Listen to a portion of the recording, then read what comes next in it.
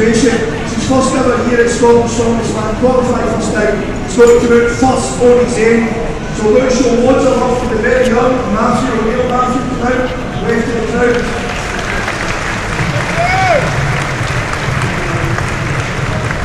Well, folks, we're just gearing up. We're about to start Scotland's Strongest Man 2019.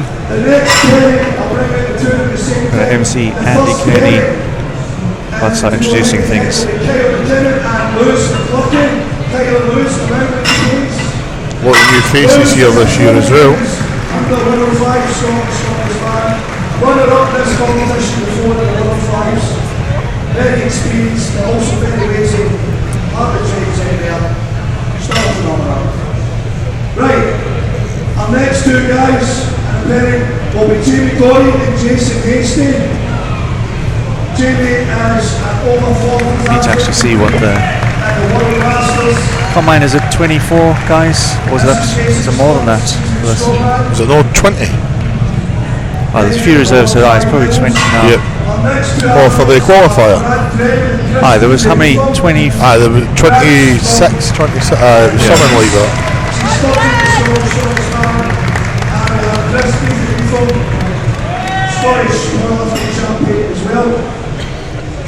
Our next pairing is Ronald John and Eben Van Beek.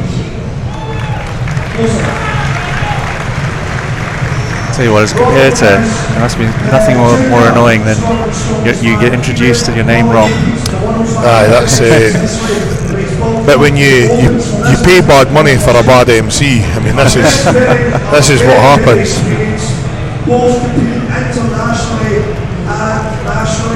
With Stefan and Cherry. Been called a lot of things in my time, but I've never been called that.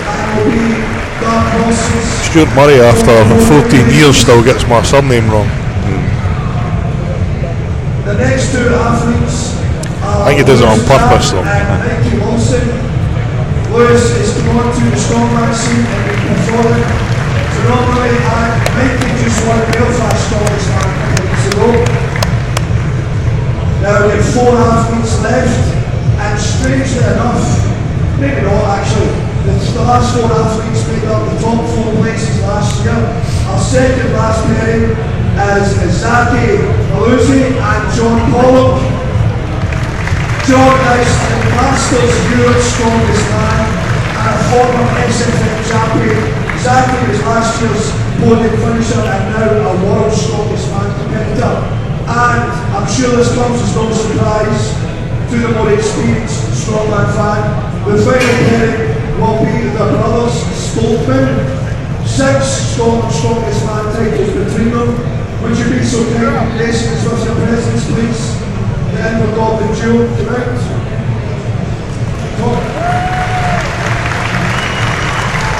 So look, won the competition 5 years in a row. Last year his baby brother took the title away from him. Boo! Both these guys don't mind as well. Both these 3 gentlemen here representing Scotland, the World's Strongest Man, right? The last time we had a World's Strongest Man finalist was 2002. So we got 3 World's Strongest Man competitors, 2 WSM finalists.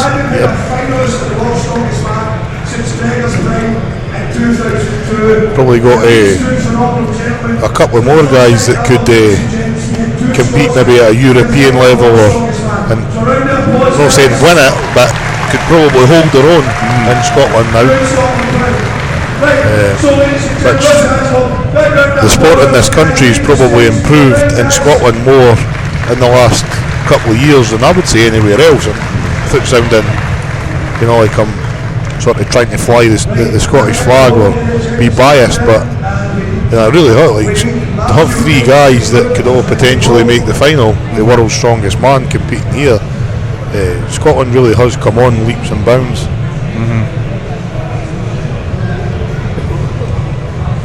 So, ladies and gentlemen, thank you very much for coming inside out with that beautiful. Stoltmans have got a lot to do with that, I would say, because when you've got guys that you're competing against at a national level like that, you'll push yourself. Like if a or like if Tom could get a 400 kilo deadlift, even if I could pull a 370 or a 380 to get close to him, there wasn't anybody pulling 370 or 380 10 years ago in Scotland. It was just unheard of. So that's a lot to do as well, though, I feel like, with the internet and that, and there's a wee bit more knowledge about training and recovery and nutrition and that, you know, a lot of that knowledge, the top guys are kind enough to share that, you know, like, so knowledge is definitely power, and educating yourself and, you know, getting stronger is quite scientific. A lot of, you know, building muscle, you just lift weights and eat protein and the muscle comes. Like, I'm not saying it's quite as easy as that, but strength, because it's quite hormonal based, it's quite difficult to build strength sometimes. So they've definitely a massive improvement in Scotland in the time that, you know, I've been here as well, and I'm sure Stuart will agree with that as well. These kind of shows help promote that level as well, like the bigger shows will draw the bigger crowds and more sponsors and stuff like that. So we've got our first guy, it's his very first Scotland Strongest Man, still a junior, and he's got to go himself because there's somebody's pulled out. So Matthew up first. So it's a 100 kilo block. I think it's 100 kilos. Easy. So he's got the block, so we're on to the Apollon's axle, which weighs about 130 kilograms, so that's just shy of 300 pounds in Andy Kearney's money. It's hard to clean that because the wheels don't rotate the bar. It's not like a normal bar, it's a lot thicker. It's like in a fixed position. And then finally we're on to the 140 kilo log, which he has to do for 2 reps, I believe, and he has to return it to the floor and clean the second rep as well. So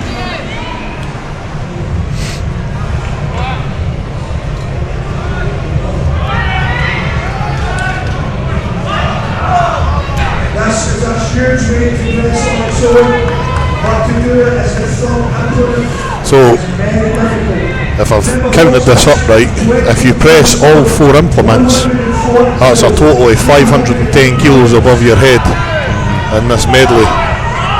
100, 130, 140 times 2. So the guys are lifting just over half a ton overhead.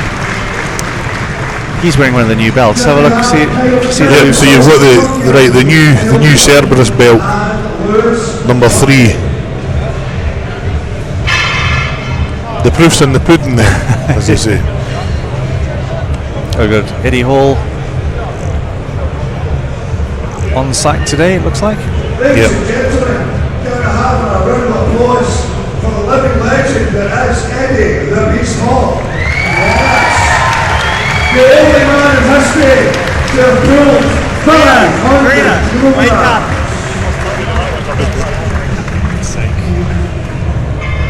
500 kilograms, right?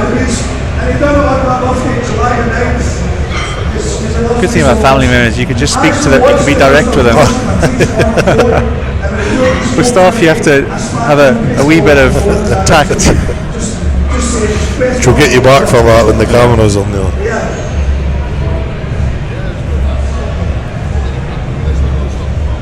Right, sorry, that's a bit flat on. So now we have Kyle McKinnon. Kyle, show some love for Kyle. And of course, again, Ayrshire very own. Alright mate, how's it going, Ed? Lewis McClucky.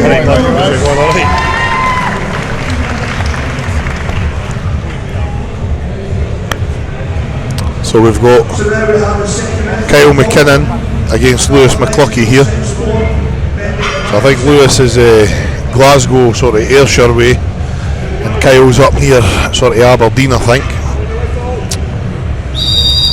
So both are off with the block. Kyle's just on that press. Lewis is onto the axle. It's a wee bit of difficult quick when he's in the stress position. Can't get it.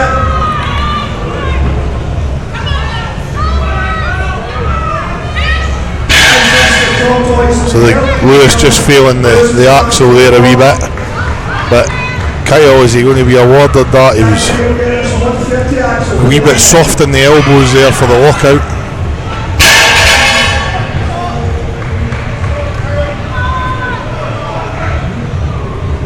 Come on, Kyle. So far, we have Matthew Whale of 2 athletes. Neither of these athletes were successful so far. So Kyle going for another stab at the axle. Oh, they just can't quite get those elbows locked. I think something to mention, I think maybe Kyle came in last minute as a replacement in Scotland's Strongest Man, so he's maybe not done like a full sort of prep for this. But that's fair play to the guy if he's just stepped in last minute, because it's decent weights here.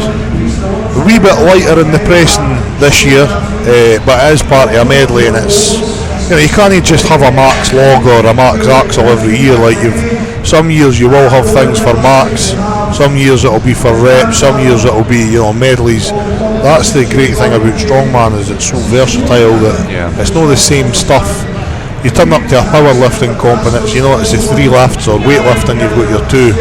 Strongman's that diverse. To be perfectly honest, I'm getting a wee bit tired of seeing max deadlift. Yeah, aye. I can understand why they do it, but maybe not on every show. Maybe not on every show. It's hard to max multiple times a year. So what we would like to see is maybe a max axle deadlift. Yep, that has been done. The UK's they had a max axle a couple of years ago. So Jamie's just going to try the block because he's got. No, he's not. He's going to try the axle. Surprise, surprise. He's got an injury, Jamie, but he's a decent presser, Jamie. So it could be big points. Oh, he's tried a wee split jerk there. He'll lose man points for that, but he got it up. Jace trying to stick with him. Jamie's a good presser. Jamie's strong upper body. Jamie's in his 40s, suffering a wee bit with injuries at the minute, but there's big points for him. He said he was just going to try the block and walk away, but Jamie being Jamie, he's got a huge heart. Oh, was he not awarded the log? Yeah, he got it. But that's big points there for him.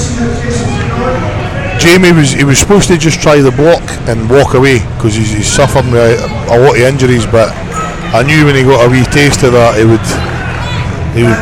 go and try. Yeah. But Jace is onto the log as well there.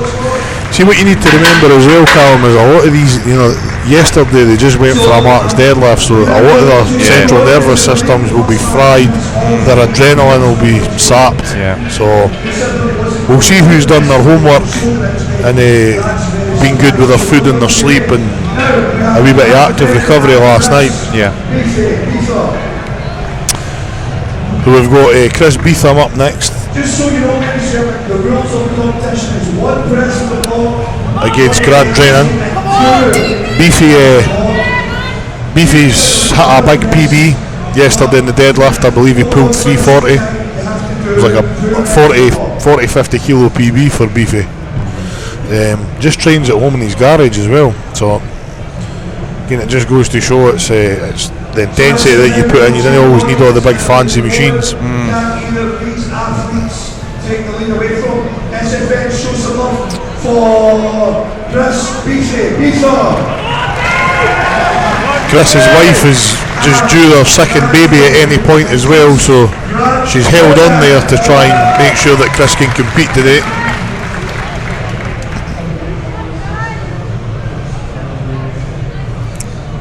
So we'll have a wee baby Beefy maybe this weekend.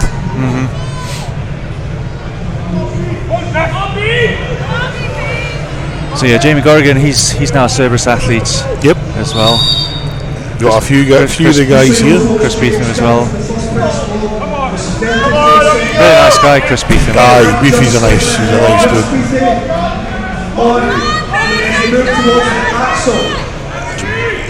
Beefy up to the gut there. Both sort of clean the axle at the same point. There we are. Both get the axle. So we're on to this 140 log. Can either of these gentlemen press the 142 gram log? So Grant's the first to clean it. Grant Jenny takes it first. Then Beefy's up there with the clean. Oh, come on. Oh, come on, Beefy.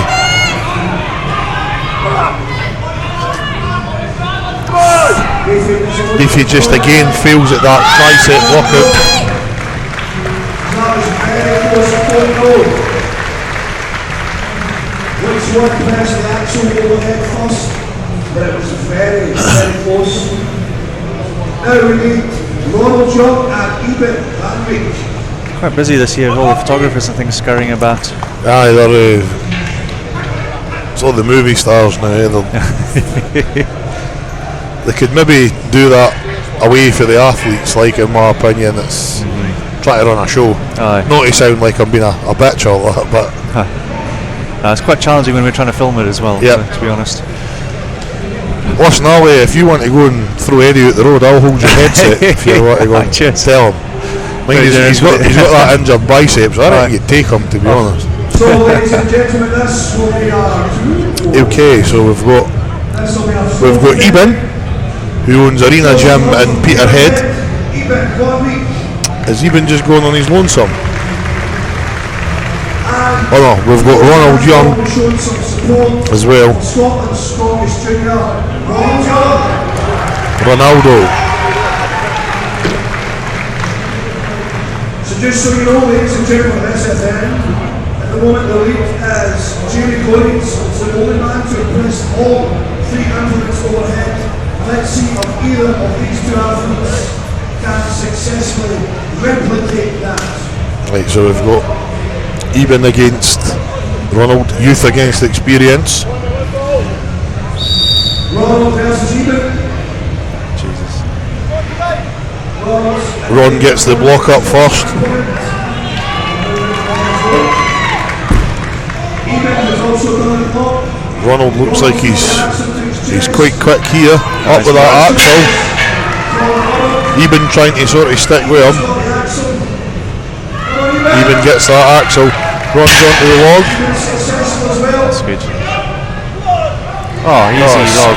He's got a strong wee pair of shoulders on him, Ronald, like. Doesn't he waste any time there. Stabilising it. Oh, that's a fast time for Ronald.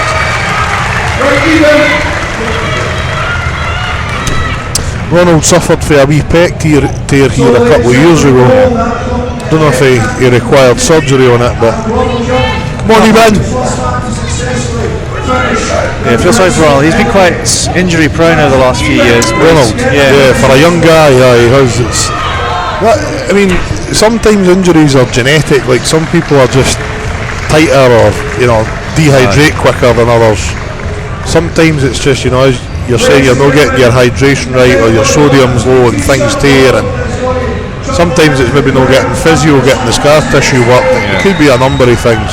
Sometimes you're just unlucky. Never. He's going to get sandbag toss later on, and that's just last week we got a t-shirt. Never like to see anybody get hurt though, it's horrible. Yeah. Just want the event, yeah! Who wants a t-shirt? Sorry.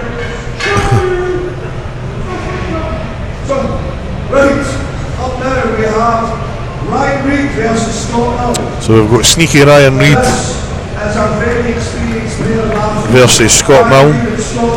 So Ryan Reid was, Ryan's got to be like quite a strong favourite to get on the podium, I would say. I mean, he's fast, he's strong, he's fit.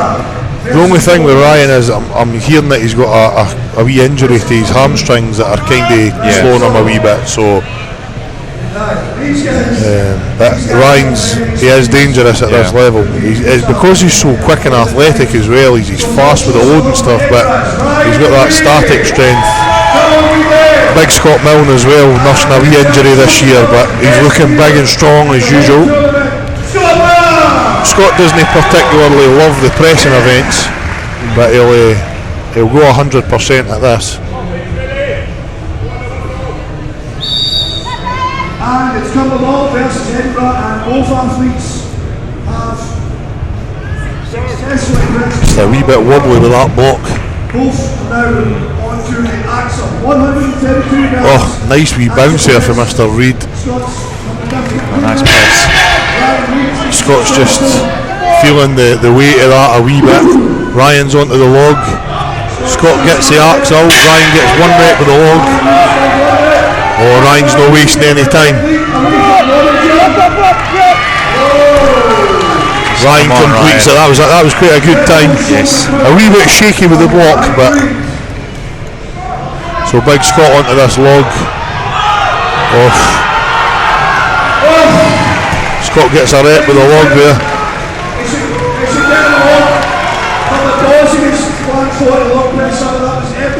I actually think that might be close to Scott's PB as the 140, so yeah, to do that at the end of a medley. Has he got a second one on him? No, that's the... Oh. Come on, Scott. No, they do.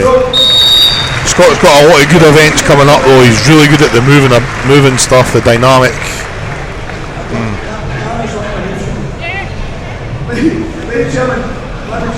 Well, that's strong stuff for Ryan Reid, actually. Yep, aye.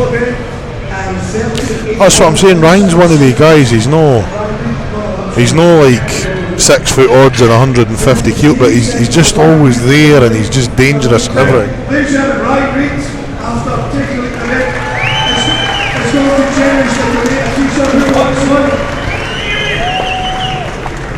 Mikey! Ryan, stop! Mikey!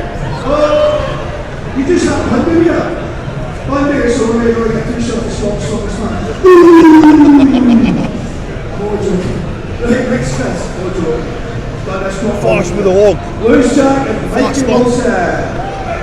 This is our third final pairing. So we've got Lewis Jack versus Mikey Wilson on the press. So we've got Leven and Fife versus wherever Lewis is from. Mikey Wilson and Lewis Jack. Lewis is very inexperienced in strongman. Lewis is very new to the strongman scene, but he's come on with a bang, so definitely going to be a big guy for the future.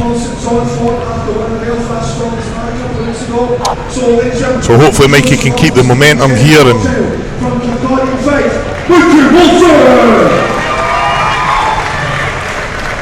shows off the new technical block on the back shoulders, Lewis Jack.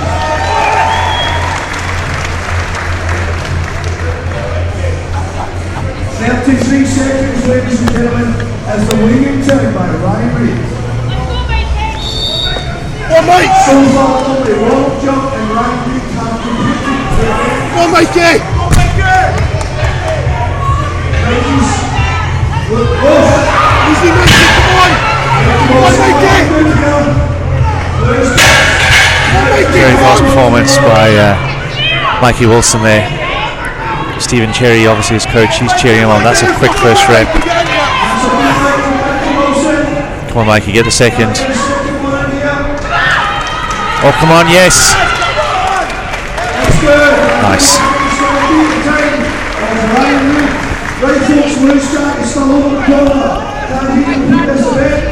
Oh, sorry.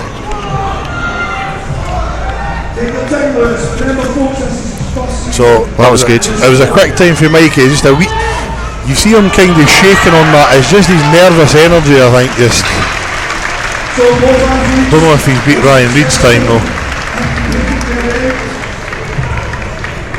But I believe the leading time is still 33 seconds by Ryan Reid. Second last pairing, ladies and gentlemen. So obviously third place last year. time important there for all those that do the same. It is, and see Mikey and Ryan, they're so quick. Ryan kind of took a bit longer with the block, whereas Mikey was right up, but just, I don't know, he was just kind of, sometimes that nervous energy, it's hard to control it, and you're just wobbling all over the place. But it's something that will come with time. Mikey's, he's only 28, so he's still got his best years ahead of him. So next we've got Zaki and JP. Zaki's another one, he's got bundles of power, but sometimes like that nervous sort of. And over here in the far corner, our world's strongest man finalist, last year's podium finisher, shows some love for. So this is a tough one for me when we've got two Cerberus athletes head to head. You know, you want them both to do well.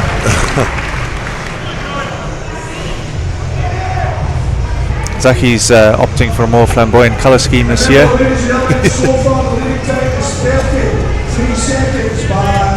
John Pollock obviously bringing the experience with him.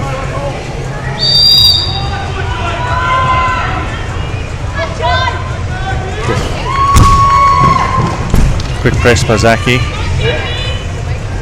Straight into the axle, quick axle press.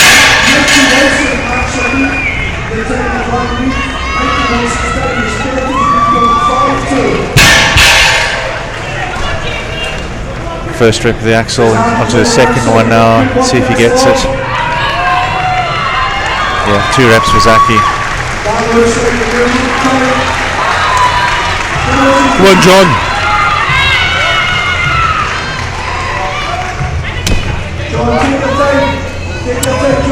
I think, come on, John. I think that's probably put Zaki in front there.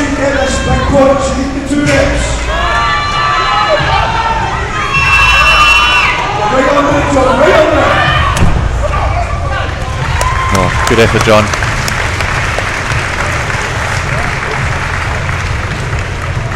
Ladies and gentlemen, we have a new leading time for the pressing medley of 20 seconds.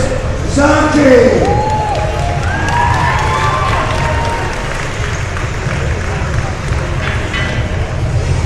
Do you ever remember the name of the chap from yesterday? We couldn't remember his name. No. Guys, who wants a t-shirt from the big man, from Zaki Malusi? Oz! You've got a Ronald, yeah? He's not warmed up yet.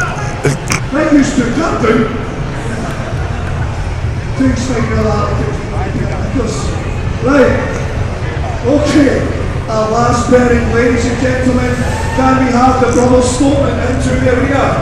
Dun, dun, dun. So initially, your money would be on Luke for this, but with Tom at the Worlds, he spanked everybody at the medley, didn't he?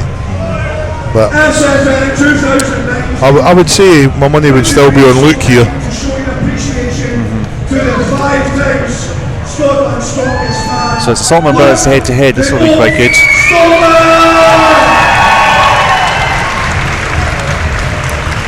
And the other side, the defending Scotland's strongest man. Show some love for Tom, the Albatross Scotland. Both the Scotland seem to do this in under 28 seconds to take the event win away from Zaki. Are we ready? Everyone, let's see this. Okay, let's go for this. Let's see what. Who's your money on, Cherry? I would have thought Luke, but Tom's. That was a very, Tom's it was very quick flying. press. The action is what we saw. Tom is just slightly ahead of the Tom slightly ahead of Luke. 2 seconds. Oh.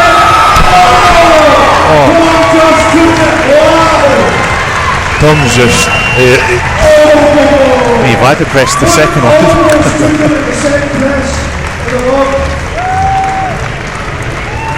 Yeah, that's. Ladies and gentlemen, who wants a t-shirt from Tom Scott? What is not fucking performance of Paralympics? Let's do that. 420 kilogram deadlift. Yes. Ladies and gentlemen, hold the line, just wait. What's the times? Let me see the times. Ladies and gentlemen, Luke Stoltman got it in 17 seconds. But 17 seconds for Luke. Got it in 16.54. Half a second. Yep.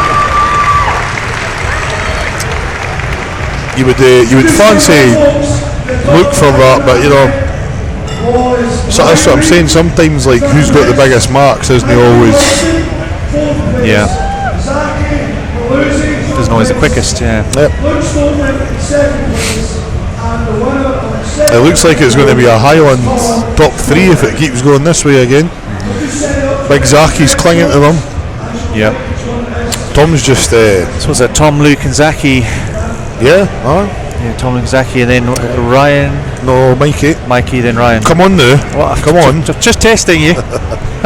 Aye, Mikey actually beat Ryan in the pressing medley there. The MC got it wrong again. Aye. But I know that I'm keeping a tab on all his mistakes. But You pay peanuts. you get monkeys. That's it, Callum.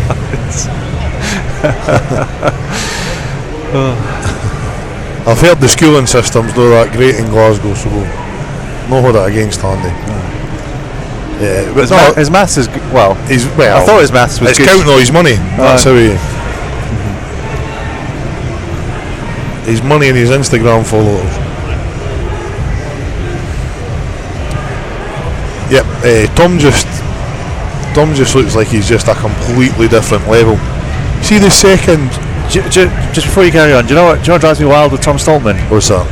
He was up drinking on Friday night until 1:30, and he can still do this. You know what I mean? The thing that you need to be careful with that though is eventually that catches you. Yeah. So when you're young and elastic, it's not too bad. When you're 25 and you're a bit like Mike Tyson in his prime, but you need to be careful with that with dehydration because one clean with that axle, and if a bicep comes off if you're too dehydrated, it doesn't need to be your heaviest weight for you to tear something. So you need to be careful. But he seems to. They say that about Ronnie Coleman, the bodybuilder, that he started winning when he had a couple of vodkas and relaxed. Oh, really? And I think like when you see Tom, I was saying this for you last year that the second Tom beat Luke, his attitude's just completely.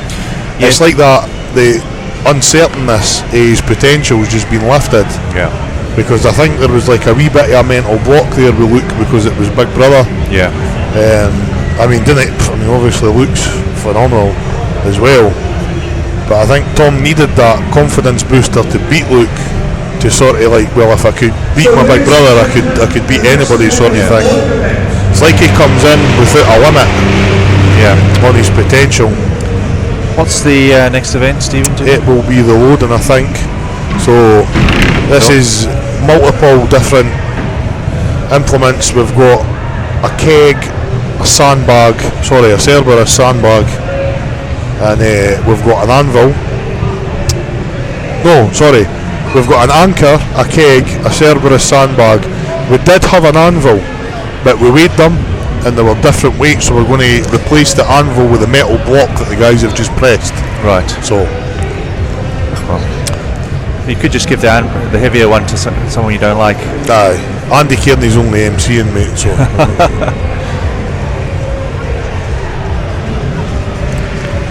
no, Stuart tries to obviously keep it as fair as possible. That's quite good for a wee conspiracy if you have that situation. Yep.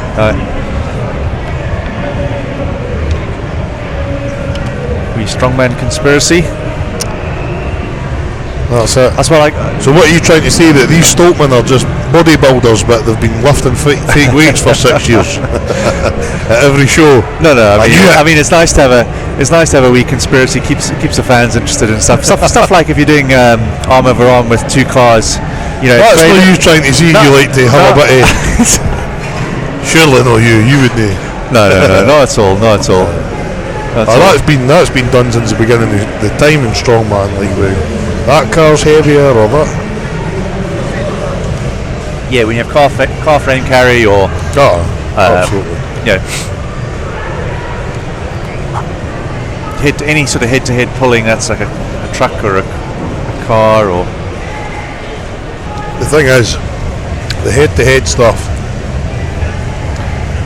It's exciting when you see two guys going head-to-head. It is exciting. G's the crowd up. It's good for the athletes, but also like when you're in a big venue like this, time becomes a factor. Like we've got to get the show wrapped up for like 4 p.m. It shaves a lot of time off. If there's 6 events and 4 or 5 are head to head, especially considering there's like nearly 20 guys competing. Like when I first started competing in Scotland's Strongest Man, it was like the top 10. Yeah. So it was, it was a fairly smooth show anyway because you only had 10 guys. So Tell you what, that's 200 kilos. What's that? That's fishing weight with a hook on it. Oh, the block and tackle. Aye. Aye, that's not got to be loaded on the platform. Oh, okay. So the block and tackle will have to be carried 20 metres. Then the guys run back and then they drag the chain and anchor, I believe. Right. So that's a separate medley, but they'll probably just put that under the loading platform just to keep it out the road. Yeah, I think actually the weight of the block and tackle, it's actually 230 kilos this year. So they're going to add plates to it to make it heavier. So it'll be just over 500 pounds. So it's like carrying a 35 stone man between your legs. Something I've never done. I don't know about you, but I've never. No, I wouldn't even know what you're talking about. And then into the sort of chain drag. Right, so the block and tackle is just to weigh down the platform. Yes. Okay. And then they'll take it for the next, because you've got the carry and drag, you've got the load, and that's what I'm saying. It's quite a dynamic final this year. It's quite athletic. There's a lot of movement involved. Some years you get like quite static years, like you'll have a squat and a deadlift and a press and a static hold, stones, and maybe one moving event. And then some years it'll be a wee bit more athletic. You'll maybe have a loading event, another kind of medley, a press, a deadlift, like the throw-in. It's quite dynamic this year. Yeah. Which sometimes different events suit different people. Yeah.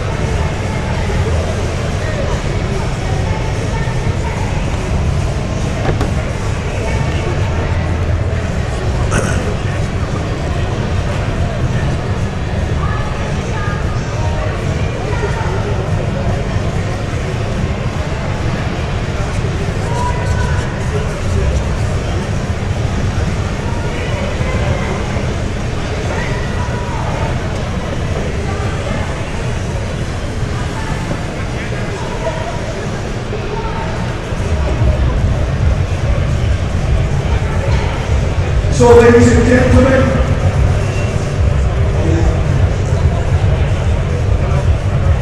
big shout out to our sponsors here, ladies and gentlemen.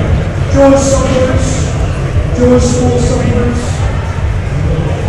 Gillian Jim, Proform position, guys in Proform.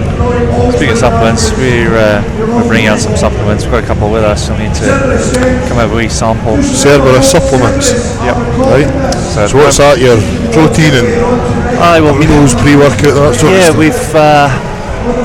We've got a pre-workout, very nice pre-workout, nicely clinically dosed.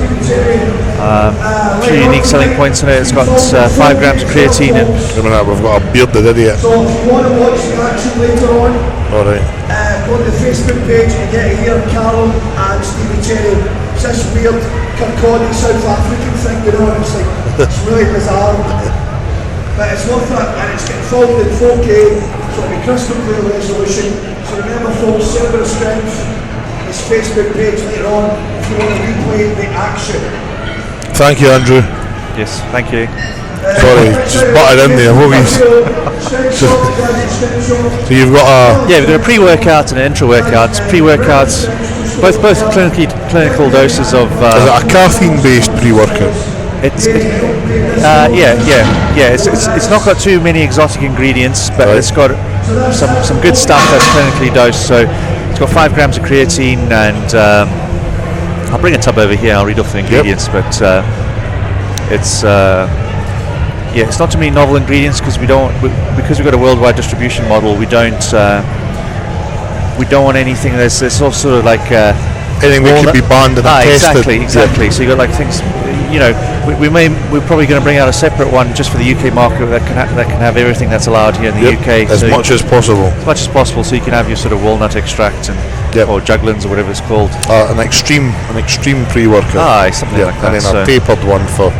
Yeah, but even vegans. so, even so, we've been testing the current one we're doing.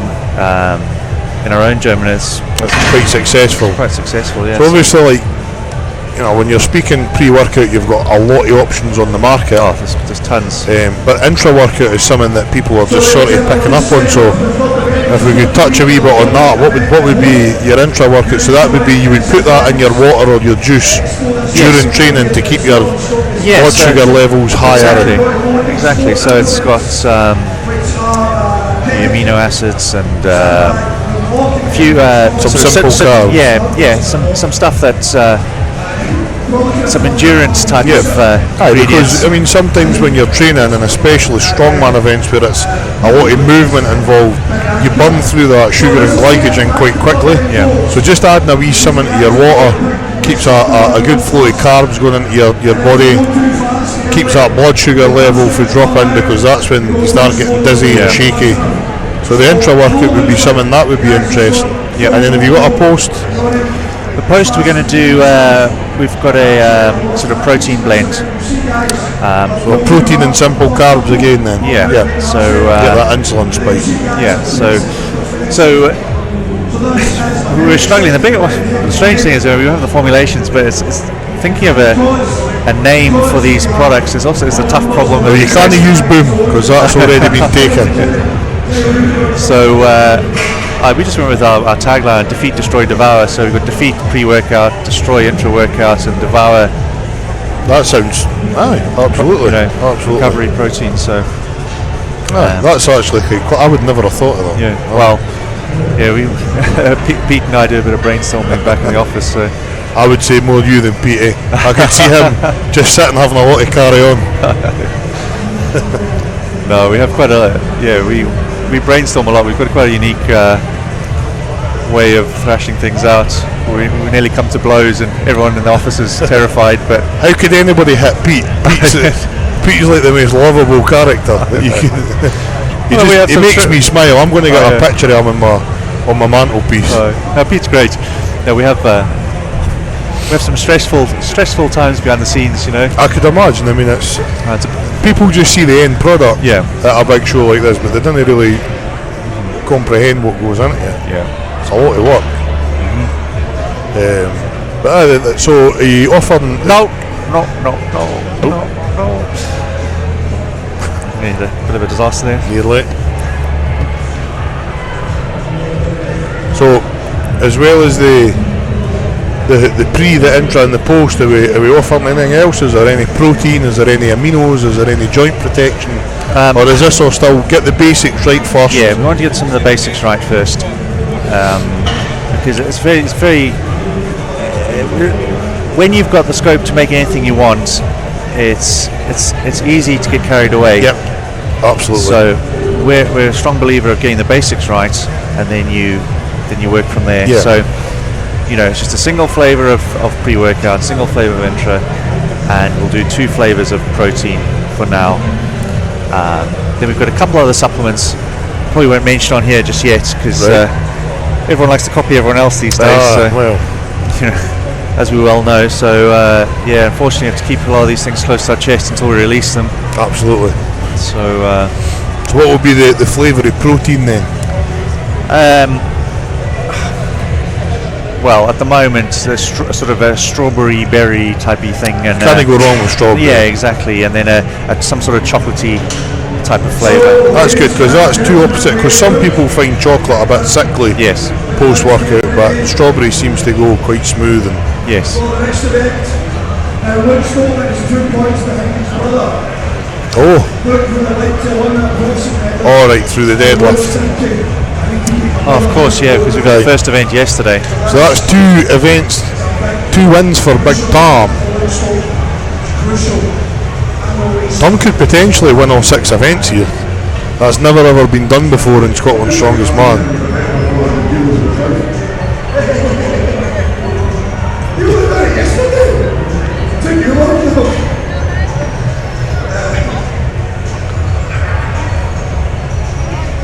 I don't know, that was a wee bit of exchange of words between Luke and Kearney there. I think there's a wee bit of playful banter. I think we missed the best part of that. I'm sure it was something about Luke's 400 kilo deadlift. we'll leave that there. I'm not want to separate their handbags.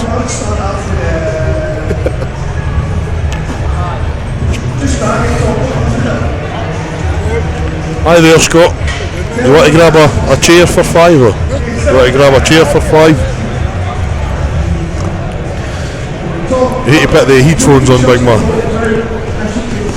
Can we get him in? Yeah, he's there. He is. Big, huge, massive Scott Milne. It's like when your haircut, by the It's way. lovely. It's all shaved. Where's the quiff? I've conceded to my baldness. You're still sexy, look, to be fair. How's things today, big man? Alright, mate. That beard's muffling the microphone.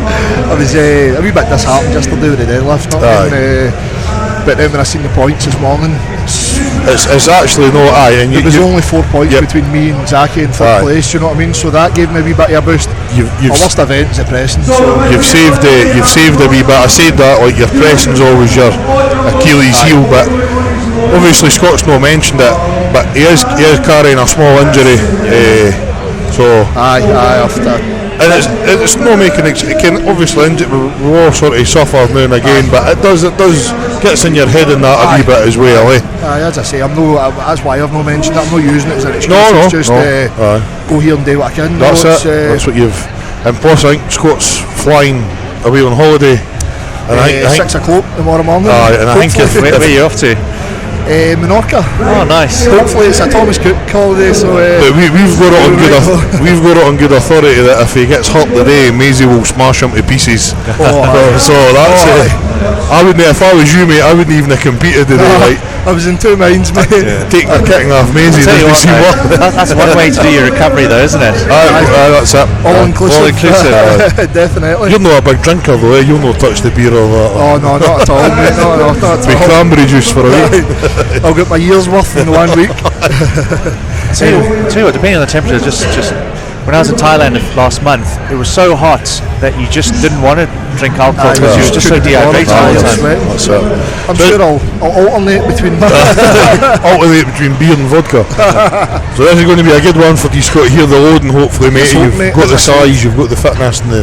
Aye, as I said, the moving events are usually good for me, but obviously with that toe abductor Just keep it warm, keep it loose. affecting me a bit. Aye, we'll get what we've got, mate. That's all you can do, mate. Aye. I'll go Absolutely. and, Best of luck, big cheers, man. Yeah, I'll go and cheers, see- Scott. Cheers, good luck, buddy. Right, Scott. Guys, cheers. Thanks. Aye, Scott obviously wasn't going to mention the injury, but Number 3 underway. And the first athlete to go will be Kyle. Kevin Schultz from Love from Kyle Boy. fine. How are you? It's scary doing emceeing and you're not. I thought you were the man in Scotland. Well, saying, mate, if you've been actually got a monkey, you've got to put the headphones on. Come on, you have to. Only if I know who's coming up and I look smart. Who is it? No, you're fine. It's just a tiny wee camera there. You look great. You're Oh, right, okay. You're sitting there. So everybody's got you. Come on. Who's doing what? So we've got a shy guy that doesn't really like speaking on the microphone. He's not had much mic experience, I don't think. Colin Bryce. What? Who? Who's my brother. Who's that?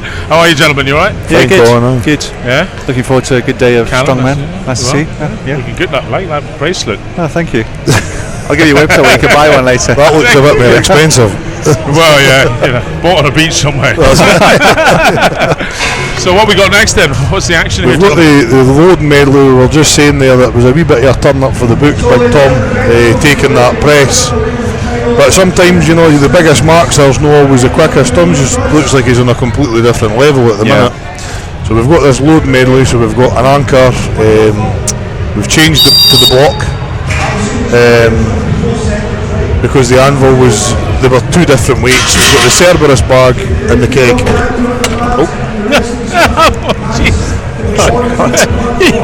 Right, so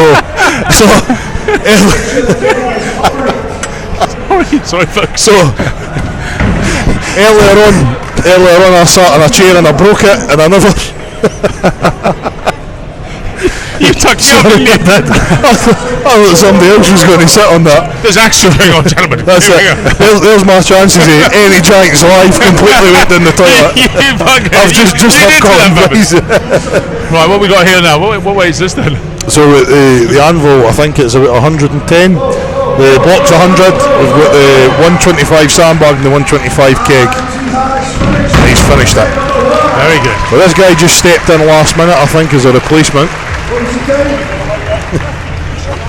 It's well for Andy, your seat. I completely forgot about that. Stuart, your seat. Sat on it earlier on, I buckled the leg. Seat, Biggin? Don't know, I just buckled the seat. I just went down, careful. I couldn't stitch you, he just stitched me up and I went, humph over. Didn't he hold that against me, remember?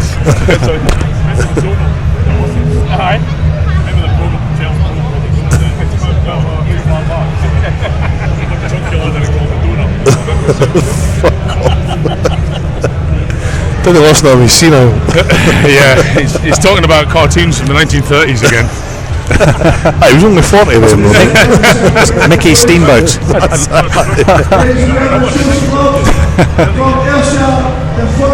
So what's on the cards for you, Colin? You look tanned and jacked and tanned. Well, you know, jacked and tan. Just have a bottle like everybody else here. You know what I mean? Fake teeth and tan. Where's the beard and the explosive 8? Explosive arse. No, sorry. Yes, no, we're here because we're actually, I guess no, I can't. I should be careful what I say. You need to. Until anything's signed, we can't say anything. But I think it's Big things in the pipeline. Always, you know, always, you know. Somebody doesn't get blocked in the pipeline, so you know, I'm sure it'll work out fine. Thank you. Yeah, it'll work out fine. I think the most important thing is we're here just to have a see how Scottish strongman is and the interest in Scottish strongman, and actually came up, wasn't it? Oh, it's off the scale, mate. Yep, it's fantastic. You know, I used to be maybe most improved country this last 3 years, maybe. You know, it's the general understanding, and you know, you got two charming guys in those brothers. Let's be honest. Yep. You know, I mean, you were obviously a champ, and there's a beautiful story there, a sibling story. You know, and it's there's quite an age range, and they're quite different fellas, but I don't know. I think it's quite a heartwarming story that you know, Luke in many ways has been dragged up by his wee brother. And Mr. McLucky, very good. Oof.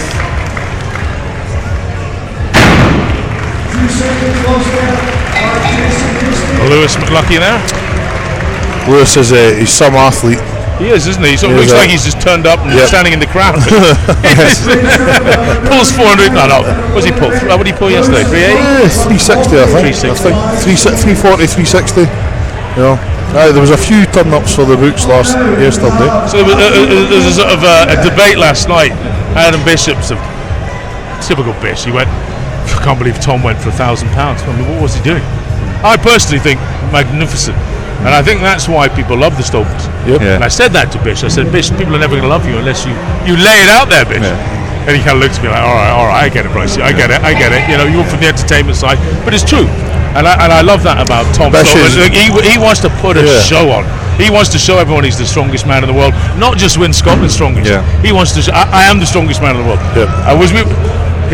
The two did rather well in the World's Strongest Man this year. You'll see it. Absolutely. This is a hardcore fan line, right? We can tell the truth. Two men in the World's Strongest Man final. That's it. You know, it's not BBC One we're on here. So. This is quite clinical, I think, with him being that strength coach. Everything's meticulous, but there is sometimes you've just got to unleash the beast, as they say. No, up here though, didn't it? You'll get. Be careful. But no, I mean it was great to see. I mean, I was saying I remember like in 2007 when I turned up just to watch my first qualifier. I think Lewis McLean pulled 310, and I think that was the biggest deadlift in Scotland. Well, you know, at the qualifier. Is that right? Yeah. I think so I lie about my deadlift on a regular basis. Yeah. 300, 280 was my best deadlift ever, and I was at that time a reserve at World's Strongest Man. Yep, 97. 97, 98, 99, yeah. I remember you running with a block. You looked about 14. I actually did the Husserveld in Britain's Strongest Man final, and I think if I remember correctly, I went over the world record, but it was stuck in my belt. Right. I remember thinking, geez, I could take my hands off of this. Right. Continue to go. So I just fake Mine it, is throw usually- on the floor. But that was the only reason I beat Mine Graham. is That was the usually- only reason I beat Graham Mullins when as the reserve to the WSM finals. Sorry, Graham, I apologise. I think I was last in every other event. You see, you can't get away with that with Stuart because he cheated on everything when he was competing. He checks absolutely everything. He wrote the book. Oh, he about it. did. Like he did. He's still, Stuart Murray. He looks like a normal man who's had Hercules arms clipped on. We were just saying and he that still earlier. looks massive, doesn't he? See, I was asking him about his forearm development, and he was telling me the secret is juggling. Juggling. He's been a juggler he juggles in his back garden. Aye, Really? apparently so. Ask him about it. He's never done it in front of a crowd. We're going to have to ask him. Yeah, he has to paint his face. So you have to ask him to paint. Put the He red needs nose 2 on. hours notice. I wondered why Bobo was his nickname, but Is this just a gag for that? Is it? didn't he? Because he gets angry, he lashes out. So be careful. Oh, he's carrying it a bit different there. Yeah, this is a new guy. This is his brand spanking new, young. Neil. And then we've got Eben, South African Eben.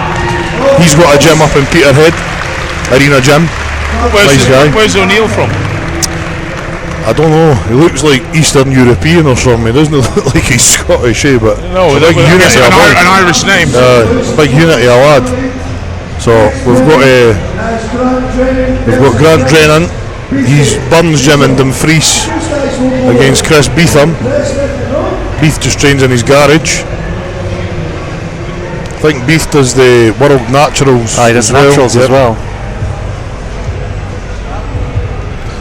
So it's one of the, we were saying that earlier on, Colin, it's one of these competitions where a lot can go wrong. You know, with the sandbags, just a simple mistake can cost you big points. Yes. Well, Or even just doing all the lifts isn't good enough. You might do it quick as well. We calculated that press medal is like 510 kilos if you lift them all. So I mean, what I've instantly noticed here actually is actually just the sheer slippiness of everything, including the floor. absolutely. Yep. You know, these guys are struggling to get purchase sprinting on what is a painted, shiny concrete floor. It's like that rubberized paint on the top of it. It's I wouldn't even say it's that. To me, it feels like a sort of concrete matte finish. It's pretty slippy, really, and that sort of adds to the whole. Be nice for the chain drag. Even things like the anchor, because the anchor has been freshly painted. That's slippy as hell, and it's warm in here. We see a few guys going on the rash. Well, it's just you have to be careful. And they all look a wee bit like they're having to hold back a bit, and That nervous energy. covered in sweat. So it makes it a bit trickier. 4 entirely different implements as well. Yep.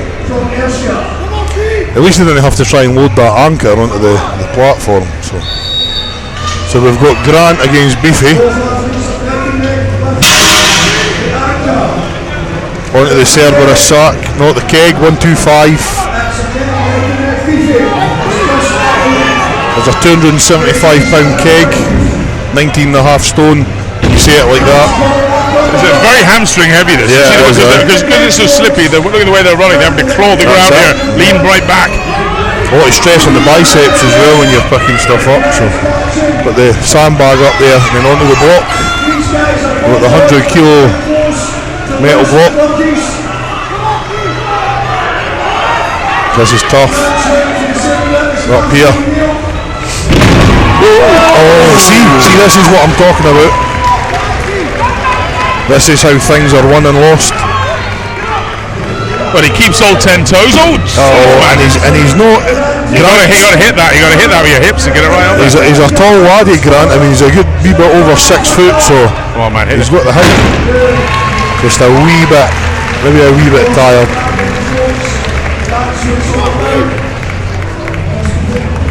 Beefy showing encouragement there, but I bet he was buzzing when he missed it. It's gonna be one of those cartoon moments when someone's foot started flat and jeez, that could be sore, couldn't it?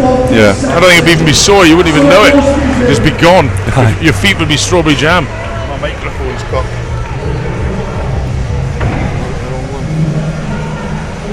That's it. How's that? That's fine. Sorry, that big. Did I knock your microphone I out? think he aimed for my jaw there. Sabotage you. Did you see that? That's a claim. some wild gesticulation. I'm big into that. So next we've got Scott Milne from Cumbernauld. Scott's wife competes in strongwomen as well in powerlifting. He's a unit, isn't he? He's a big lad. It's a magnificent beard as well. He I have is, to say. yep, absolutely. 12 strongest man performances between them. So Milne's one of those Scottish names. When you go down south, it's guaranteed to be pronounced wrong. Definitely. It's pronounced wrong up here most weekends as well. Against Big JP. Big Pollock. Never noticed it. The hat's on backwards. It's turbocharged. John Paul Pollock. That's it. He means business. Did he pull 380 yesterday? I can't believe it. I first saw him in a local heroes contest of scrapping it with a few guys. I don't know, 15 years ago. Now here he is at whatever age, 62. John. Oh, but going strong. He's talking about a man enjoying a sporting career in later life, as it were. You know, he didn't get started till in his 30s. Yep, he's a monster. Physical job as well, which makes him even more impressive in my book. These guys didn't blink because these guys are nip and tuck here. Well, he came to Sweden Giants Live just over a year ago and very much merited it. I mean, he was mixing it with the world's best there, Cerberus and these kind of guys. Johannes Arsho. John just loves to be involved in it. He just loves to be immersed in strongman. That was maybe, to be honest, part of the problem why he didn't do better. He was almost a wee bit too happy to be there. Sometimes your first big comp, you're like that the way. Of course it is. Good effort. Your first time you met John Paul, I mean, it's bound to be a similar sort of thing. Yeah. I was 13 when I met, as in you saw John Paul Sigmarsson. Yeah. But I mean, he has a. He has the look of a man who I deserve to be here. I'm one of the kings. But when he went there, he was one of the. He was, hey, I'm happy to be here. And it's hard to focus in on what you're meant to do in that situation, you know. And well done. That was brilliant from him. Absolutely. So I don't know who's up next. We've got. I think it looks like it could be Ronald and Lewis. So, ladies and gentlemen, the leading time up to that point was Lewis with 45 seconds. Scott Milne, Lewis took the lead. Tell you what, Andy Kearney on the mic. Was he ever that stacked back in the day when he was competing? I mean, he's looking at me. I know he's powerlifting now still, and he's doing world championships and doing all titles and everything. I remember back in the day, he was never that ripped. I can't believe he looks $1 million. Yeah, but he looks like he's Scotland's strongest man right now. He told me his secret earlier on. Tell me.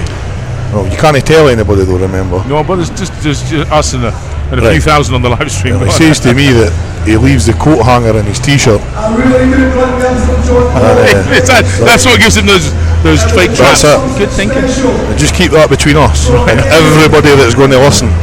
It's a hell of a back on him now, isn't it? Yeah. Good for him, man. That's his best side, is his back. And he turns around and just... horrible looking man.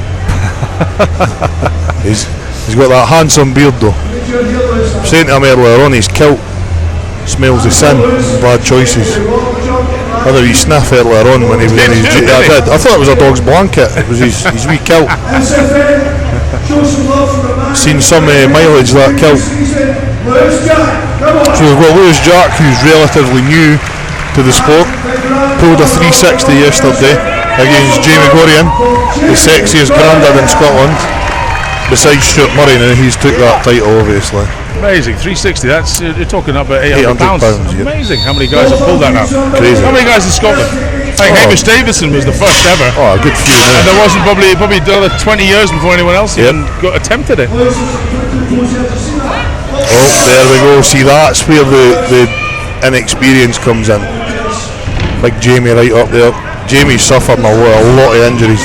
He was supposed to just press the block and leave it, but he went for the log as well, the axle and the log. Jamie's a master as well, you know, he's 41, I don't know what to say any older, but He's 42 now. 42. He came into it a bit later on, but he just loves competing. Let's hold on to this. Who's going to get it first? Who hunts it most, eh? Whoa. Not holding in a great position there. Quicker on the pickup, but slower on the delivery. That's it. So we've got the the crew for Burns Gym here keeping this moving quickly. We've got Martin Lennox as well. Are they on day release, are they? They look like it, to be fair. Martin Lennox owns Hostile Gym in Motherwell. It's like some sort of CrossFit gym, isn't it? Oh well, I'm not want to say too much. He's been prone to violence. So. Hostile Gym, is that what it's called? That was the 2015 Scotland's Strongest Man was held there. There's a friendly gym. Should we go to Hostile? It welcomes all. It's a nice gym. It's got all the kit in it. It's got the big sort of Slater logs and the big dumbbells. And Big Zacky's up next. Is that right? Yep, I think so. He's some man, you know. Big unit. He's lived in the shadow of Luke Stoltman, and now he's had the rise of Tom Stoltman to deal with, and he's actually. It was last year. I suddenly realised I was watching from a distance. Probably was in your shadow for a bit as well. But I thought, you know what, this guy's doing some incredible. I was already gone by the time he came. Is that right? But, yeah. I just. A lovely guy. Actually, we were doing him a disservice at Britain's Strongest Man by not getting him there, because under that sort of assumption that let's weight things on population, so 50 million English and 6 or 7 million Scots and a million Welsh and whatever. So we'll have a Welshman, we'll have a couple of Scots, we'll have 7 or 8 English, and it's sort of weighted. But we were wrong, because quite frankly, Zaki. He could have been 6th or 7th probably in Britain on a number of occasions, because he's only been just behind the Stoltman brothers, and hopefully we'll be writing it this year. Fingers crossed. Let's see what happens here, though. Absolutely. Interested to see your opinion whether you think 3 or 4 of the Scots would do well in the Brits at the end of this. I think so. You think I definitely think so. Certainly the numbers suggest it. That's for sure. Absolutely. So we've got Ryan Reid against Ronald Young. Ryan is definitely a shoe-in for the podium here. He's extremely quick, nursing a wee bit of a hamstring injury, but this is the guy that my training partner's worried about. Well, what's Reid's background? He looks like an Olympic Rugby and boxing. Is that right? Yeah. He's so packed, isn't he? Yeah. A hell of an athlete. He is. He's really fast. Really fit. Hardly any body fat on him. Look at the quads. That's it. Yeah, textbook. You rolled the dice. Good on you, man. Ronald keeping up with him though. That's one of the best loaders in Scotland. And he's not got the wingspan of Big Tom. It's a wee bit shorter in the legs, so. I like that, Reid. What's his first name? Ryan Reid for Edinburgh. Wow, that's Welder.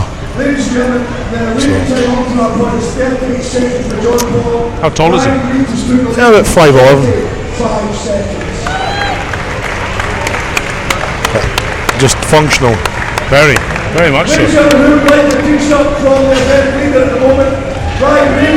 So next up we've got Zaki against my training partner, the wee guy with the bald head. Come in here yesterday for a 330 deadlift and pulled 380. He's got a sort of look at Jason Young about him. Handsome chap. No, I'm joking, man. Jason Donovan. Jason Young, aka Elephant Heath. So Mikey likes the loading events as well, so hopefully there will be big points. He was big points on the deadlift, and he's been neck and neck with John Pollock for a couple of years, but John always kind of gets him on the stones, I feel. So Mikey come in for a 330 deadlift and he ended up pulling 380, so we're over the moon with that. What was his personal best before? We don't know, I've never tested it, so I programmed him for 330 and he pulled 380, so. What's happened to the world? I don't know. Did you know what John Paul Sigmundsson's best ever? 370 for the floor. 372 and a half, I believe he did. For the floor. But to be fair, no straps. Powerlifting, full cup, 3 lifts powerlifting. The guy had a grip like a vice. But it was it only 3 lifts here yesterday? Yeah. Or was it a rising bar? Rising bar. It was a rising bar. Yes. Okay, good. Yes. Good. I don't like 3 lifts. I don't think you get the best out of people with 3 lifts. No. Which is probably why you never saw the best out of John Paul. Stick some straps on him, give him a rising bar, a different contest, stop him starving himself for bodybuilding in the summer. I'm sure he'd have been over 400 with the best. Definitely. Different times, different era. Get him out in some top strength be great to take Cerberus. Be great to take the Sky genetics. be the limit. If he'd had SPD, I think he probably would have done it. You know, that would really have made a difference. I'm only Here's joking, a drink button on that chair. Mute. If we could take the Taxi. Sorry. if we could take the genetics of cars and Here we keep go. them, so if we could take the genetics of Bill Kazmaier and bring them into modern day, that would be a beast of a man as well. Yeah, I mean, people always say who was the greatest of all time, but you can really only go off how someone, you know, how far did they beat their peers in the 100 meters at that time, you know, and it was a fascinating little study done on 100-meter racing, and they reckoned if you took away the Mondo track, spikes, you put people back on you know, old-fashioned kind of ash or whatever it was called. You know, they were running in basically what are like little Chuck Taylors. yeah, there's little, Jesse Owens in 1936 would be 1 meter behind Usain Bolt. That was all that would be a difference. 1 meter. Quite something, isn't it? You say they would take away all the different sort of modern, the Mondo, even the difference between the tartan track and the Mondo one is. Well, I found at school that some of the guys, obviously this is back in South Africa, would run faster barefoot than in spikes. Aye, sometimes Sprinting. just lighter. I mean, you shouldn't do. You Shouldn't have much do. more You shouldn't purchase do, in yeah. the spike. Of course Yeah. you did. But Let's go, Mikey! That's exactly left. And you as well, Zach, obviously. I'm no biased.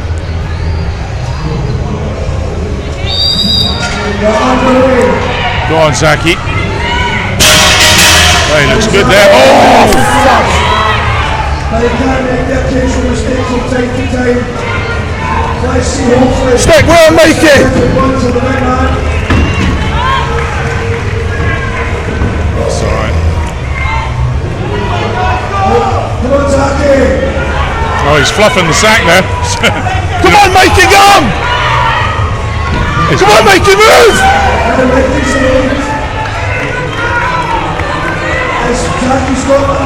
Come on, Mikey!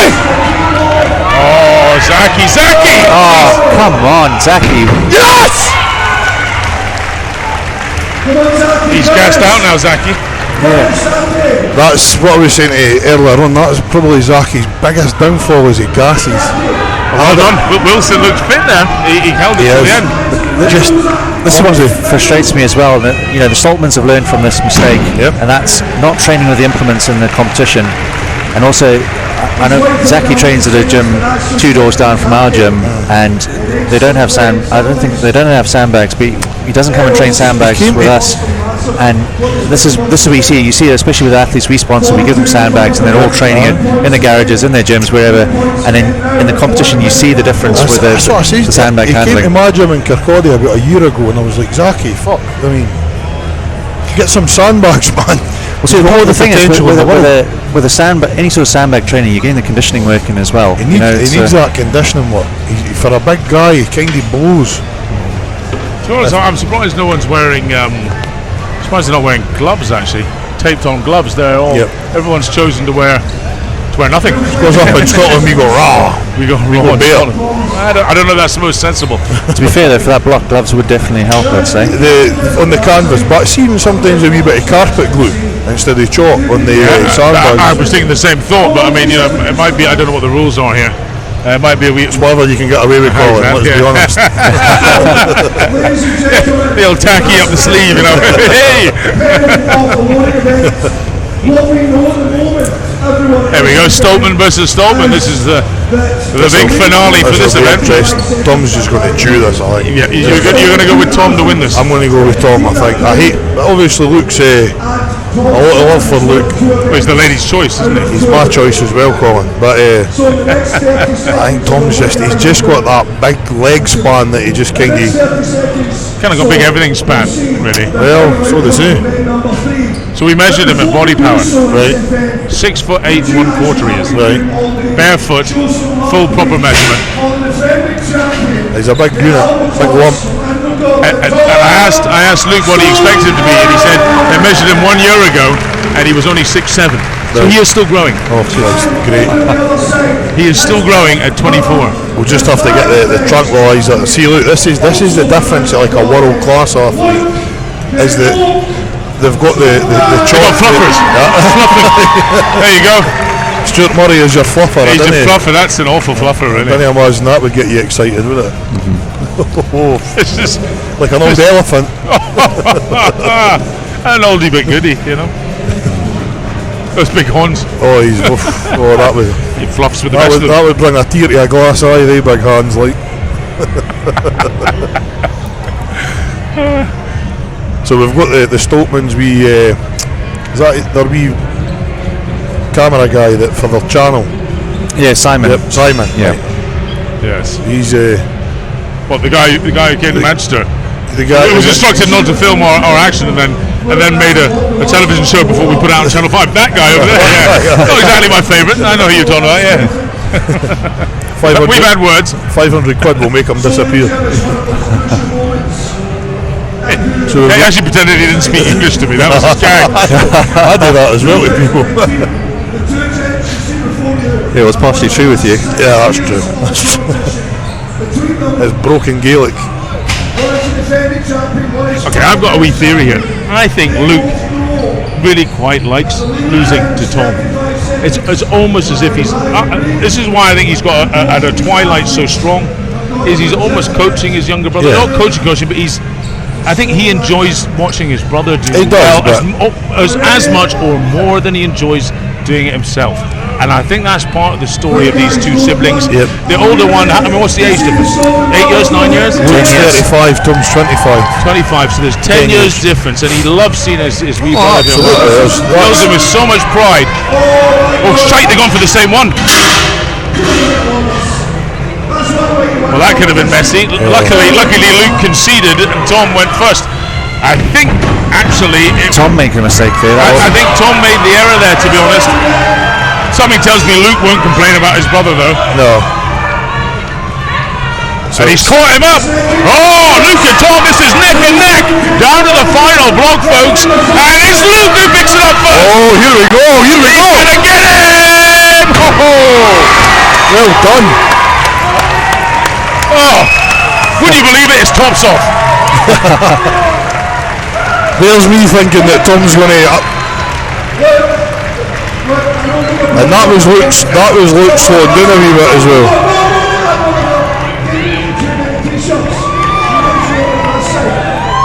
Look at that. Well, a magnificent display there by Luke. That was incredible. Kept his cool. He didn't lose it over his brother. I told you Luke would win. You said Tom. See, now here's a good. Sorry, Luke. So here's the strongman conspiracy. If the anchor would be in the correct place, and You just always, with Tom having the height and the king, he usually betters him in the loading bit. There would have been a perfect excuse. Now, they didn't like each other so much. It would have been the perfect excuse as to why you got beaten by Tom. Yeah. But it just goes to show you how, Well, there's a wee bit of Excuses are controversy here because the referees are in them. So I don't know, like, if Tom, because he's put it in the wrong. No, but come on, it would be.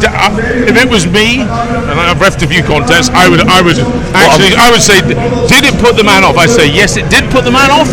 And in that scenario, I would probably speak to the man who put off and say, okay, do you feel would you like another go? Do you feel jilted? Do you think it's wrong? Do you think he should go again? And in this scenario, I think obviously his brother would say, no, I'm quite happy. It didn't affect me. Yes, he went into my lane, but he didn't affect me because, of course, it's his brother. I think if they weren't friends or they weren't brothers, then you might have a bit of a situation on your hands. Well, at the end of the day, he won, so he won. He'll be happy. Yes. It couldn't have put him off more than a quarter of a second. That's it. So he would have an argument, but I think, you'd let Tom off in this scenario. Let's face it, strongman. There's no written rule book. I mean, there's every loading event's different, every surface is different, every single environment is different. But it's the same for everybody competing here. So no, but what you just have to weigh the scales of justice and make sure you do something fair in these scenarios. And that can anyone else complain except Luke? No. So therefore, really, you have to consult Luke and say, right, Luke, how bad were you hurt there? And he doesn't care. So there's no point in the referees getting involved. That's it. I would say. That's fine. That's a fair point. Would you not say? It's a fair point. but going back to Luke losing to his brother, if if I was wanting to lose someone, I'd rather lose my brother than a stranger, you know. I think Luke wants to lose to his brother second. I think he wants to lose to nobody first. Yeah. Personally, what I feel. Luke will keep going as long as he can. I think he's just competitive. So, but yeah, if you were going to concede to anybody, it's nice to keep it in your sort of Stoltman name, I suppose. But Yeah. He said to me, and I thought this was awful sweet. I said, you know, how long are you going to go on for, Lucas? You seem to have a twilight in your career. You've been going on a while, and you've spoken to me a couple of years ago, and you were not sure about doing that much more. And you know, but now you seem to have come back offshore. You're taking it much more seriously. You're in the WSM final. I'm going to keep going and keep going. And then he said, I'm going to keep going. To be honest, I'm almost forced to, because I feel like it does my brother good as well, Yeah. and it does me good training my brother. Yeah. But so I think we'll see we never would have seen his potential if he didn't have a younger brother. That he wanted to do well, and actually, it's almost as if it's awoken the beast. Do you know what I mean? Because his sibling love brought him in offshore. Well, he was earning a lot of money offshore, right? And he probably would have stayed like that. And part-time training, part-time results. Full-time training, full-time results. Now he's much more, maybe not full-time, but closer to it. the thing is, you could go and work offshore when you're 50. You're not really going to be in world's strongest unless you're Mark Felix. When you're But you know, it's awful difficult to. Did you ever give up work to do sport? No, I've always worked. But and you've got you'll have a work ethic, a good Scots work ethic, right? You can't help it. It's awful difficult to say I'm not going to 9 to 5 it, or even 8 to 6 it, or whatever most good hard-working Scots do. And it's something that's deep in the back of your head. You got to get up and go to work, and then and your sport is fun of an evening. Yep. And no matter how serious you get at it, so it's hard to get rid of that mindset and say, actually, I want to be the best, and I have to sacrifice my work and that whole work ethic there, and recreate a whole different modern work ethic of full-time training, full-time results. Yeah. Yeah, it's sacrifice either way, you know. Luke's still done well. Me and him we've spoke a few times about this offshore thing. And I'd say to him, be careful, because maybe the oil rigs is more of a blessing than you realise, because he was almost like forced to go lighter and have that forced rest as well. I disagree. I disagree totally. And I think that's the kind of thing you would put in your head if you had a too strong a work ethic. Right. How good could you have been if I'd have said to you, here's £100,000 a year, you must sleep at 1 o'clock every afternoon for 2 hours, you must eat 6 meals a day, and we'll have someone make them for you. Is this an offer though? Right. No. it's an extremely hypothetical situation. It's a hypothetical situation. I'll eat and I'll take the $100,000, but I'm not promising much more than that. But what difference do you think it could have made? It's rest and diet. That's the difference. That is the difference. We're talking about from Jesse Owens' day to Usain Bolt's day. Half of it's kit, a quarter of it's diet, a quarter of it's rest, and really we're all just the same people, and that's why performances keep getting better. So if you're not willing to commit to the lifestyle, the investing in your own self and the gear, obviously, then it's part of it. It's all part and parcel. Everything's a percent here, a percent there. It's like you were saying yesterday. There's so much more involved when when you're dialing it in at such a high level. Yeah, there is. I mean, take no pride in being a part-timer and a hack in anything. I would say do one thing magnificently. Don't do 1,000 things and scoff at those who do commit. Because if they commit and fail, then good for them for attempting. Oh, absolutely. Do you know what I mean? That's vital. Oh well, I tell you what, if I'd have had all that like he does, well, you can make these things happen. Aye, that doesn't the acid of that's no. Aye, that's there's not many guys, I suppose, at 35 would pack in their job and take the risk. Is he actually given up his job? Well, that's what I'm saying. He changed his role big time to get inland, but right, he's no offshore, so I think he's full time at the minute. Luke, I think.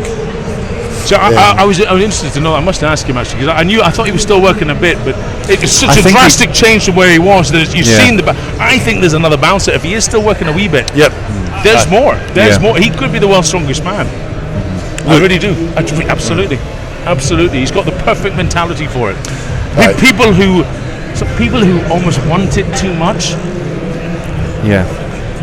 Okay, now let me say this out loud, right? Hap Thorby Ornson, it was so exceptionally talented, genetically, everything. and he really gave himself the full-time training, but he almost wanted it too much at times that it became almost paralysis by analysis. You know, and that's maybe why he just slipped up here, slipped up there, and hasn't won more titles yet. And he'll win more, but he's more relaxed now. Suddenly and he can sort of fulfill his potential. While someone like Luke is he can flick the switch at the last minute. And that's a great thing. He thrives on the pressure in the crowd. Well, we're saying that as well, though, that like when you're saying about like a change in mentality, like we've noticed since Tom beat Luke last year, Tom's become a lot more relaxed, and it's like that mental block's kind of away as well. It's lifted, and it's like I feel like it's a look on his face like, I deserve to be the champ. Absolutely. I am the champ. Absolutely. He feels like the rightful heir. It's like almost that sort of, like you were saying, getting the big brother out the road, and now it's like the sky's the limit. But the wonderful thing is he's got his big brother propping him up. Absolutely. You know, it can be a lonely place, not that I've ever been there and been champion, but anything, but it could be a lonely place with people around you with knives out to get you. No, absolutely. Or especially in strongman, because strongman's a funny sport. There's no... Decathlon, you've got 10 events, and you know exactly what those 10 events are every time. Strongman, okay, well, he won it this year because of that, he won it that year because of this, and there's, you know, people use the term bitching, but there's always going to be talk as to how people won things, and there's different, everyone's version of strength is different, let's be honest, and every contest is different in every scenario. Like Z and Shaw went back and forward depending on the events for years. Absolutely. Absolutely. Who's greater? Who deserved more titles? To be honest, who knows? Who knows? That's what makes it fascinating. How do you sort of really dictate who's the strongest? Is it by how many titles are won? Is it by what the biggest weights lifted? Is it who's lasted? There's so many different. It's an answer that there can't be. It's like if somebody says to you, "How's the one way I get strong?" Well, you can't really answer that because there's so many factors. Well, I mean, look at you. I mean, you could press the earth, couldn't you? Out there you did some big weights, didn't you? I was decent enough. That was your party trick, but I bet it was a natural thing in many ways. You probably started as a great presser. So you know, some people can walk in the gym and genuinely pull. I think Terry Holland said on his second 260 or 270. But I think on my second or third he pulled almost like 300 kilos or more. Probably. Now, I never did 300 kilos unless it was some dodgy cheat deadlift on a bar. It's just natural. It's just, you know. But then again, he wasn't a great presser. I think limb length and just how you're built. Like I'm a big believer. Unless you're Eddie Hall, you're either a pusher or a puller. One comes a wee bit more naturally, and a lot of it is just, you know, it's how your body's put together. Like pressing always felt okay for me. Deadlift I kind of struggled with. Like I was too tight. Couldn't get the air in at the bottom. But then sometimes you watch these videos and it's like, right, I'll put my feet a wee bit wider, I'll put my hand position a wee bit wider. Then you get guys saying, no, that's not how you deadlift, and it's like, well, according to who? I hate that discussion. How you do this, how you do that. It's whatever your body type feels right with, to be totally honest. You know, it's utter nonsense, isn't it? You know, it's the same thing as how do you jump? No, I mean, no one breaks that down. You just jump, and that really deadlifting is just jumping. That's it. You're driving off the floor, aren't you? Well, so back at my gym in Kirkcaldy that I've got, if people come in new and they're saying, right, how do I deadlift? I say what to do is, with your feet position, run at me for about 10 metres away and do a vertical jump, and where your feet land when you start that vertical jump, that's roughly where your feet position should be. It's a great one. The best leg drive is like anything. It's like life. You want to give yourself the best start in life. You want to give yourself the best start in a deadlift. So, having said that, I think if you've got long enough arms and you've got straps and all that kind of good stuff, it was a magnificent eye-opening session I once did with Andy Bolton. He said, "Colin, how heavy are you?" 120 kilos. He said, "Right, you're in a nice position. You're not very, well, I'm quite thick in the middle now. You're everything in the middle, you can get down nicely. Look, what I want you to do is just to roll it a wee bit in and fall backwards." He said, because the first 120 kilos is free then. Ah, right, okay. And you're like, what? Yeah. And you start to come back, and then all you have to do is pull back against the weight and straighten yourself up. And I was like, shit, you're right. It's a great thing. I've been to quite a few seminars with Andy, and he said that. He says, you want to go as narrow as possible so that it makes your arms look bit. Sometimes, not that I'm going to argue with Andy's a legend, a great guy, but sometimes, you know, if you're a bit thicker around the mid section. I know, but it's also the lats, and I mean, you know, Well, when I pull, because I'm quite wide up, my biceps drag up my legs, and it's horrendous. It's like when I'm heavier, the sight of me trying to deadlift, it's not pretty. It's not a pretty sight. Are you one of these guys with the mobile phone? You know Dave Beatty. When you see him he's either like this, trying to talk, or he does this. Hands free. There's just too much mass everywhere. Yeah. Jeez. But no, I mean, again, it's trying to suit your body type as well. How does he wipe his arse in a plain toilet? You know, with great difficulty. Just kidding. Not seen Dave in ages. I remember the last time I've seen Dave, he was, I think you and him were trying to revive some young guy in Britain's Strongest Man. Remember that? The guy had 2012. The guy had the junior had a heart attack, and yes, indeed. Definitely. If it wasn't for Dave and that, I don't think that guy would have made it that day. I met him again at Anthony Joshua's versus Parker down in Wales. I was watching it with Eddie actually, and he was one of the bodyguards for AJ Webb. He came up and said hello. I hadn't seen him since. Oh, really? Yeah. He introduced himself. I knew who he was, and we'd spoken a couple of times by. Because you guys worked with him for quite a while. Well, Bulldog was he was a Marine sergeant. Yep. And he was such a calm head. I think if you're ever doing CPR on somebody, first of all begin it. But secondly, begin it fast and deep, as quick as you can. But also, lastly, Bulldog was so cool about it. He came up, and as I was doing it, and I remember thinking, staying alive, staying alive. And I was going, you are so exhausted in seconds. Yep. You're doing 120 press-ups a minute beat, and you haven't, especially if he was a big fella. He was 21 stone. He was a big lump guy. And Bulldog said to me, he said, "Colin, my son, just tell me when you're ready. I'm going to take over. You're going to be tired in about a minute. All right? The adrenaline's kicking in." He was a Marine sergeant. He just knew exactly what was going on. So, he'd been in action himself, Dave. So he quite sad. I had this sort of commentary in my ear from Bulldog, and right, I'm ready to take over. And see, stand back because I'm coming in. I remember watching that, and it was quite scary to watch. To be honest, this young guy's lying there dying on the floor. Let me say this: if you ever have a virus, strongman's not dangerous. The biggest killer for men under 40, anything to do with the heart, is viral. And if you do not feel well, do not go train, guys. Please don't go train. And that was a lesson, obviously, he learned, and he was perfectly fine. Not 2 weeks after that, he had a hell of a sore chest. But we've got and Lawrence won that day. We're talking about Britain's Strongest Man 2012. That was a fun day. Jeez. Talking of death, here he is. Hey, Lawrence, I'm going to grab a drink. I'm parched as hell. But nice to see you, sir. Nice to see you. Hey, look, it blends into your beard again. Yeah, it just hides in there. Do you remember when I was interviewing you in Sheffield 2 years ago? And I suddenly began saying with the microphone was the same as your beard. It was kind of like just easing into there, weren't you? In the middle of everyone, you went, "What are you doing, guys?" Trying to touch you up. And I was just sort of stroking the beard. So I was like, blend it in or not? I lost my mind for a second. All right, mate. Yes, very well. Not bad. Mind if I rudely nip off and get a drink? No, you go for it, mate. Thanks, mate. I see you, dude. Bring me back a drink. What would you like? Anything, just cold drink. I'm fine with it. I'll stick with the water. I'm professional. I think they've got some cold ones over there.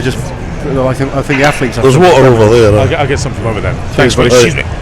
How's it going, Big Rose? Not bad, mate. Yourself? That's not too bad. Can you understand my language? I'm okay with it. You're not too bad. Because I have heard that the Fife accent's a wee bit hard to pick up. So as long as you talk slowly. Right. Okay. If I'm really struggling, I get you to write it down. I'm renowned for talking slowly. Andy Kearney likes to pick up on that. But well, he talks too fast. You lose track. Listen, he's not well liked up here, so we'll just move on for that. So how's things with you? Because the last time, obviously not to keep bringing that, I think between the two of us, we've had a fair old amount of muscle tears, surgeries and ruptures. I think you're about the only guy in Britain that's beaten me at the minute. So. Yeah, I've had a few. Obviously, I had surgery 12 weeks ago. Right, that was on your Achilles tendon. That was on the Achilles. It's recovering really well. I'm back training in the gym, doing like squats and deadlifts. And I see it. I'll follow you. Only light.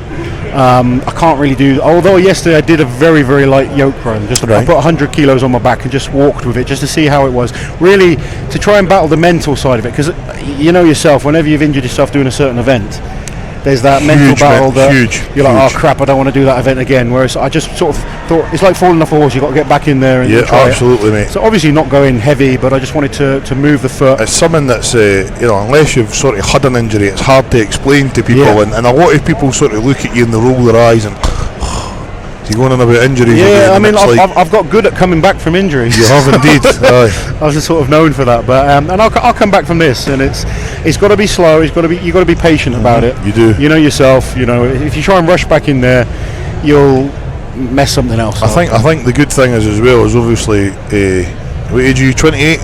Oh, I'm 36 now. 28. I So wish. you've got that foundation of strength there though that'll sort of stick with you because you have sort of progressed over the years and done it the right way. Yeah, I've been around for a long time, so You've got A long that career. base there. You know. the strength comes back quickly, but it's then. You know, you can get to sort of 80-90% easy enough. It's then getting back to that It's that 100%, thing, and then getting beyond that Yep. is when it gets really difficult. It is difficult. it's, you know- Once you get over that 90% barrier, it is tough. I think as you get older as well, you can't you look at Tom and those kind of guys. They're young, they can be good week in, week out. Absolutely. And you know, when I was younger, I could. Whereas now, I have to be a bit more selective and peak at certain well, times. before Colin came there as well, like Callum was saying about Tom was out and he had a few drinks and that on the Friday night and still comes and 420 and smashes it. I says, but you need to be careful because in time that stuff will catch you. It does, yeah. And it's the same. Like I had my first tear just after I turned 29, and it's been like a knock-on effect. I was 30, and I always say to people, 30 is the kind of marker. And I know so many people, they hit that kind of 29-30 mark, and everything goes downhill from there. Absolutely. And whereas in your 20s, you do think you're indestructible. Oh, absolutely. And I was the same, I'd go to 300 kilo deadlift, no warm up, and pick it up, no problem. Whereas now I've got a kind of the bands and I've got the foam rolling, stretching. You warm up slowly through the weights. Yep, Yeah, those days of just picking up weights are long gone. I mean, you're not going to get any extra points trying to be a hero. No, not trying at to all. do that. You want longevity. I mean, you look at guys like Felix, and I love watching the Nick Best stuff and that as well. And not to gush too much on camera, but I was saying before, when I found out you were coming up today, I was saying yesterday that, like, obviously your videos, I personally find them really inspiring because for somebody that's always trying to come back from injuries as well, it's like it helps me a lot. So I appreciate you putting the videos on. Thank you. And obviously because you're for Britain as well, it's nice because you shop at the places we shop, you train the gyms, the weights all looks at. It's not like some big fancy American. Not that there's anything wrong with it, but it's more you're more relatable, I would say. Yeah, So definitely. I definitely like the Big Laws Official. I've watched a fair few of their videos. I've had a lot of people come up to me saying they like them today. So I I'm really expect a pleased free about it. T-shirt for the Yeah, for for the plug. by the way. Yeah, guys, Definitely. go and like the channel. Big Laws Official. Absolutely. I know. There is, but to be fair, like joking aside, there is a lot of really helpful information. Like I saw some of the guys that they kind of post the more kind of razzmatazz kind of stuff up there. I try and keep it more real. I want to give like good information. I keep it entertaining as well. my favourite one is the top 5 mistakes you're probably making in the gym. I think that's a great and it's spot on. And we've had discussions about this in my gym back home that it's like a lot of people post their best sort of stuff, and you know that you're not a good bencher, but you've said that yourself. Your strict press and stuff. Yeah, it's probably your weaker event, but you post them just as much as the squats, the deadlift, and the grip work. It's funny. I'm sometimes more proud of like the things I'm naturally weaker at. If they get better than I am with the things that come naturally easily to me. I remember your first World's Strongest Man back in 2008, and it was like I think it was like a 130 axle for a double. I'm fine, cheers mate. It was like a 130 axle for a double, and I remember you saying that you hit a 140 log, and there you're strict pressing 150, 160, so there's some into that training. So we've got Big Mike here going for the British record. And he's got it! He's got it! He's got it! What was that? I believe that was 125 kilos. So brilliant. When we were a wee bit younger and we were looking at you had the British deadlift, the British record at 118, I believe. On the dumbbell, yeah, 118. You know your stuff, don't you? I do. I do. I'm a wee bit a creepy pervert. I I've been around a long time, mate. I'm shit, so nobody knows who I am. I keep getting hurt. But that was impressive. 125 kilos there.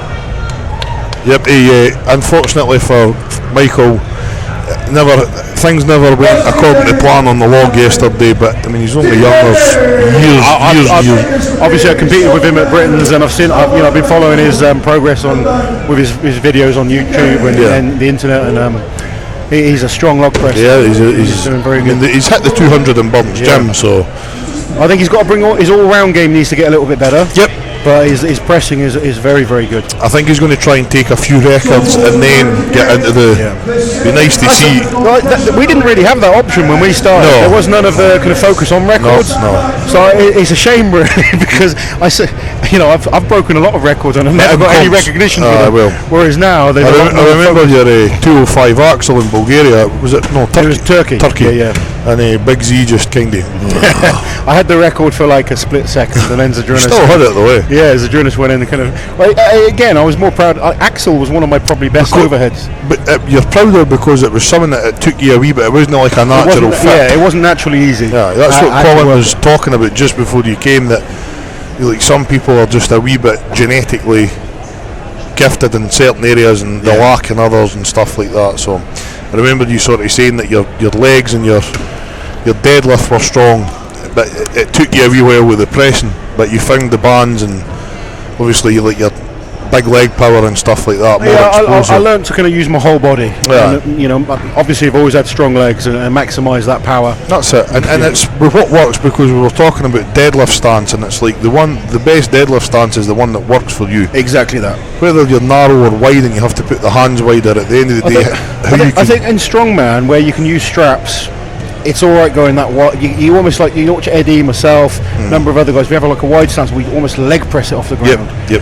Whereas I think in powerlifting that doesn't work as well. Right. You need like a slightly narrower stance because it makes the lockout a little bit harder. And I think with straps it doesn't matter because you can hitch and you can get it up. But in powerlifting it probably suits a slightly narrower stance. What I tend to find is when you go max grip in powerlifting, your shoulders are naturally back. Yeah. When you go double over, you can extend. You can get an extra inch out of it or two, and then your straps. You see a lot of the guys, they hold it in their fingertips now. They're trying to crazy shorten the range of motion as much as they can. I've used the figure eights, the Cerberus figure eights. I've used for a couple of years. They're lovely because I was always bad for strapping onto the bar squint.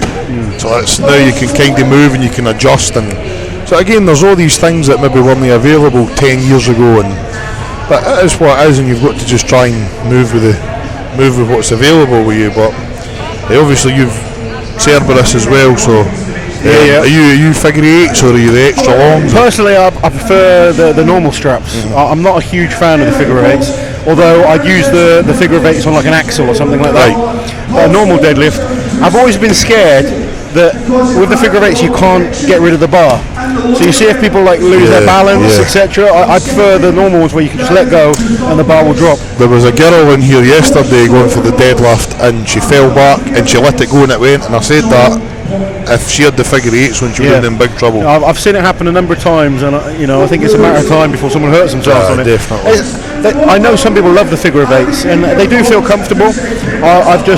I've seen that happen too often that I prefer the normal ones, and I've got the double ply Cerberus ones, and I've put them through. Is that the red ones? The red ones. I put them through multiple 400 kilo pulls and often see on that, and it's still the same pair for 2 years now, and they haven't broken. So that's it. And that's some weight that you're shifting through the bad boys. Oh yeah, definitely. We often see at the end of a big Laws video you've got strap marks on your head. That's especially younger Laws. I think when I was younger I was a lot more crazy. I watched some old videos the other day, and the psych up, I used to hit myself with my stick or my strap or the whatever. Gunman Championships. Now I'm a little bit more mellow. I want to bring that guy out, but then I usually get hurt when I do. So. That's exactly. But see, the thing is as well though, is that you didn't need to get as psyched and you're still lifting the weights. Obviously shows the maturity of muscle and the strength progression through the years as well. I'll tell you one thing, if it's a good bit of advice for a lot of guys. I mean, when you are aggressive like that, say when I was younger and I'd really psych myself up for a big lift, The problem with that is then you have a come down. Yeah. And if you've got a competition with 5 or 6 events, and that's the first or second event, so difficult. and then by the third event you're all drained. I've learned how to sort of, save my energy for a full competition rather than, for want of a better word, blowing my load too early. Well, we've all been guilty of that, Ross. Don't worry about that. Having nothing left in reserve. That Luke Stoltman, I'll not go into too much detail, but let's move on. Yeah. No, but I mean, you're right. I mean, that's sometimes adrenaline, it can kind of spill like it's like a cup, just going everywhere, and you've really got to focus it. So my wee training partner there, he's like a wee boy. Look at him. Who's your training partner? Mikey Wilson. Oh, yeah. So he come in for a 3:30 deadlift. They're going to get sick of me talking about this. Coming for a 3:30 yesterday. That's what he was programmed in it, and pulled 380. So that was a nice. 380. That was a nice surprise. Jeez, there was a lot of big numbers pulled yesterday. Only weighs 130 as well. So a decent. So he's now the big dog in the gym. So what's your best deadlift? 360. Okay. So that was. The thing is, like, it's the evolution over the last few years has been crazy. To be honest, mate, mine was years ago because I've just always been hurt. So it's just. But it is what it is. It's. But so let's go 15 years ago. 360 was a big deadlift. Yeah, absolutely. So I mean, it's annoying because you kind of feel like. I'm not like the most genetically gifted of that, but if that thing hadn't happened, like years and years of like injuries and surgeries and setbacks, you think, could you have been knocking on the door of 400? But then there's no point. As Colin says, go and make it happen, didn't he? So you could sit and make excuses all day, but nobody gives a shit. At the end of the day, you got to go out and perform. That's it. That's what a lot of people, they talk about doing it. They do stuff in the gym, but it's getting to the competition and making it happen. That's when it counts. That's it. And it's keeping cool, and as you're saying, knowing when the right time to blow your load is. That's the money shot, the Law's money shot.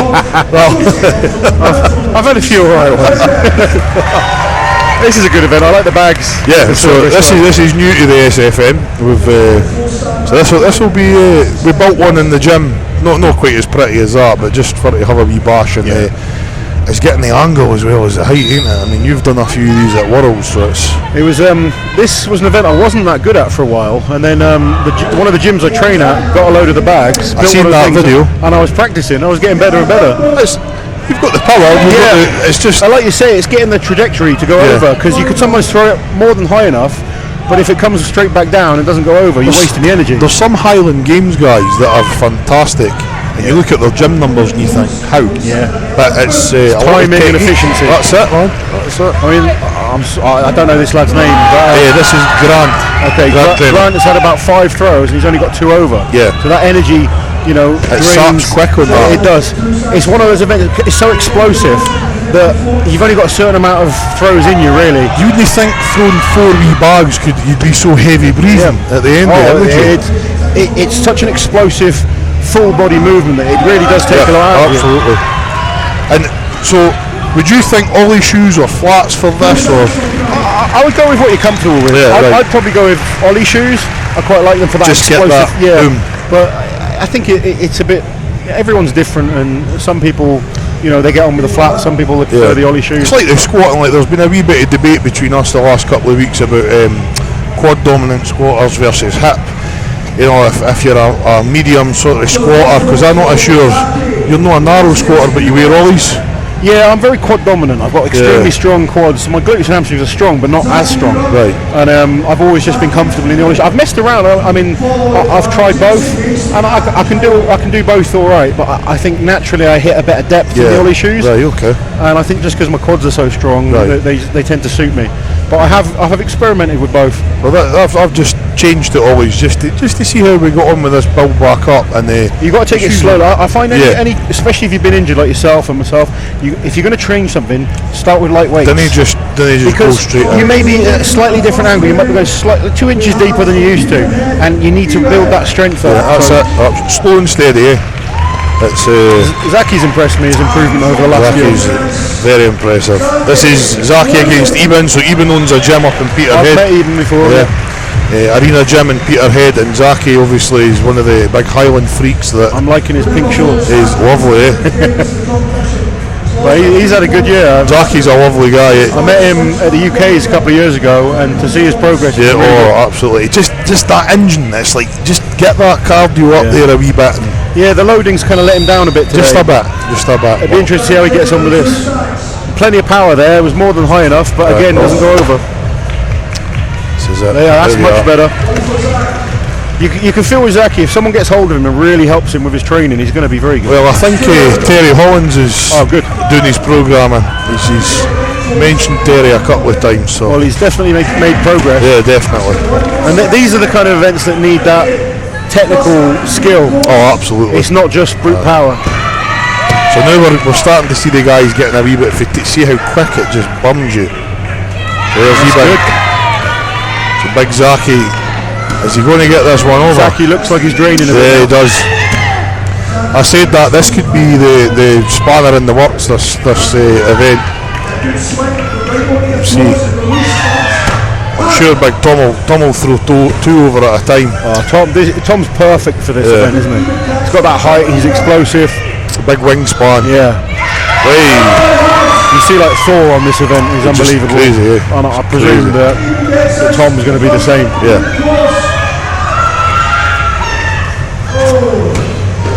So that's the last sandbag's 25 kilos, so it's a fair old weight to be thrown 15 feet when you're tired. It's like a 8-year-old kid, something like that. Aye.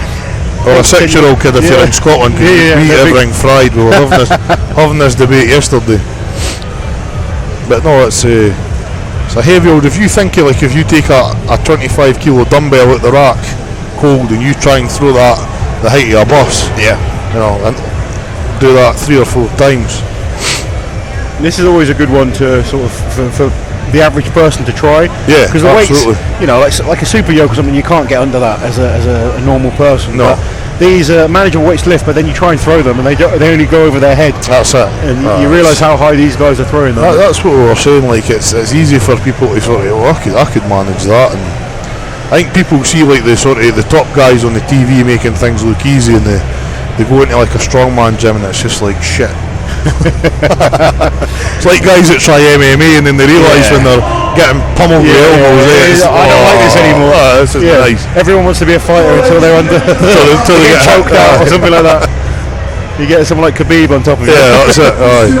But it's the same. Like as soon as guys like sort of lift these sandbags or start dragging the chains, and you just slowly see the life like oozing out.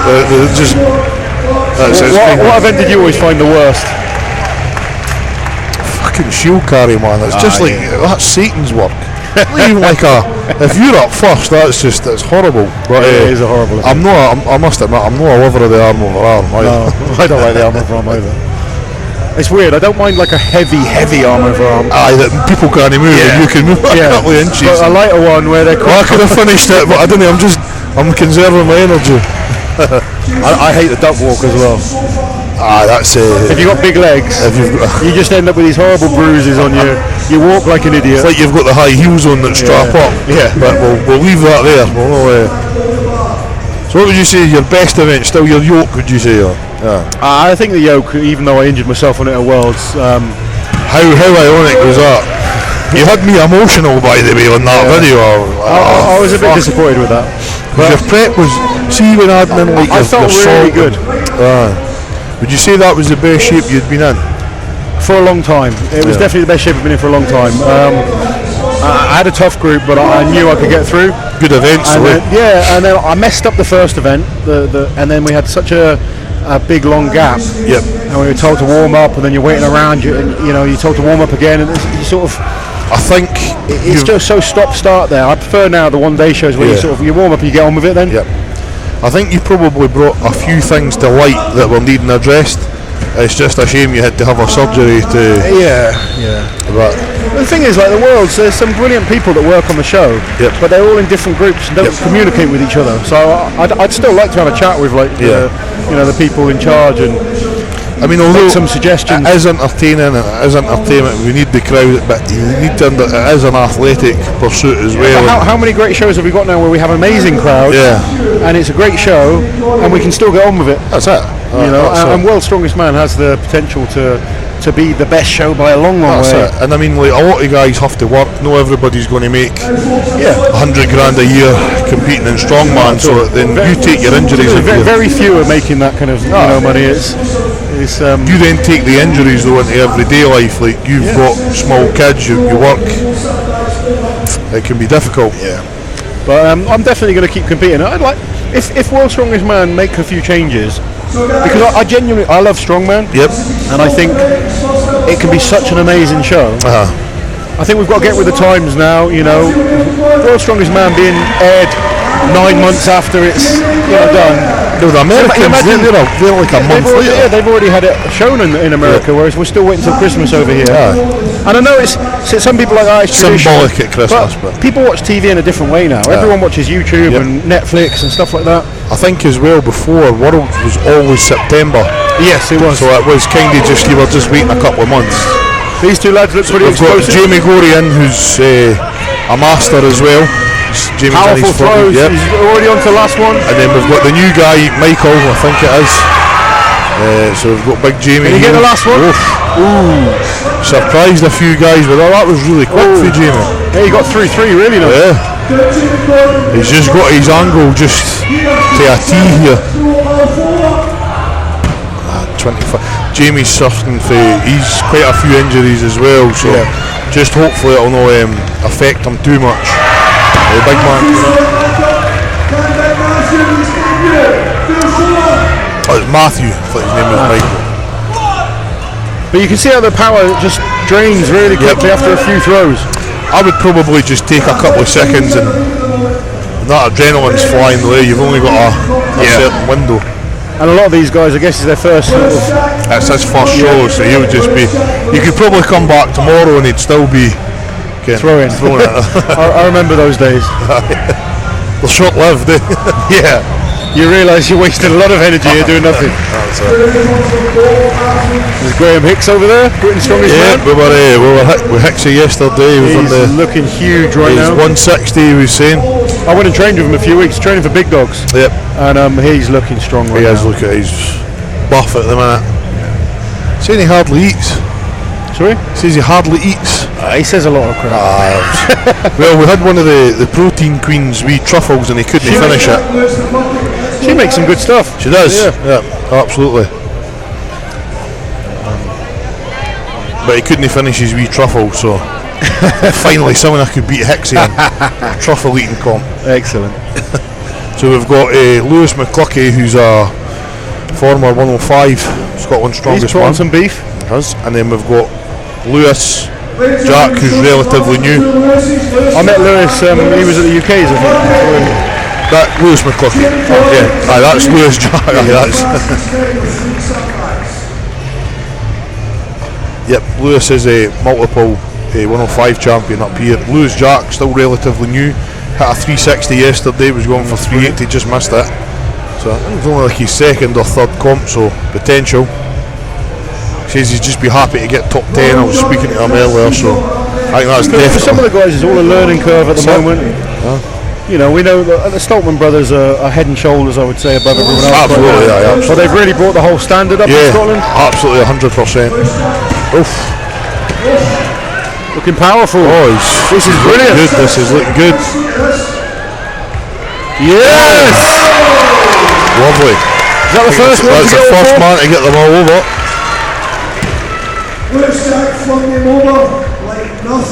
That was really good. Brilliant. It looks like he's maybe had a wee bit of a practice with him. Yeah. Definitely in your best interest to spend a wee bit of money to get the sacks. You know. Yeah, if you can have the equipment to train on, it makes a huge difference. It's like night and day. Like I said, it was never a great event for me, and I sort of started training on them. Suddenly improved really quickly. Well, you probably find that the power's there, it's just the technique you need to. That's just as important. It's like strength and fitness in this game. If you're, they've all the strength in the world, but if you're mega unfit, you're going to struggle in a few of the events. That's the difference with strongman and powerlifting. You know, powerlifting is just about one rep. Whereas with strongman, there's so much variety of events, and it's so difficult to who's the strongest. That's what we were saying. Does it go by the biggest weights lifted, the most amount of titles won, because everything changes so It's a much. battle and it's a fun conversation, you know. But I you know, maybe I'm biased, but I think strongmen are the strongest guys on the planet. I would be inclined to agree with that. I think that, don't get me wrong, there's some incredible powerlifters, incredible weightlifters. You never see him coming into strongman and dominating it. No, I think most top strongmen could go to a powerlifting comp and do well. Yeah, I don't think all top powerlifters would necessarily do well to the same level. But I remember Vlad Alhadzov, that's got the biggest raw squat. Yeah. He done the Super Series in 07 and just crashed and burned. Yeah. So we've got Ronald against Beefy. I think Beef was actually PT in Ronald at one point. Yeah. I think so.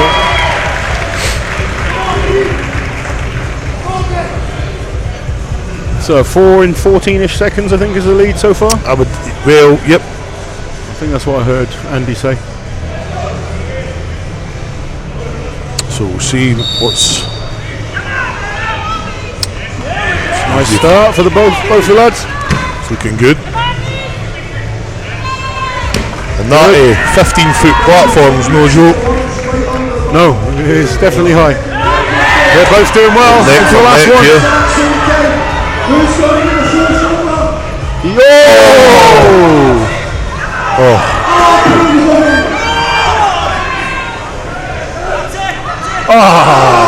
He's nearly there. Yeah, I think take a breather.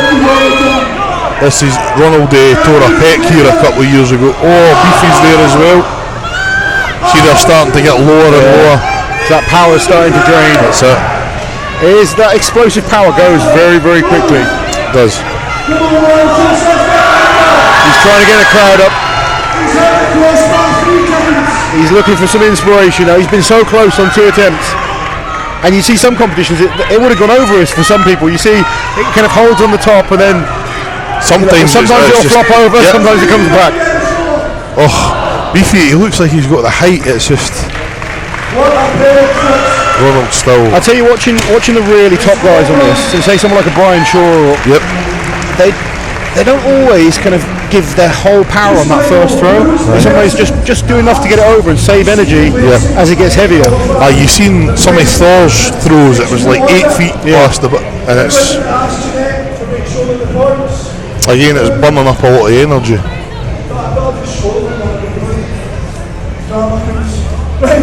Just so you know, folks, quickly, Grand Drivers get 15.5 points, Zacky's get 35, Egan's get 19. So, putting all these bags over is huge points. That's what we were saying to the guys yesterday. You know, you could win the deadlift or win this. It's the same amount of points at the end of the comp. So, you're putting that 4th bag over now. We're realising this is going to be huge points.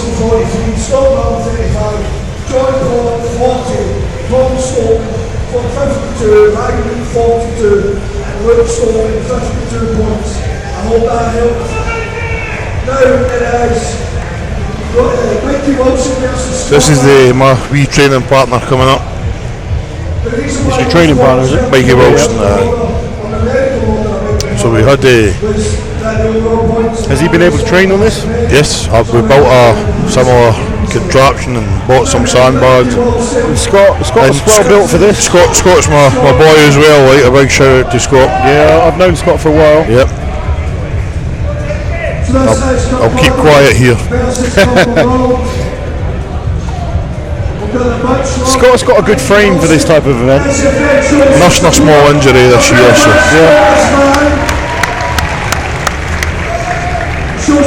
trying to keep Mikey relaxed as well. You get nervous.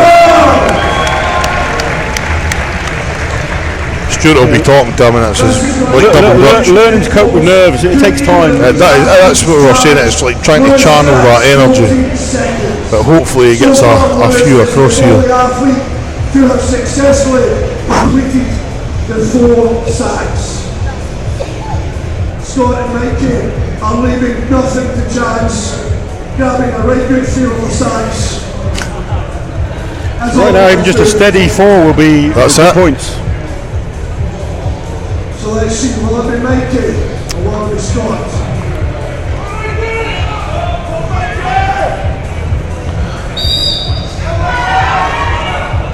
just needs to relax. Mikey, fuck. Plenty of height there. Too much height, not enough trajectory. Starts on the second one. There you go, that's better. Come on. Scott going nicely this side. The guys are more focused on getting the 4 over off the back. Here he is. Oh. So that trajectory is so important. You miss one, it just drains you. does. You waste time. Yeah. There you go. Let's see it, Mikey, come on! Oh. See Scott bending his elbows and wrists there, losing some height. Oh. Come on, Scott! Scott's not using his height. He's a tall lad. He needs to be extending up higher. He's bending the arms, bending the wrists. Oh, unlucky.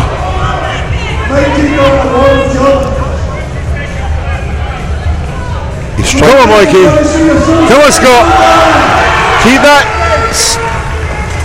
Too snatchy.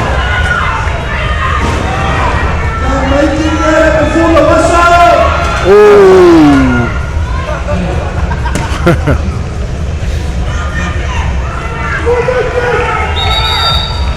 Do you know what? If Mikey didn't make that mistake on that first one, he may have got all 4. He just that one rep. I'm hoping that's not cost him too much. He come for top 4 this year. He was 5th last year, so Okay.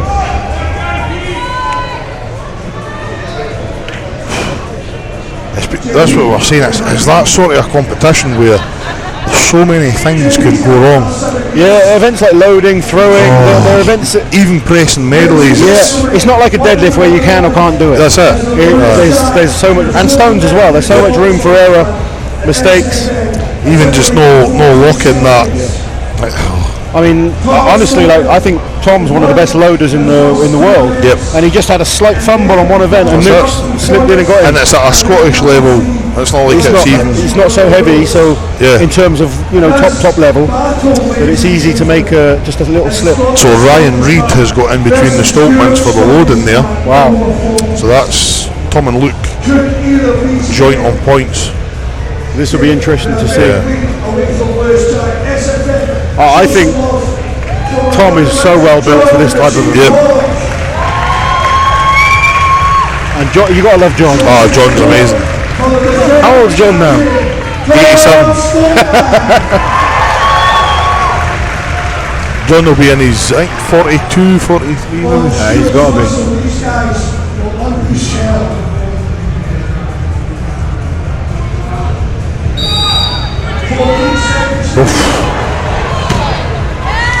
Oh, Tom is launching those. Look how far they're landing back. Oh, that's ridiculous. Come on, Georgia.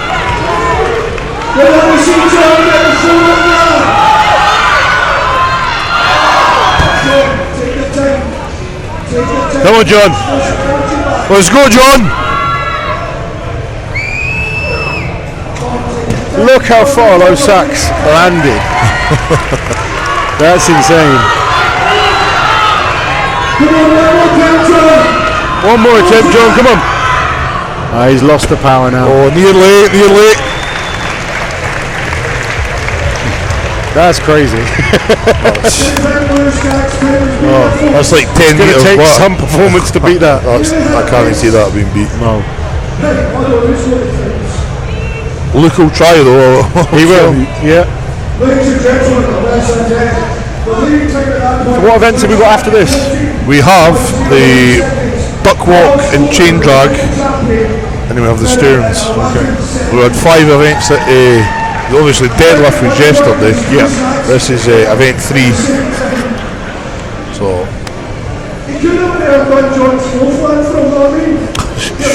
shut up, Andy. But anyway, ladies and gentlemen, this is the final pairing. These guys are the only 2 men that can stop Tom Stop and winning this event. That's going to be a hard thing to do. Yep. 5-time Scottish Strongest champion. And this man over here is Ryan Reid, who's also really good. He's not one Scottish Strongest man 5 times yet. So guys, show some love for Edmonds, Ryan Reid. Ryan's really consistent. He's really fast. to get between the Stoneman and Ronan is impressive. Absolutely. This will be a crucial moment to see if Luke Stoneman is going to take his title back off his baby brother. 11 seconds is the target. 11 seconds is Tom's time. This is going to be extremely hard to beat. And you can see the distance. That's going to cost him. There you go, that's better. Ryan's going really well. Oh, well done. Come on, Ryan.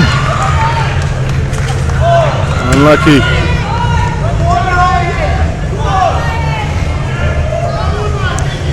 Do you think the pressure of how good Tom's performance was there maybe made Luke try a little too hard? Maybe, I mean, yes. Well done.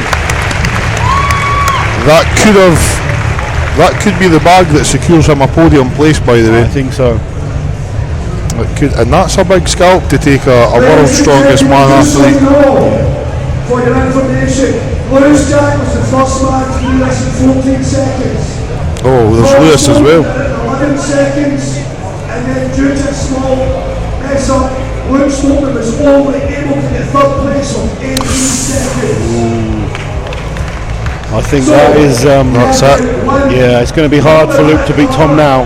Tom's an Tom's bad at the Tom's not very good at the stones, though. So he's rubbish at stones. He might get caught there.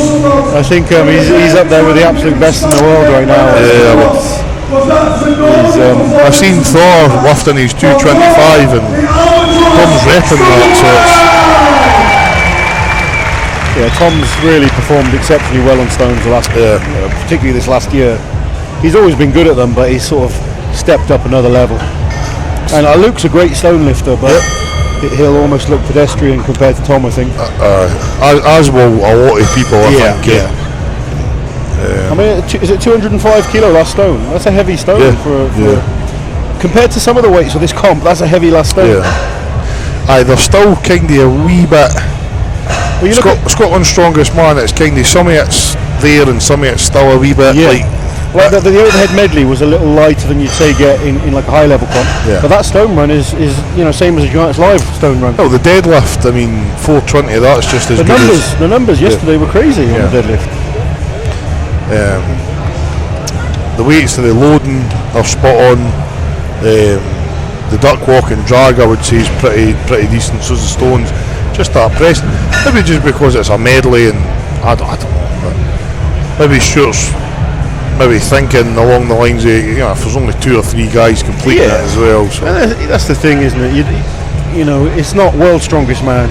You don't want everyone failing everything. You know, you've got quite a big gap as well between the top guys that are full-time professional strongman here now, and guys that are Tom and Luke are 2 of the best in the world right now. Top 10 in the world perhaps right now. And then you've got guys that are new to strongman in the same competition. Yeah, that's it. You have to get that balance right.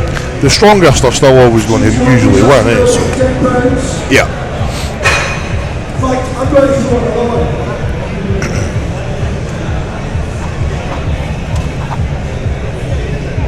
Andy's throwing t-shirts.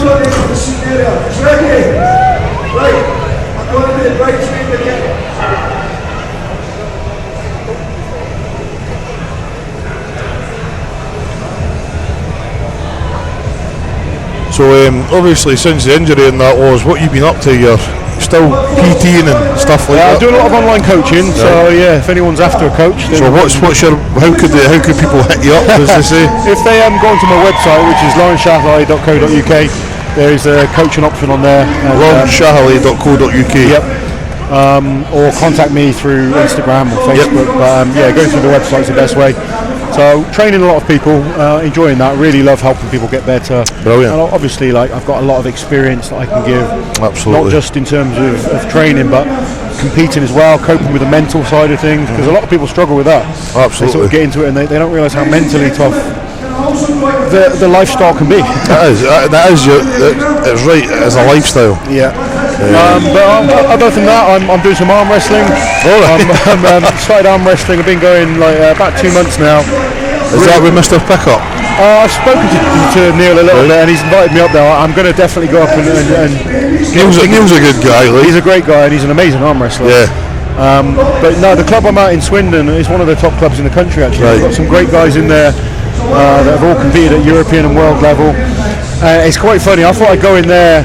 You know, being a big, strong guy, I was expecting them to want to show me up, but they're brilliant. They're just really helping me improve week in, week out, and every week I'm improving very. Obviously, I've got the strength. You know, years and years of doing strongman, I'm already strong, but there's so much technique to it, and there's so much kind of like weird types of strength that as strongmen we don't really kind of think about. Yeah. But I'm loving it. I feel like a beginner again, so it's exciting and it's fun. The technique. But honestly, you know, I'm going against guys half my size. Yeah. And they just cream you. It's horrible. Yeah. You know, I'm starting to get better now, and each week I get stronger and stronger, and I'm starting to beat them a couple of times. But yeah, there's guys half my size. You look at us and you'd be like, "There's no way that little guy could beat that big guy." You'd be surprised. And they destroy you. They've got the back pressure. Yeah, exactly. You know, you've done a little bit of arm wrestling. Me, oh really? I mean, we've done arm wrestling at the UK's in 2011. Yeah. I got to the final of that, and it was a guy, Liam, had beat me, but he'd said he'd been training with Neil. Yeah. Like honestly, if you I don't think arm wrestling's a good event to do in a strongman competition. No, I was quite It's very sore. dangerous, and you get two big strong guys going at each other. Well, my first guy was Paul Carter. Yeah. So you could imagine how I felt walking up looking at him. But the thing is, we're all so big and powerful, but if you don't know how to kind of bring your arm down and where you're putting pressures, you can. That's when people break their arms. Well, that's it. Like I mean, that's what they're saying a lot is back pressure and. Yeah, it's learning to kind of use your whole body into the movement, coming backwards rather than to the side. Yeah. You know, it's not like just pushing your arm to the side. It's pulling people apart. You know, everyone's seen the Mega Man against Magnus Samuelsson. So it's funny you should say that, because Magnus was the referee that year. Was he? And I kept trying to cheat and slip above the knuckle. Yeah. And he was straight across. And Yeah, you got to have the thumb knuckle show. Yeah, that's it. Aye. But it's all about leverage and you know getting on top of the hand. You know, we've all seen the Mega Man video. It was fun watching Lalas against Eddie. Yeah. At Europe's, that was good. But I mean, Lalas, people don't know, is a former European champion. You know, he just looks like somebody that would just rip your arm off and beat you. I kind of messed around with him backstage, and you know, his wrists, some power, forearm, and, you know, his hand strength is crazy. Yeah. But you know, the higher up the level you go in arm wrestling, it becomes very technical and different types of strength. You see guys like Devin Larratt, who's kind of like the arm wrestling royalty. Some of his training method are just crazy, with like the big bits of pipe, and then you get like the big genetic freaks like Sablenkov and guys like that are just crushing walnuts. I know, it's insane. They're strong guys as well, you know. Yeah. The top guys are strong. There's a big Georgian guy as well. That's Levin, I think his name is. Something like that. It's like a Russian sort of. He's about 170 kilos, looks like a bear. Big boiler. Yeah. And then there's some good ones out there. Yep. Michael Todd, he's kind of one of the top guys right now. He's got a big match coming up. Is he a Brit? No, he's American. Yeah. He's there's a few. The thing with arm wrestling is a bit like a lot of sports these days, boxing, etc. There's different federations, and it's hard to always get the very best guys going up against each other. But it's I enjoy it anyway. So because you know I've done strongman and I love strongman so much. But it's nice having a different kind of challenge, and there's still things that cross over, like the grip training and your hand strength. And I've always liked grip stuff. Yeah, you've always been pretty strong. You had the record for the was it the triple hub? The two-handed pinch. Yeah, 118 you done? Yeah, two-handed pinch to 118. I remember trying to get to that and failing miserably.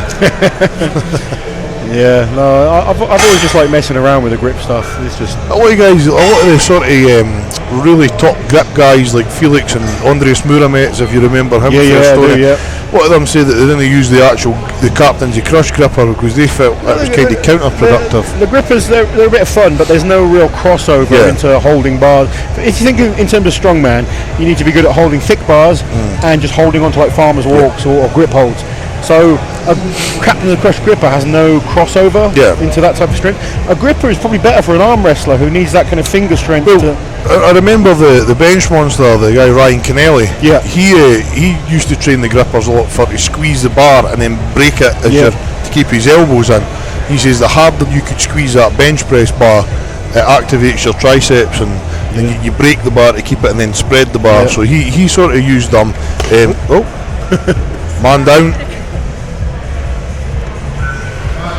Being attacked. There's one still facing up at the sky. You notice like a lot of the bigger benchers, like your Mendy and Eric Spotto and that, are sort of transferring into arm wrestling and that as well. I think Spotto came from arm wrestling, didn't he? He did. Yeah. Yep. He was an arm wrestler first. They've usually got good tricep power. So there's a wee bit of carry over into the. But let's be honest, I've never met a world class bencher with like under a 21-inch arm that's not completely yoked in the upper back and the forearms and that. They've usually got like an 18-inch forearm as well. You know, you see all the top benchers, they're huge. Yeah. It's like a different sort of shape to like a longer deadlifter or a fat squatter. You usually see. Yeah, no. I've always been a more natural squatter and deadlifter, but I like bench. It's just I'm not very good at it. It's maybe the long, but as you're saying, a lot of it could be how you're built in that as well, though. But you tend to find a lot of the big squatters like bench, maybe didn't like deadlift. A lot of the deadlifters. It's very rare you find someone good at all three. Yeah. I think like Hicksy going into powerlifting is someone who's exceptional, who's good at all three lifts. Absolutely. Eddie is obviously good at all three, but most of us are kind of good at two of them. Yeah. I'm a good squatter and deadlifter. You get someone like Luke Stoltman, for instance, a good squatter and a good bench presser. He's not such a good deadlifter. You see them though, like when Luke, his arms, when he pulls the deadlift, he's way up at his nuts, whereas some guys are just above Adam Bishop, he's a good, he's an amazing deadlifter, decent squatter, not such a good presser again. You know, and it kind of goes around in those circles. It's very, very few people that are really exceptionally good at all three. That's what we're saying to Colin. You're either a puller or a pusher. Often, a lot of the time. Because even Big Z, like 228 log, 460 squat, I think he's done, 440 deadlift. When he says deadlift's weak, I wouldn't say it to his face anyway, but it's weaker than. He's not a natural deadlifter. That's what he said to work. He's certainly not weak by any means. No, definitely. But it's not a natural movement for him. Because that's what we were saying. But like Big Terry, I think his first session he pulled like 260 and then 360 like 8 months later. I'm sure. Terry's progression was crazy. I remember Terry just had the genetics. He's just like a big. I've said this many times. I think he's one of the most gifted men I've ever met. I would say so. You know, just genetic wise, his transformation was absolutely incredible. If it just come down to just genetics alone, I think Terry would have a few world's strongest man titles under his belt. Like, but sometimes like injuries in life and stuff, it just and you know whether. For some people, whether it's worth kind of committing that much to some people it's not. We don't have the money of say like NFL in strongman. Yeah, that's it. And you've got to kind of weigh up what's Terry's always made it known as well. He likes a couple of pints with the boys. And I think like these days he stopped drinking, but his transformation into bodybuilding was he looks phenomenal. Though, to be fair, he looks absolutely phenomenal. It'd be interesting to see how he progresses back into strongman and what he wants to do. But I think he's just enjoying it. That's it. And sometimes that takes the. I think both of us we've been around for so long that now it's just about having fun, and we're still good enough to compete. We might not be sort of winning against the likes of Kiliaskowski, who's young and hungry and looking to really challenge, but we can still hold our own. That's it. If you're still enjoying it, then why not? No, that's it. And he struggles with his deadlift, so he's not the complete package yet. So we're kind of glad that he's not such a good deadlift, because if he could deadlift, we'd be screwed. He's an incredible athlete, that guy. Really incredible. You would think the way he's built, he would be a better deadlifter and not such a big presser. Yeah, he's not even kind of built badly for it. It's just something's not firing there, some kind of leverage issue. Yep. I mean, again, he's not a bad deadlifter. No, I mean he's 400. It's just the standard of deadlifting now is so high. I think that people don't realise how impressive a 420 deadlift is. You got Eddie who did that 500, and then people are just like, oh, so who's going to do 500 next? It's not that easy. You don't realise how impressive that lift was. It's like next sort of. People will get there eventually, but it was such an impressive lift. It kind of jumped up so much on what the world record was that it's going to take time for people to catch up. And I mean, even Thor's like 472 or whatever with that elephant bar. Yeah. To put 28 kilos on a 472, people just didn't understand. I went I went 400, 410. I jumped from 410 to 430. Yep. And then I went 430 to 432 and a half. Then 433. Then 435. And that level, it gets harder and harder to increase. I remember your 432 and a half. I pulled 350 and I remember it nearly killed me, and then you and Terry just... It was the one with the big wide frame as well. Yeah. 350. That was... Geez, that was it. And that was... They took 2 events away that day. They took the dumbbell and they took the loading. It was a shame. Yeah, there was obviously a number of issues that day. Yeah. Well, we're speaking about the guy that had... the young guy that had the heart attack, and Colin was saying that he just met him not so long ago at an Anthony Joshua fight. Oh, he was one of the security guards. Really? So we were saying it was Dave Beattie that saved his bacon that day. Dave's a good guy. Yeah. He's always great to have around. But no, I mean... Was that the last time you competed at the Brits? Yeah, unfortunately, the next year I suffered a ruptured pec, and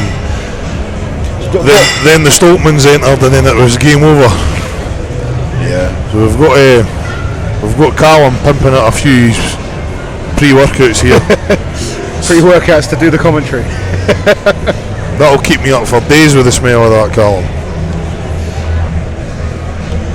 So what have we got? Right, so we've got some pre-workout, some intra, which will be coming away with me. Don't know if you could... I'm no great with these cameras.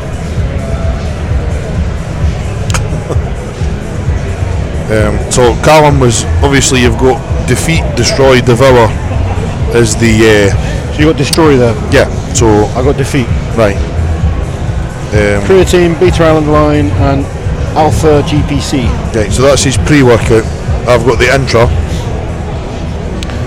And he's got a post-workout as well. We're talking about some protein powder. You got one of the cameras. One of them's up the way, Callum. There's a camera pointing to the ceiling somewhere. There's a camera just pointing to the ceiling. I'm not sure. Oh well. We'll make it work. We'll make it rain. It's Graham Hicks with his little one over there. How you doing, mate? Good. How's the little one? That's pre-workout. A jelly shot for you. I wouldn't give it to her.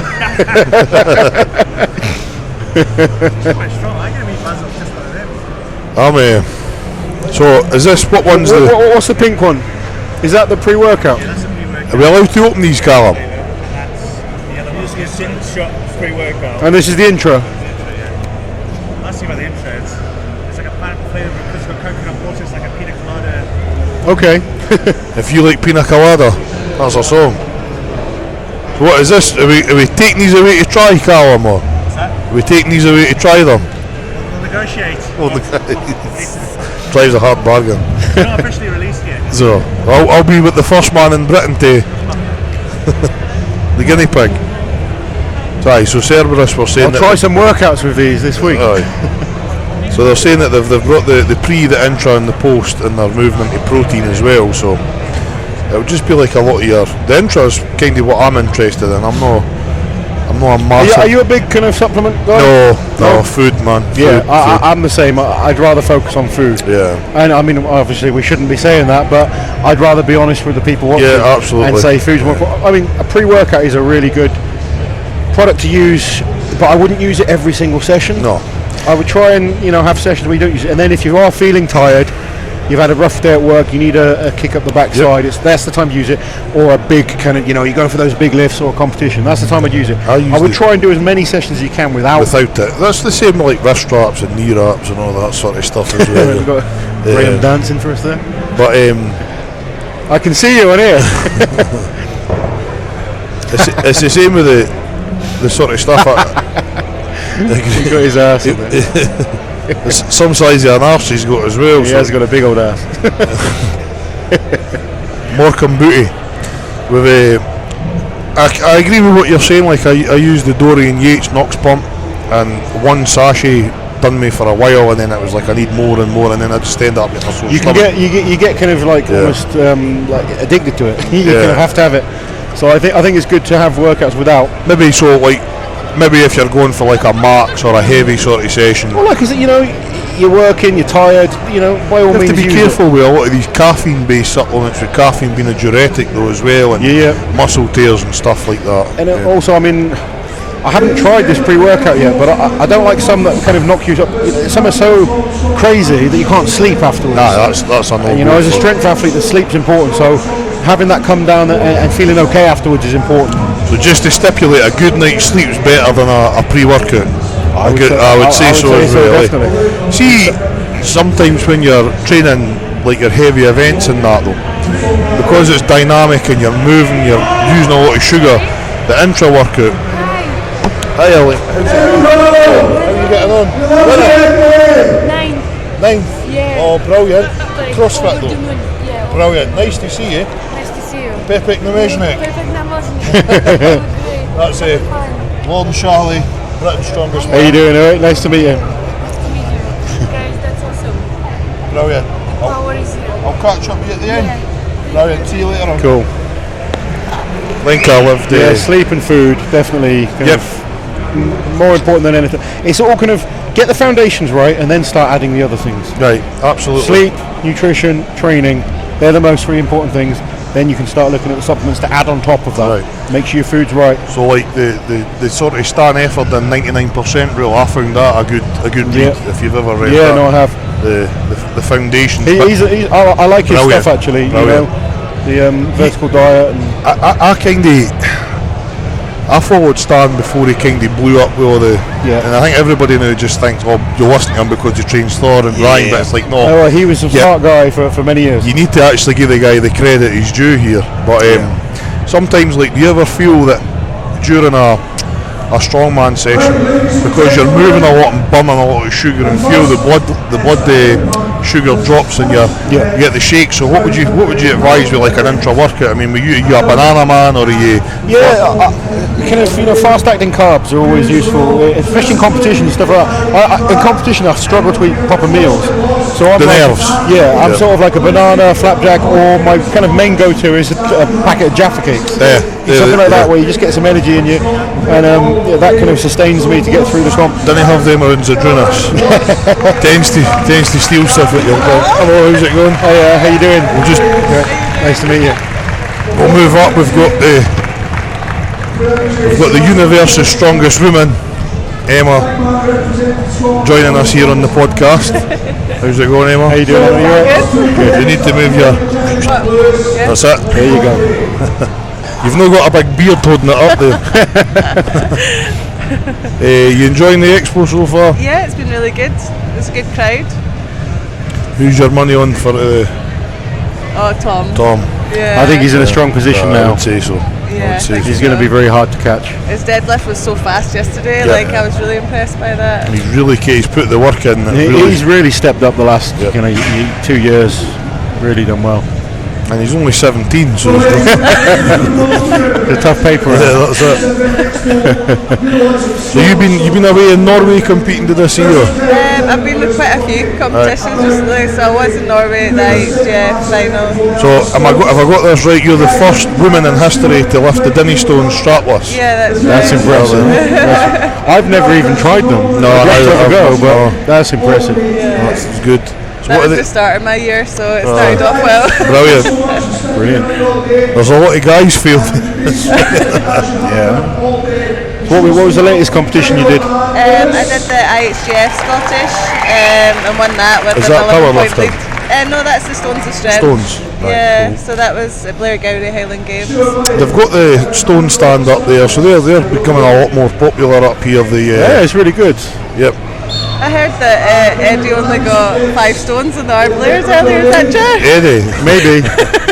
he has suffered my bicep rupture, so we'll let him off. He's lazier than he used to be. I think he's won everything he wants to win now. He can take it easy. This looks like a heavy drag, to be fair. It is. It's going to be tough. We had our guys dragging half a ton, so that hopefully they'll be prepped for this. Footwear is going to be really important. You've got to grip to that the floor. rock climbing shoes maybe would have been a better idea, but That is I mean, this is the perfect kind of surface to drag on because it does move. But I mean, that outside wouldn't budge. No. See Stuart Murray's gravelly, horrible gym. It's torture. he spent decades thinking of ways just to break us, to be honest. And you could have like a 200 or 300 kilo chain, which on this would be like glass. Yeah. And you take it to Burns Gym, and it's like the atmosphere's different, and there's the gravity it just doesn't. It's horrible.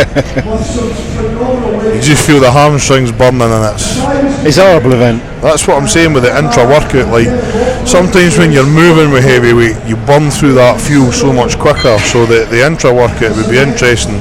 I'm going to try and swipe this. I'm going to stick it in my food bag. Yeah, try and get away with it. Don't try and tax it, Emma. I will fight you for it. So what's next for you then, in terms of, is that your season finished though? Well, I just got invited to World's Strongest Women. Oh, well done. In Florida. Is that November? Yeah. Right. But obviously I just got the invite like 2 days ago, so I need to work out funds and things like So that. when's that? As possible. November. November, so. In Florida, isn't it? Yeah. That should be good. Yeah, it's quite exciting. Be a good way to finish the year. Right, so is that your first World's Strongest Woman? Yeah. First of many? Yeah, hopefully. Aye, brilliant. It's really good. That'll be good. Florida as well, it's not like it's some of the countries some of them look horrible. Yeah. So it must have been a fair old jaunt. I may have felt sorry for your wife, to be honest, trying to push you up a hill in a wheelchair. It was our anniversary as well. The day we had to spend the day in an imaging centre getting my foot scanned on our anniversary. Bless her. And then she's pushing. She's only small. She's pushing my big lump around in the pushchair, in a wheelchair. Must be love. She's very supportive. I'm very lucky that I've got someone that kind of understands. Is she up with you this weekend? Or? No, she's got to stay at home with the kids and stuff. I've got to shoot off after this. Right. Got a 6-7 hour drive home, but she's up at work tomorrow at 4 or 5 in the morning, so I can't stay over tonight. You'll know what, I stay in Glasgow, mate. I've been up before. I did a seminar for Andy a few years ago in his gym. Are you fit? Where are you from? I'm from Ayrshire. Right, that's different. Yeah. I like Scotland. It's nice. It's good up here. It's sort of, you get past kind of Manchester area on driving up, and then suddenly the scenery improves, and it was quite a nice second half of the journey for me. So how far are you away? I'm Swindon, so it's about a 6.5 hour drive from here down south.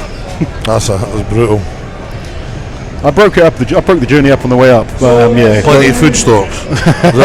Well, I trained in Preston. Right. Actually, Rhiannon Lovelace's gym. Right. She was lifting What's yesterday. that, Chaos? Yeah, Chaos. Great gym actually, really good.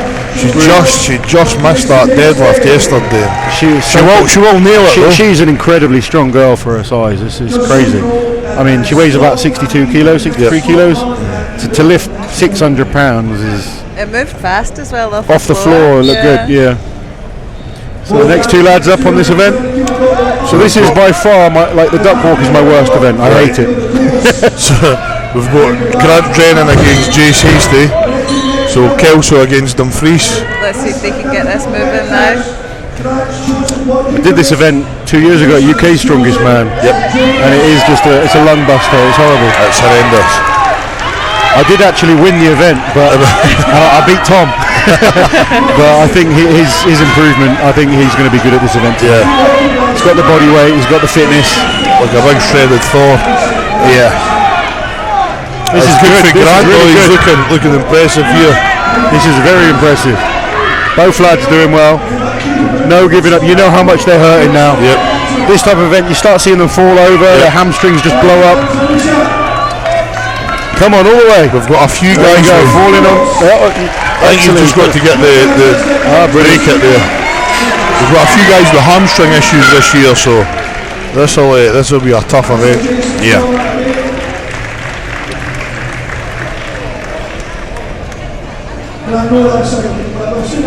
So if Tom smashes this, then it's pretty much wrapped up. Yeah. Second title. He'd need to make a big mistake on this, I think, as well. I would say I can't really see it happening. No. I just think he's too big, too strong, too well prepared. Yep. I think he'll finish it in a good time. I think a lot of the mental blocks with Tom are away as well. Yeah, I think for a couple of years there was a lot of pressure on him. Everyone was talking about him being, the next big thing, and there's a lot of pressure with that. And I said it at the time, you got to let him develop, and he It's like has. people were like trying to push him too quick. Yeah. But he's been incredibly lucky that he's had Luke there as well. Yeah, it's great that Luke's he's got been his great brother. for him. So. And Luke's a great athlete. He gets underrated.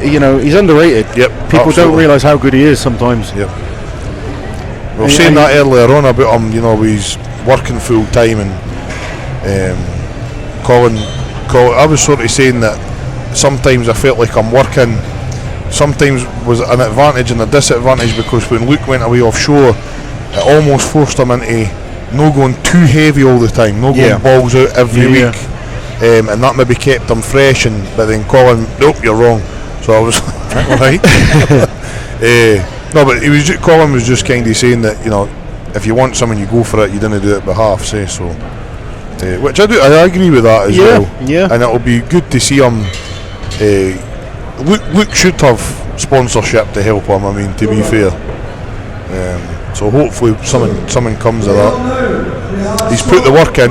He came into strongman. He never had any ties. He never had any connections, and he started at the Scotland's Strongest Man qualifier, and he's just worked his way up every year. 5 times champion, isn't he? He's done very well. It's good to see them both doing well at the same time. Absolutely. There's apart for the Samuelson, there's never. I know the Lalas brothers are good, but I think it would be Lalas at his best was an incredible strongman. Yep. But he's not at his best anymore. No. And Luke and Tom are kind of coming into their prime, really. Filling that void. Scary to think that Tom could be still 5-10 years off his prime. He's still how old is he? 25. Yeah. So as long as he stays injury free. Well, this is the big. Sometimes if you start early, you finish. I mean, I know guys that are, like Kevin Nee, for instance, the youngest guy ever to get to Worlds. By 24, 25, he was finished. But I think Tom's got good people around him. I think there's more education and more knowledge with the internet. Yeah, definitely. Go on, Scott. Go on, Scott. So am I right in saying that you were a PT in Mr. Milne for a while? I remember him. I did, yeah. Swagging into my gym, proud as punch with the big Laws training manual. Yeah, no, he was doing well. I've always got on with him as well. He's a nice lad. Scott's brilliant.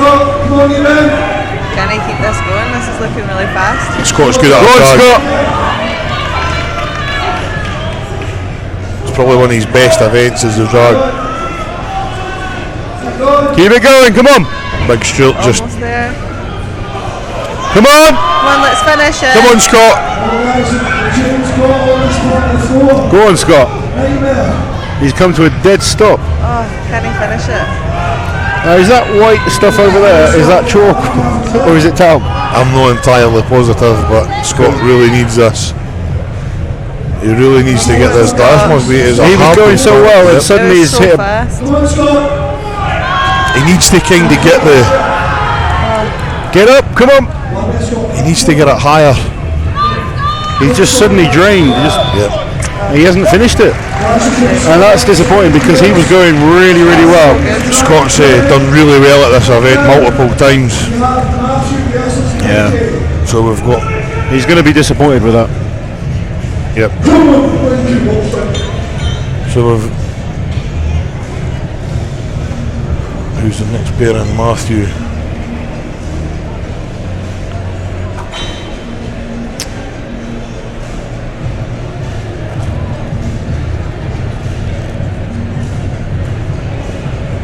Just resetting over there. So we'll just get all the measurements. Oh.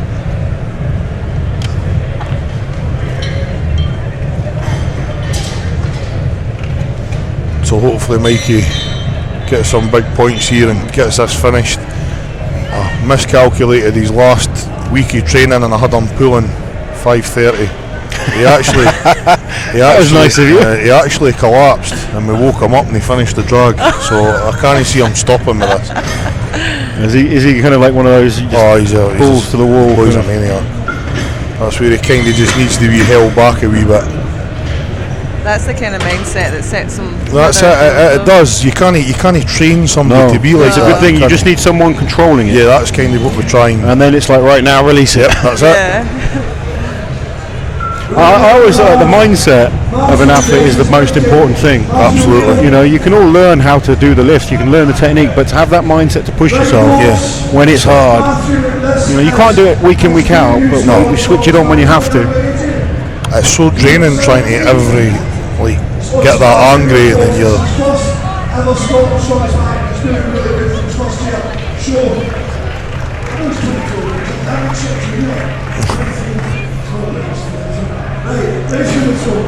Matthew O'Neill, show some love from his good English stadium. And one of the big hot favourites, just after his win in Belfast, show some love from Concordies. Mickey Wilson!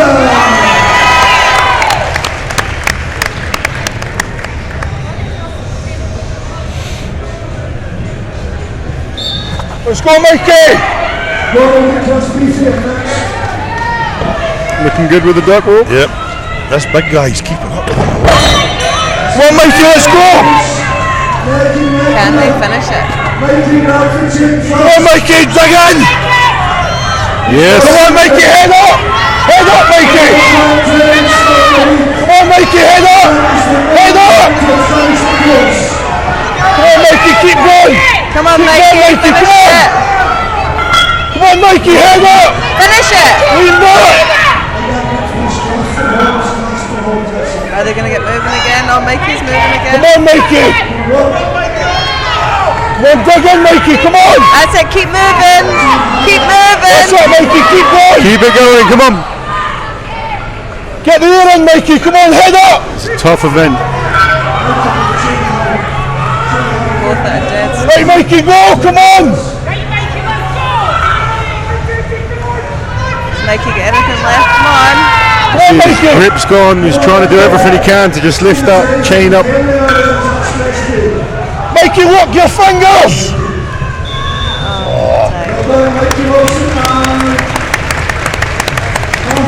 Whereabouts did they do the deadlift yesterday? Just up there. Just up there, I think Ryan Reid's going to be his biggest sort of for that fourth place spot, I think. Ryan's quite a light athlete, isn't he? Yeah. John Pollock's going to come back strong as well. John's one of the most gutsy guys you'll ever meet. I love watching him. that's him and Mikey are quite similar in that respect. They're just a wee bit of a screw loose, I think. I think for this sport it helps. You know, you wouldn't be normal doing this stuff. No. Yeah, you could think of better ways to spend your Saturday afternoon. 4 pairings left. 4 pairings left. So we've got. Only Grant Jenny from the Fries. Let's finish that. The closest has been Scotland. Mikey, we've been training with like a sledge because we were told it was going to be in a cage. So we've never used the chain.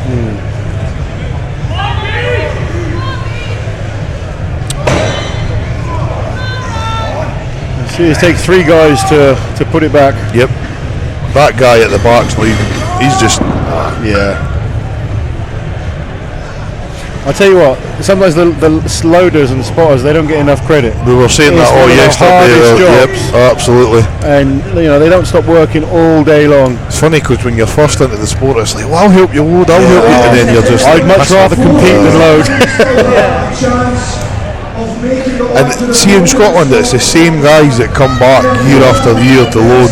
I think it's all without them it wouldn't work. Yeah. You know, they're good lads. I didn't think Stuart gives them a choice. I think it's like, right, I've got your t-shirt and you're doing it, right?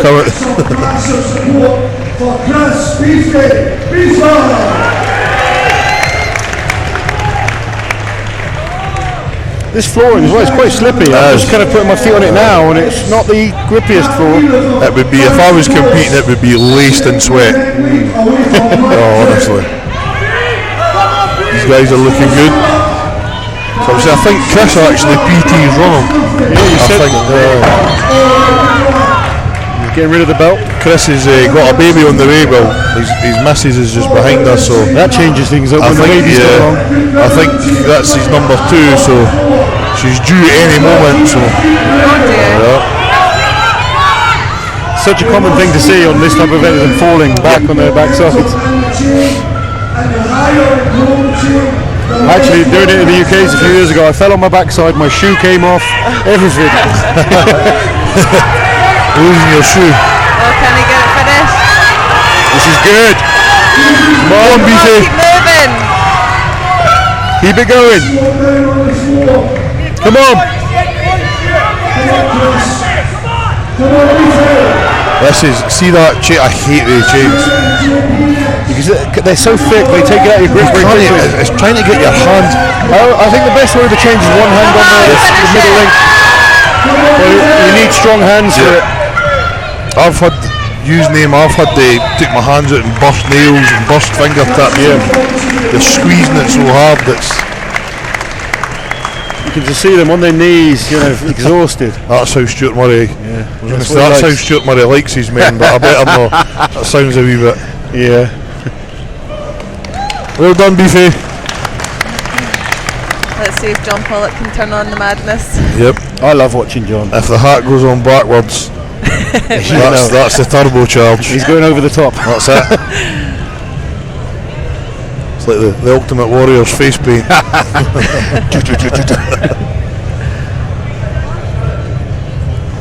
How old's John? He's got to be mid-40s, isn't he? I think so. Although he says I look older than him. He must be. Well, he's a master, so he's over 40. But he was like late 30s when he came into the sport. So yeah, that's the thing. You get a lot of people asking, is it too late to start at 37, 38? You got John doing it. Mark Felix didn't start till he was 37. Nick Best was 36. And the thing Mark Westerby. Yeah, he was a big old laddie. Yeah, so you can't always just worry about the youngsters. Oh, definitely. And a lot of the older guys, when they start, maybe last, they've not got as much mileage, the wear and tear and stuff like that as well. So, come on, John. Go on, John. You can't help but like John, can you? John's brilliant. Oh, the hat's gone backwards as well. That's it, told you. That's it. Jamie, your goose is cooked.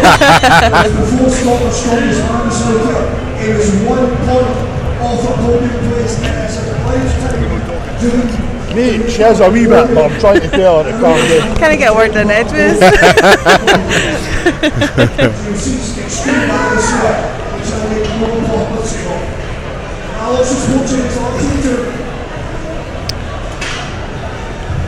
For us, it's a critical event for both these athletes.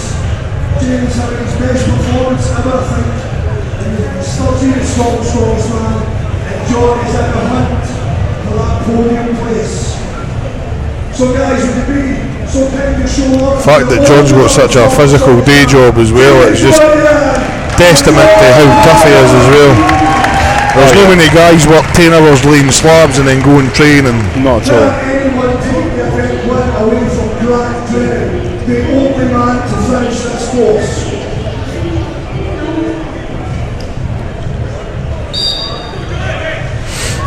Oh, John's off at a rocket. They're both off fast.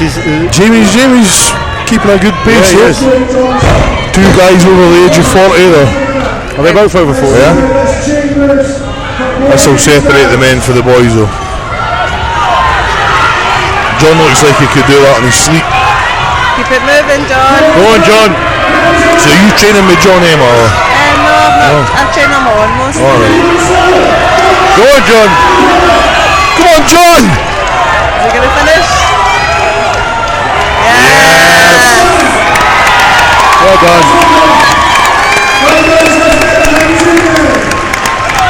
Come on, Jamie.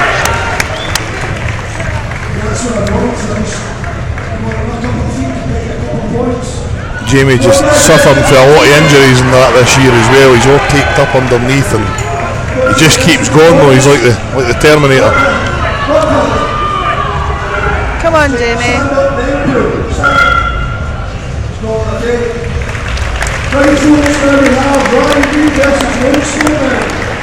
This will be good.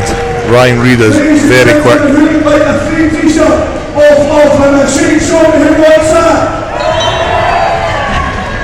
Who's John?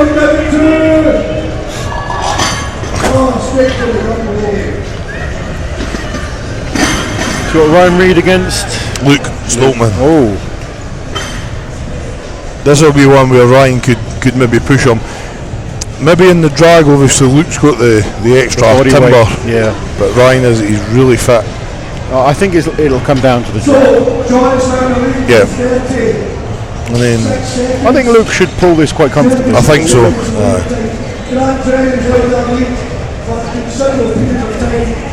And it'll be Zaki and Tom, I would imagine. There's only 4 athletes that can take the event win away from John Pollock. Ryan Reed has been exceptional today, not put a foot wrong. So back from a big hamstring injury, and looks like he's back. 2 hamstring injuries. 2 hamstring injuries, and it looks like he's back to great form. He's great in sandbags, great loads, and a fantastic day. And over this side, ladies and gentlemen, This is the second last pair in, and then it's onto stones. Jane knows that not only does he have to do this faster than John Paul, he needs this event win to get into the stones with a chance of taking this title back. So guys, we've got 2 pairings left. SFN has been an incredible day here in Glasgow. Show some love, please, support for Ryan Reed from Edinburgh. It's been good support around the strongman area all day, hasn't it? It's been brilliant. The 5-time champion, that's all your support here as he wants his title back. Show the love for Luke Stoltman. 33 seconds is the time to beat. This will be good. Yep. No flukes away to a flyer. Luke's fast here. Ryan's not far behind. Come on, Ryan! Ryan making up that time quickly though. Oh, Let's get it moving. Can they finish it? this is going to. Oh, Ryan's just he's staying with him though. Come on, Ryan. Ryan's just kind of burning a wee bit there, but looks, is he going to go in one go? Can he finish it? Big old hands on it. Shows you how tough this event is. Yeah, absolutely. Come on, Ryan. Well done, Luke. Come on then, Ryan. Go on, Ryan. Come on, Ryan. Get it moving again. I mean, Luke probably has what, 50 kilos on top of Ryan? And then some. This is a good performance. That's just in his hair. Come on, let's finish it. Go on, Ryan. Ryan kind of needs this for the point. There'll be a few points. Finish it, Ryan, come on! It's not the best event if you're suffering a hamstring tear, to be fair. No, it's very hamstring heavy. They just blow up on it and it's horrible feeling. Up until was Jonathan Paul of 33 seconds. Luke Stoltman got it in 34 seconds. John Paul starting the lead for I've never seen so many guys get in between Luke and Tom before. Yeah. It just shows the standards improving though in Scotland. Standard in the UK in general is very high right now. Yep. So many good guys and girls. I remember when I started, there was only about 1 or 2 girls competing. Now you've got so many girls in different weight classes. I thought you maybe would have been lifting yesterday in the deadlift of the Lord. I did 3 comps in 4 weeks last month, so... Right, we'll let you away with that then. Yeah. It's important not to compete too much. Yeah. You can easily do too many. Definitely. I've made that mistake before many times. I didn't plan it just kind of happened that way, unfortunately, but I managed to sail through, so... That's it, you won 4 out of 3.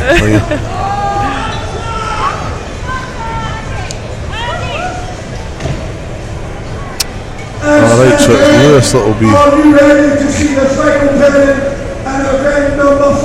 Come on! SFN show some love for the big one who is having a blender, Lewis Jack! He says he would be happy with top 10, so I think that's going to happen. Yeah, I would say so. Very easily. Performance, the defending champion, Tom Stoltman!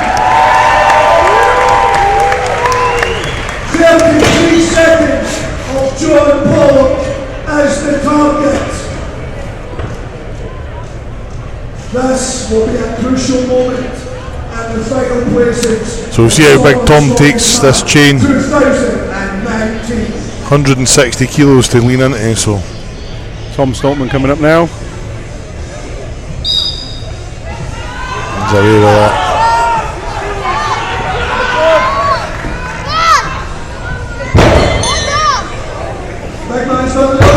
The floor looks quite slippy. It is. He's looking good though. There we go, he's into it now. That's it. He's also got that height to get more of the chains that's off. it, more of the links up. Oh, but Lewis is coming back. Yes! Basty's coming back. He's coming like a train. Oof. Oh, keep going. Oh! Oh gosh, that was some comeback there. Tom's across. Go on, Lewis. Can we finish it? I think maybe Luke might have got him there. Could be interesting. Come on, let's finish it.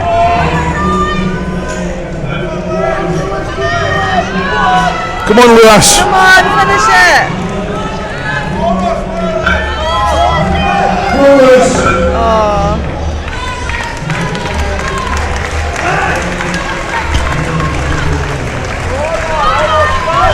Come on, let's finish. What an effort that was. He came back really well towards the end. He's flying halfway. It's like the brakes just hitting you. Yeah. It's that wall. So I wonder what weight that is then. But they changed 200. The anchors, I mean, they've welded the pins on to put the plates on. Stuart was saying. I think they've got the weight just spot on though. Yeah, in my opinion. I think it was good. Luke Stoltman. Luke's got it.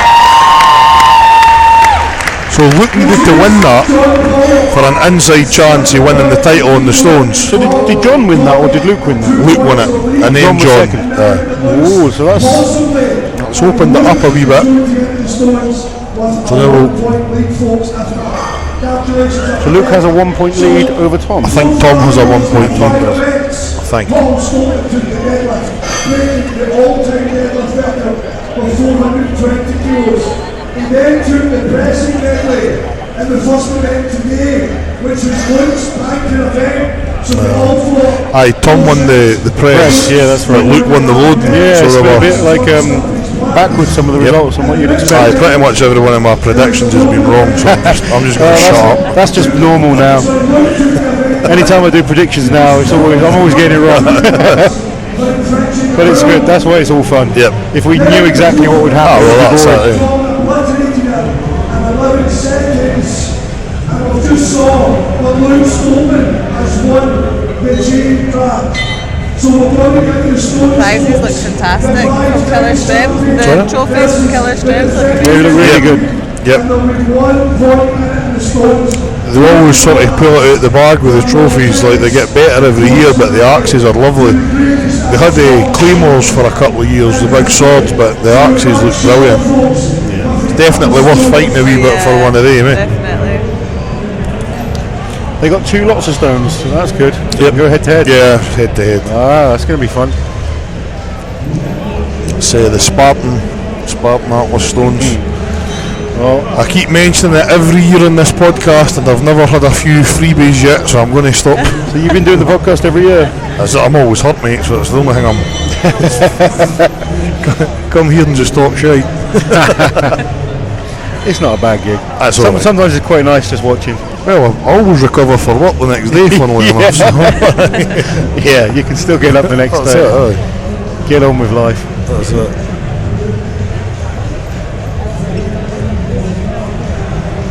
I'm going to go grab some food and a drink. Right, I'll dude. come back and see you in a bit. Mind your Jello shot. What's in this one? Good. What about you take 4? As long as it's not pre-workout. You take 4 and I'll take 1. I'll be sitting here twitching. Well, we were just saying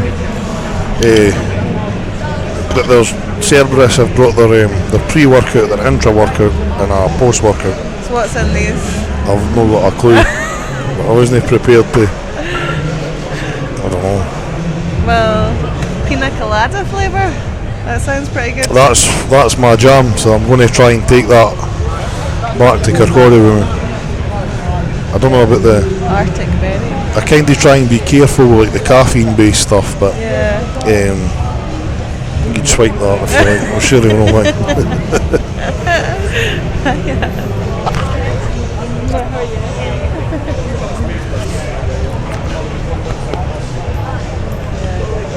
I don't think it's live, but It's recorded. It is recorded.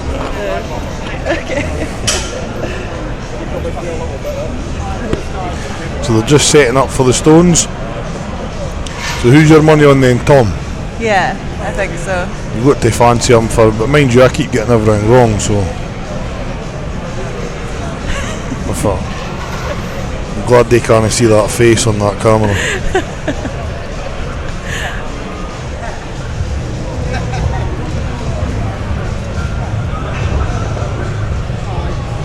So for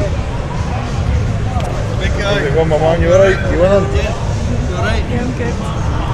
So what's your plans for next year then? Are you Oh, I don't know yet. just are you into the Highland Games stuff and that as well? Or? Well, that's the Stones of Strength. So I would like to do it. I've never done like proper Highland Games before, but I would like to give it a go. I had did my first caber toss in Norway. It was quite painful, but I managed to flip it first time. Did you flip it? Oh, that's good. So I'd maybe be no bad at it. Aye, because you always assume that like the caber's for distance, but it's what is it trying to get it at 12 o'clock? Right. Yeah. So I'm not sure what the plans are for next year. I don't want to do as many as what I've done this year. You kind of get Got to a bit that out of stage hand. where it's quite a lot of money if you're paying it yourself as well with flights and hotels, and you like a couple of weekends when you can just chill as well. Eh? Yeah, I never get that with the horses. So Aye. I'm either competing with the horses or competing I seen with that. the women. I remember you saying that. It was the last time you were in the Fort William comp. What is it? You train them or? I've got Liberty Yards, I train and teach. So you're being physical at work and then kicking your ass at this. So you can only do so much. Aye, that's it. That's what we're kind of the topic to conversation is like not spreading yourself too thin, I suppose, these days as well. Eh?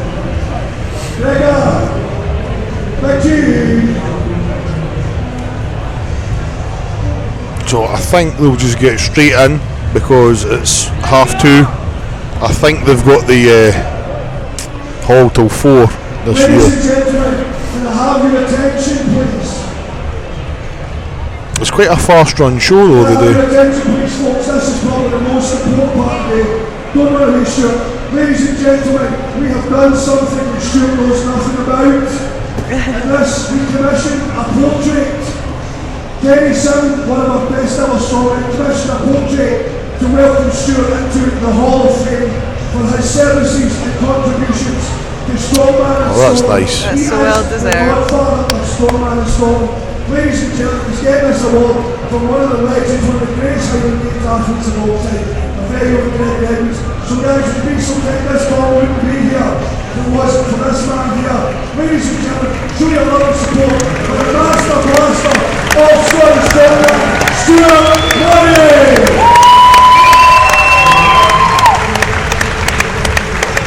Stuart getting a wee bit of well-deserved recognition there for his contributions to Scottish strongman in general.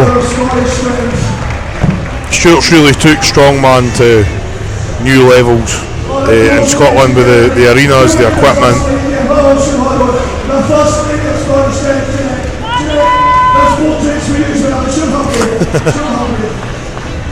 Guys, round of applause for Kenny Sound. Kenny Sound organised it. Kenny's one of our best ever songmen. So round of applause for Kenny Bond. Give me a shot on the documentary that was on BBC this recently. Improve every day. So guys, we just want to... That's nice to see though that Stuart gets a wee summon out of it as well. Everybody's coming. I think a lot of people forget Stuart works full time, runs his gym, does all these competitions, referees. Obviously it's quite a lot. One final round of applause for Stuart Murray, folks. The godfather of strength and Scotland.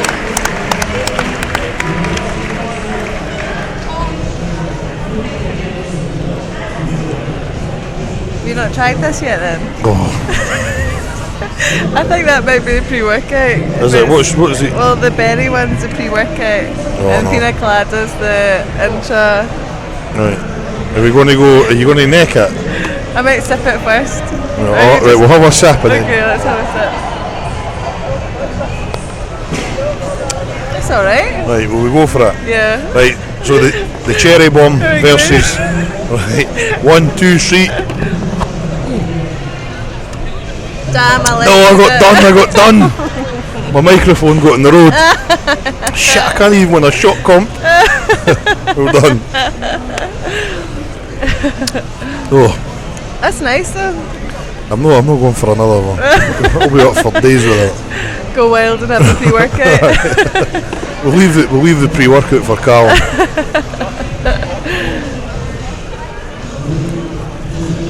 So the guys just setting up the traditional barrels that we use. What are they, 50 inches? Is it 50, 52? 52, I think. 52. Well, you'll be the expert with all these stones that you're...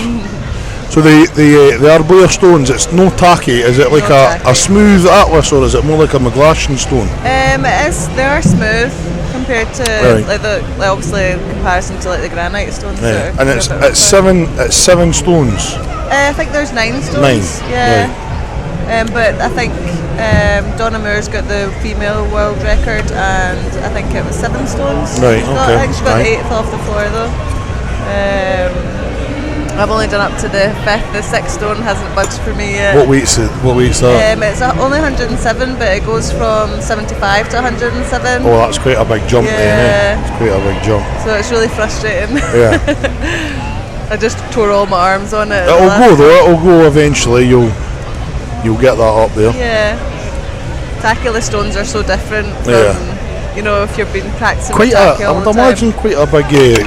A higher risk for a bicep tear as well, because it's a wee bit more stress on the tendon. Yeah, and the barrows are high. You've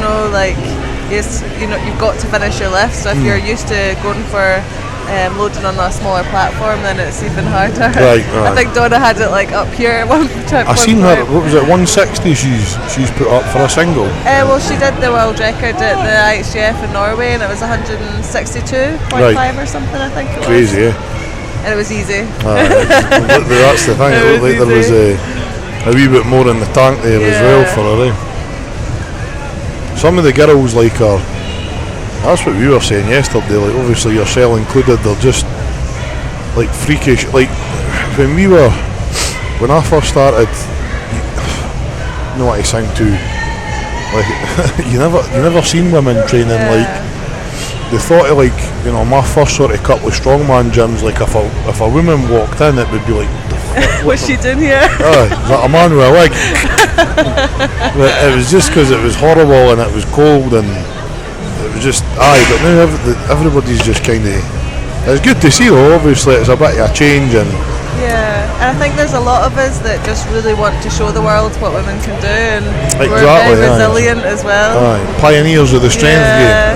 And we all feed off each other as well, so if one of us do something, we're like, right, well, what can we do? I've noticed that with the women, most of them are quite supportive, eh? Oh yeah, 100%. I've made friends for life. That's what some of these competitions. That's the important thing, because obviously we were saying that yesterday, strength fades and champions come and go, but if you can look back when your time's finished, because everybody's time comes to an end sooner or later, if it can be filled with sort of good memories, not trying to sound too cheesy, but if you look back and it's just filled with like falling out with people and regret and like bad times, it's what's really the point of that? Exactly. Everybody wants to win, and I understand it's competitive and you put a lot of time and money and effort into it, but if you can make friendships along the way, that's it. The good experiences, you're going to look back and it's going to be nicer than just I fell out with this guy or and those friendships will still be there when your strength is gone. That's it. Old and weak. Hopefully. But no, it's definitely the level in Scotland. It's just jumped up so much in the last couple of years. A lot of that is down to like guys like Tom and Luke and that, because like they're showing you what's possible. Even like, you know, like a 400 kilo deadlift for a Scotsman, we'll never put that's something like an English guy or an American, but it's like, well, it's possible if you work hard and you're consistent for a long period of time.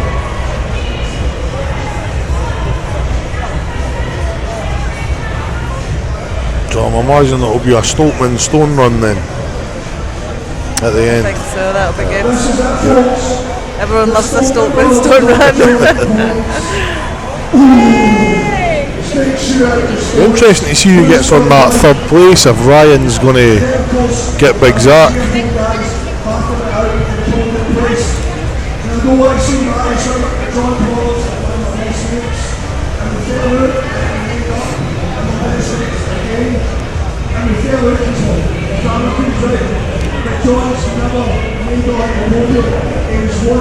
So they're saying that John Pollock looks like he's got a good shout at making it onto the podium this year.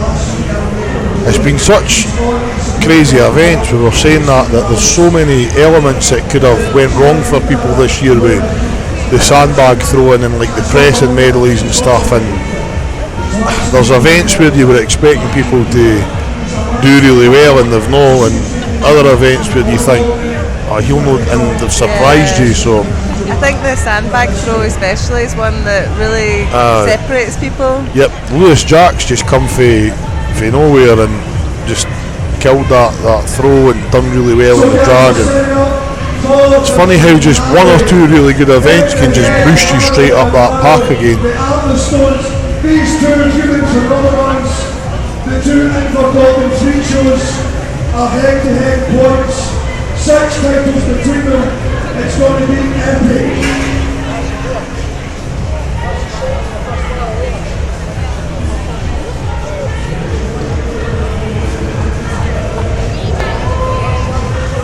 So you here supporting anybody or? Well, when Lewis used to train, he used to train with me, but... Right, I wondered what, because he just sort of, it's like, he just kind of pops up every now and again. He's someone that really frustrates me because he could be so good. He's got lots of potential. So much potential, but... his arm over arm last year just... Oh, that was brilliant. He just destroyed it, I know. So I think he'll be feeling it today because he's not been training. He doesn't. He just looks like his body's here, but well, there they are though. Yeah. Hey, we're getting a wee seat. There's no a seat you could sit on my knee. I'm on the knee. Does someone want mine? We've got. Well, don't let them take your stuff, Emma. Like fight back. Oh. Will we get them to do the pre-workout shots? Oh Jesus! Boys, that's a step down having used to here. Oh, thank you. Oh, Jerry, don't be like that. Right, so me and Emma just done a shot. Obviously, I beat her. So pre-workout shot. Pre-workout. All right, didn't spill this on my jeans. They're expensive. Oh, so they are. Extra sexy. Right, so we're going to go the two. Right. See who you get in that camera there. This is the new Cerberus pre-workout shot. Cheers. See what you guys All think. the very best to you. Slange. Okay. Off. You alright? You drunk? Oh, hold them up.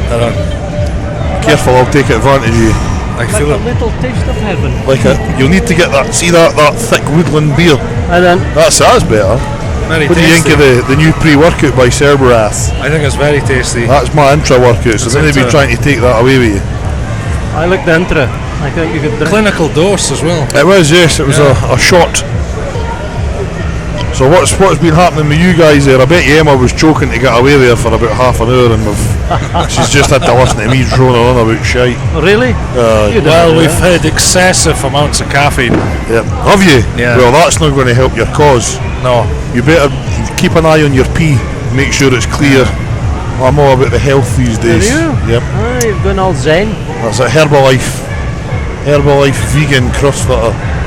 Ooshed. Brian, can you scooch up a bit? Yep. Because you have plenty of room on the screen. Oh, Jesus. Jeez, oh. Oh, Danny can't hang it on. Look at that. So, who's your money on then, guys? Oh, come on. Big Tom.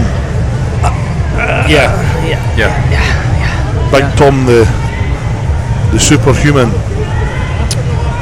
I tell you what, he has looked proper world class. I thought Zeki could have squeezed in between them, but we're not going to see that now. Zeki's he just blew a wee bit of a gasket there on the cardio. Do you think pushing for that 400 deadlift yesterday is 10 stone? Possibly, but I think he'll walk away happy. He's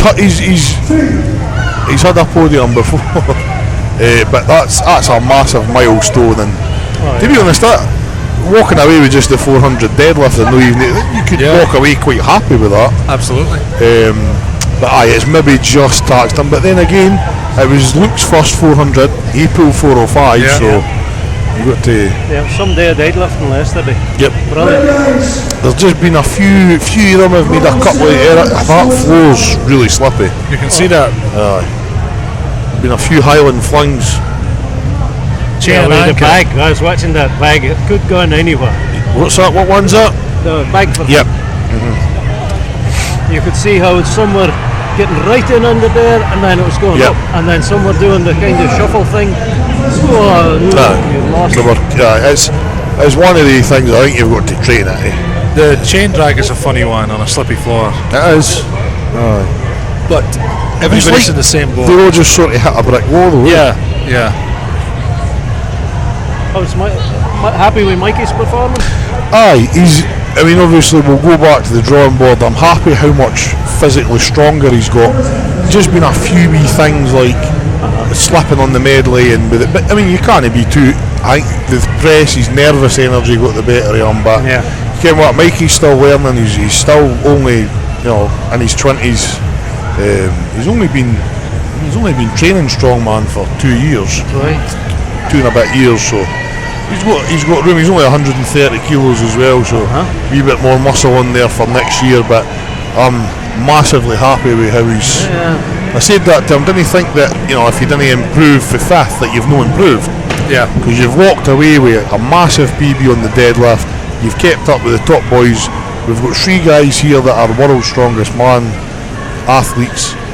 2 in the final. So just to be in the mix, he's done really, really well. And it is one of the competitions where you make a slight error and things can. Mikey never trained with a chain either. We were training with like a sledge with a handle on it because we were under the impression it was going to be a cage that you were dragging. So it is a wee bit slightly different, but it's good though. It's competition day. It's competition day. That's it. Everybody's the same. So you can lift the weight, but you have to keep control of the emotion.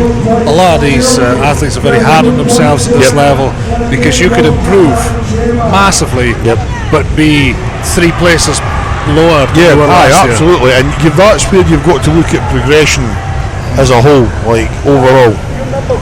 Obviously a lot of these guys are coming in for Mark's deadlift yesterday, central nervous system fried, adrenaline a wee bit, you're seeing it, you're under these hot lights, guys are dehydrating, everybody's worried about injuries and that now as well, because a few of the guys have had a few niggles this year.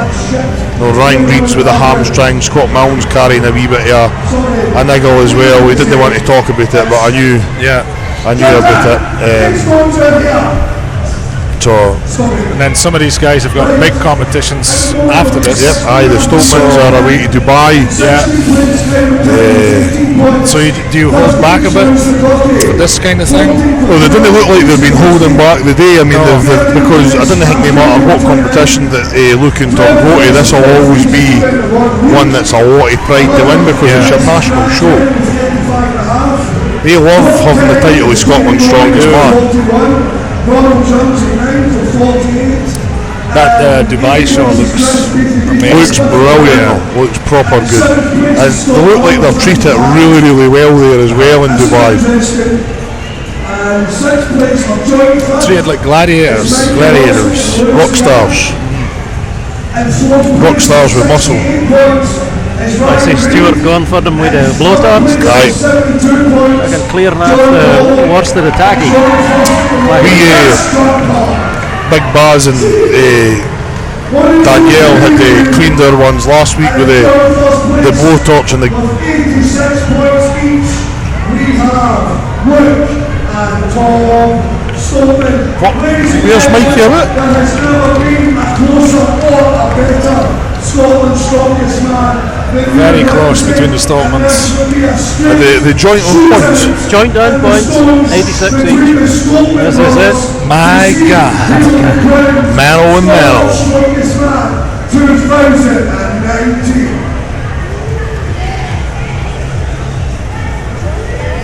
Far more enjoyable to watch when it's close. Aye.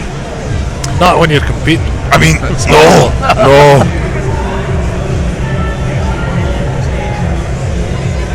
I don't think I've ever heard of a final where there's two guys on the exact same points. No. Stuart Murray. Big hand for Stuart Murray. He can also do hair removal with it. Well, there they are. Put a bit after leg if you want it. So, yep, this will be right to the wire. See, last year as well, Tom kind of knew that he had it wrapped up. Yeah. And he never really had to push himself on these stones. That's right. Was it no the vehicle? The arm over arm, there Arm was over such a sort of points difference that Tom knew it was like, yeah, I didn't really have to finish these. This is going to be some stone. So this will be, and let's not count out Luke either, by the way, because in the qualifier he won motion that 180. Yeah. He came to finish. So, but the last one's 205. I just wish it was here on this side. Oh, what, you want to go? No, Sure. the 205 finishing that here, way. so they could hear me screaming at them.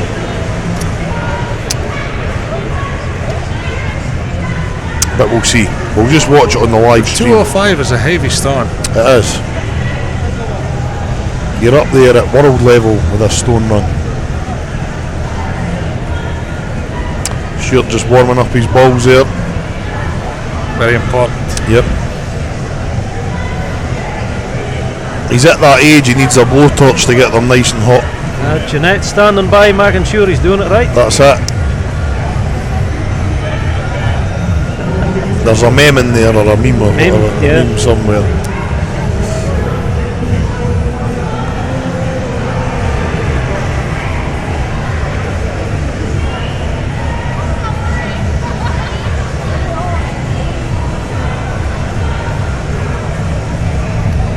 You're okay here between two Shetland men? Stand okay. My favourite place in the world is between two hairy Shetland men. There's nowhere else on the planet I'd rather be. Oh, I know. It's even better than a Stoltman sandwich. Really? Yeah. I knew it. Grace indeed. That's Praise. it. I hope Shetland The smelly- I the hope smelly- Shetland folk are proud of this moment. The smell of coconut oil is keeping my soul afloat. Is Yeah. It's lovely. it? Like that. It's very musky in here.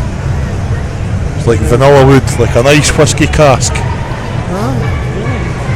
Quite good with that. Yeah, I can see how it's Means a lot to me.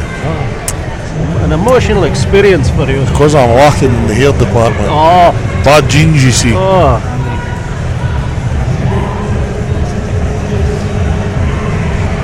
So it'll be interesting to see who takes this third place.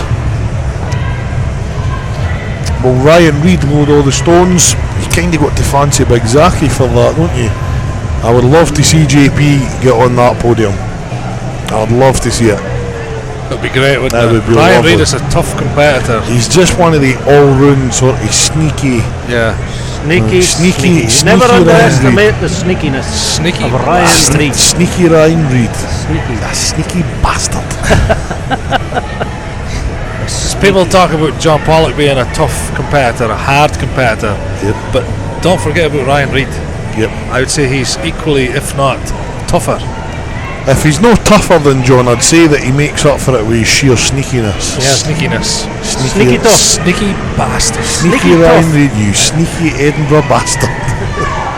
That's a t-shirt there though. T-shirts That's available it. T-shirt from slogan. Cerberus Strength. So, Ryan Reid, Sneaky Ryan. sneaky Ryan Reid. New handle.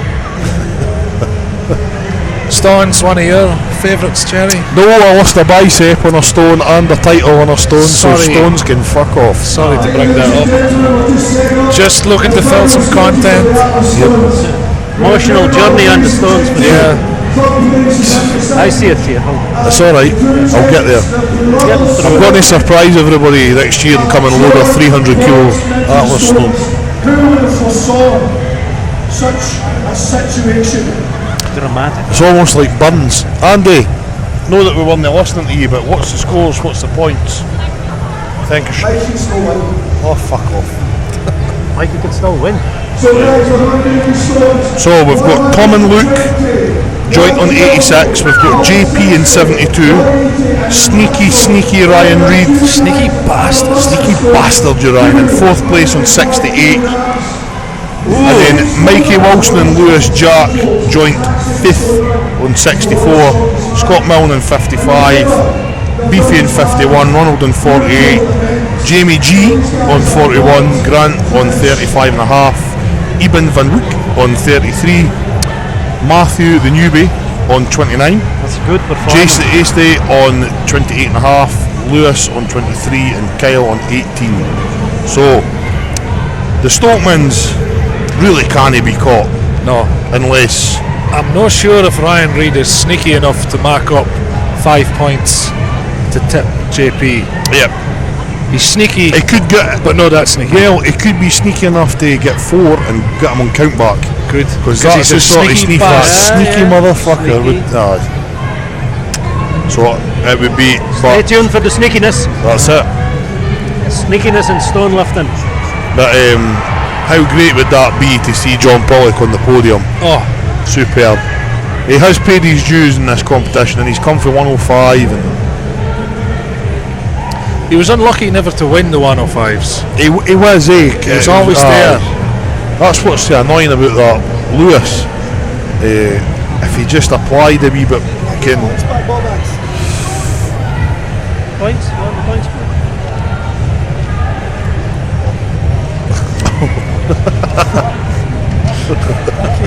You're welcome. Do a lot of certificate presentations. He will. Yeah, he you will. can see that.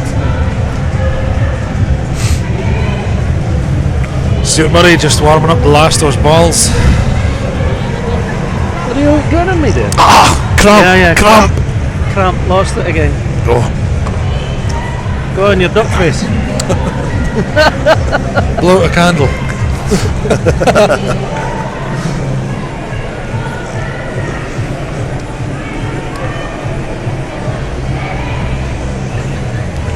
so this is going to be a awesome wee stone run. This. Hopefully the injuries. It's the end of a long day, A long weekend. a long weekend. I just hope everybody is watching this that's going to appreciate how close this is. and what It's they're very about to see. close, right? It's very close. One in particular happens to be the reason that I got done here, because he covered me shifts for me. It was David Anderson. David Anderson. And it's his birthday. Happy birthday, David Happy Anderson. birthday, David Anderson. Send him all your love and kisses. All the very best. All the very All best. the very best to you. Hope they'll, hey, in 3 minutes time they can have 3 o'clocks. Thanks for that'll covering be- Brian shifts in the adult crash. On something. Who do you think is going to win Scotland's strongest man? Well, it Luke Stolman.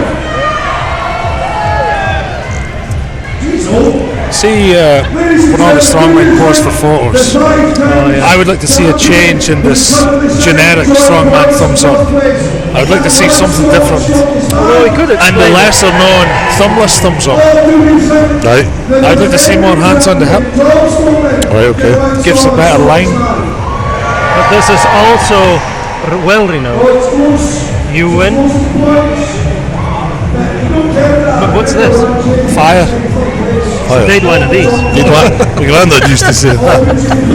I try and stop doing the thumbs up because my mates back home call it the prostate milker. Yeah. So And even worse, when it's not committed. it's like a floppy prostate milker. Like And even that's, worse, Then this one. even worse, this guy. oh, that's like This a guy. juvenile prostate Yeah. milker. This one. What one? That's a hard prostate milker. That's actually the That's close. a painful Yeah. prostate milker. Oh, squeaky. Squeaky clean. So if ever you meet up with the old, He's practiced that noise. Yeah. I enjoyed that one.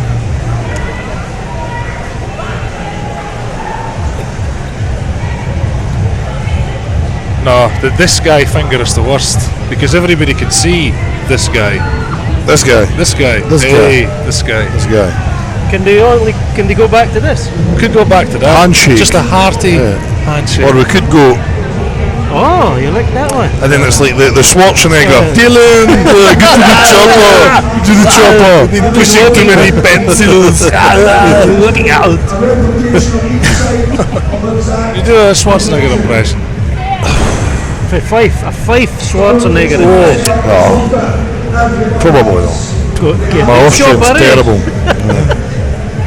Yeah, chopper, eh?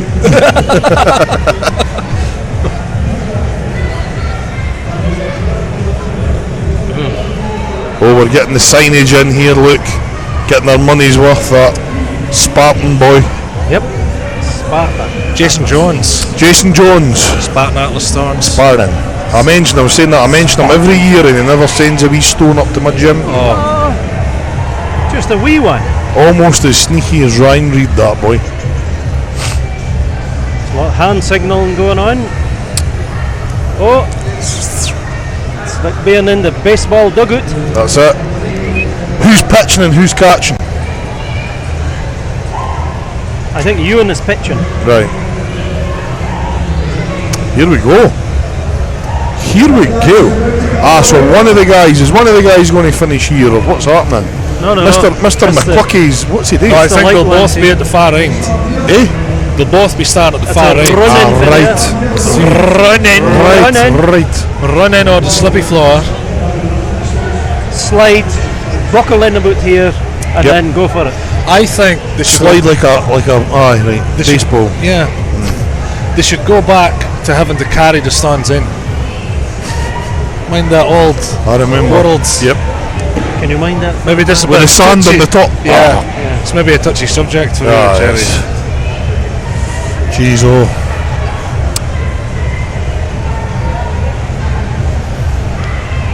So we're, Massive crowd today. What's that? 3 or 4, 5 deep with the friends here. I believe so, aye. Brilliant. That's it. Hope everybody's enjoying it. We've got Beefy floating his sexy body there. Yes, yeah, he's got the tattoos out. That Bit of a sleeve extremely going on. tight shorts on. Stevie Murray. See, he's going bald on the top of his head there. No. I will point that out to the masses. He's got a wee. Unfortunately, He's got a wee hole in his wig there. Look. sorry to break this to you, I'm hiding the same way. Oh no It's just way! starting to thin No out. way! You're going to put up with this? Let me have a look. You've still got years left, Okay, Danny. thanks. You've got your best years ahead of you. Cheers, Pud. Oh, look at this big baldy head for Mr. Murray. Yeah, that has gone. Oh, that's bald. You'll have to grow a handlebar moustache to make up for that. So we've got here we go. Here we go. Scotland's strongest man. Ah, you're ready! We've got Lewis McClucky versus Kyle McKinnon. It's supposed to be his first comp, is it? I think he got called in like last minute. We had a couple dropping out. Yeah, A couple of dropouts, a couple of injuries. Yep. It happens. It's Does. strong, man. Unfortunately, This some is- of us know This is only the too well. Tiddlywinks. Yes. The greatest potential never met. We'll never know. Still there for you. Still there for you, Stephen.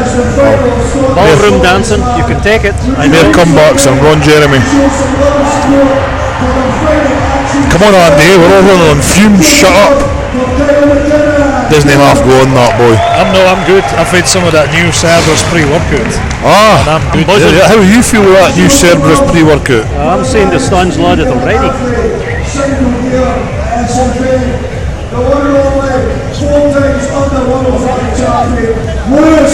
Three times. Three times. Sorry.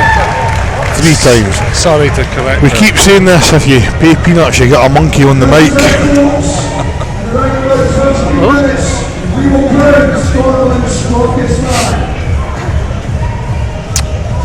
Right, come on, guys. Right, here we go. This is like sitting waiting Are for a we plane ready? to take off. Eh? We're on the runway. 90-second time limit. 90-second 90. time limit. There we go. 90 seconds. Big Callum walking Who's past going to it. need that? Nobody. Get this out the way.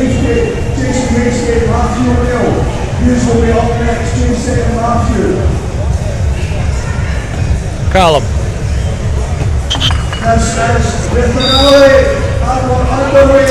Both tentatively to the Like first stone. It's like a jog, man. Yeah, like a canter. Canter, yes. It's a hell of a big group, just for everybody to see. It's good. That's it.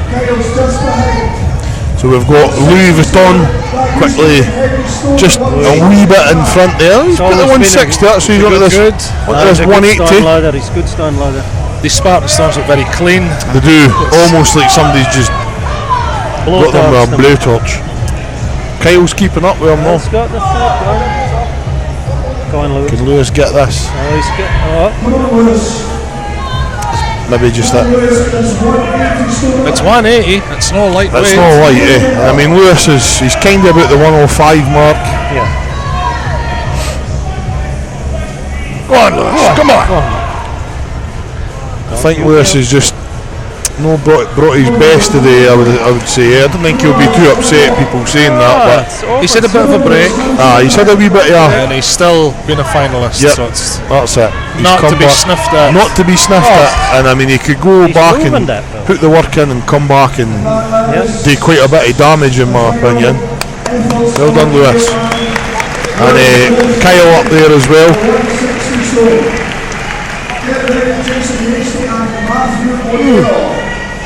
Jason Hasty.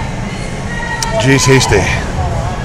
He's a proper pocket rocket. That Yes.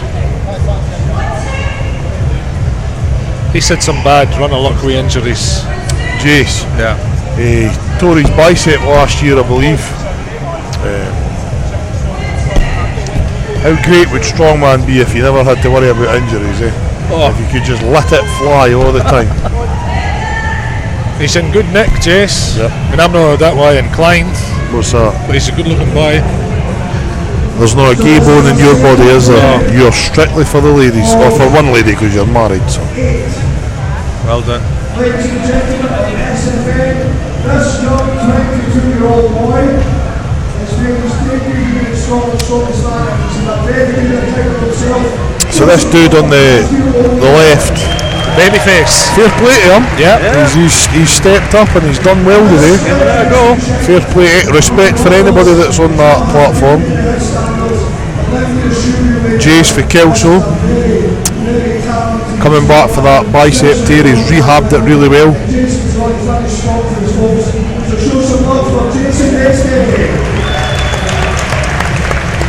One of my favourites. Jace Hasty. Is that just because he looks like he's made for granite? There's a bit, doesn't he? Looks like a buff butler. It's kind of like a model for a Just toy. missing the bow tie, eh? He's got the cuffs on. Not that I've ever, but Yeah, leave you that have. there. Leave that there. No, you've had fine. Sometimes. Look at that. On, Jace! There's the first one up there. That's 120. Hey, that's a good lift. Onto the 140. He's taking his time, He is taking his time. which is good. Slow and methodical. Yeah. And then we're on to the 160 for Jace, the pocket rocket. I mean, the 160 being the third stone. Yep. I remember when that was the last stone. Yeah. And Jace puts that up, so he moves to the 180. So does the big man, though. Oh, yeah, he's there. Looks like a big contract killer, but he's keeping up with Jace. Available. Just sorting his tacky out. Yep. Like a Bulgarian hitman. I was never a fan of that. I just got stuck in. You did. Yeah. If you ran out of tacky, you Yep, ran you out ran of out, tacky. that's it. I always found that a bit of a time wasting Yep. exercise. Sometimes maybe just a wee bit on the back of your hands, just to. Yeah. So we've yet to see this 180 put up. So for the one to try and with this fella. He's Chase got that. young and he's keen. Oh, and if he can get this rolled onto his thighs, no such luck.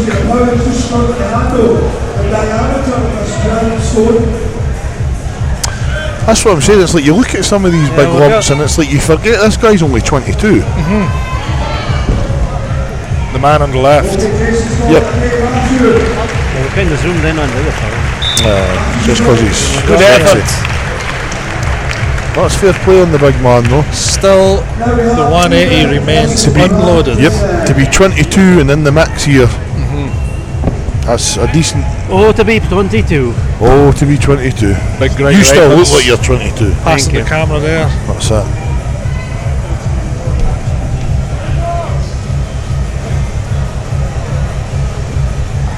Massive hats off to the loaders for Burns Gym again. Burns Gym. They've gotten better every year. They have. It's really one slick operation now. More efficient now, eh? To be fair, that's what we were saying. It's the same guys that come back year after year He's to got a help. good crew. Got Martin Lennox and a couple of his guys for Hostile as well, so bit of a shout out to they guys. The inner workings Doing of a great strongman. job. Aye. The cogs, as it were, of a well-oiled machine, That's it. which is strongman. It's too long for a t-shirt. It is. Aye. Yeah, Just- shorten that down.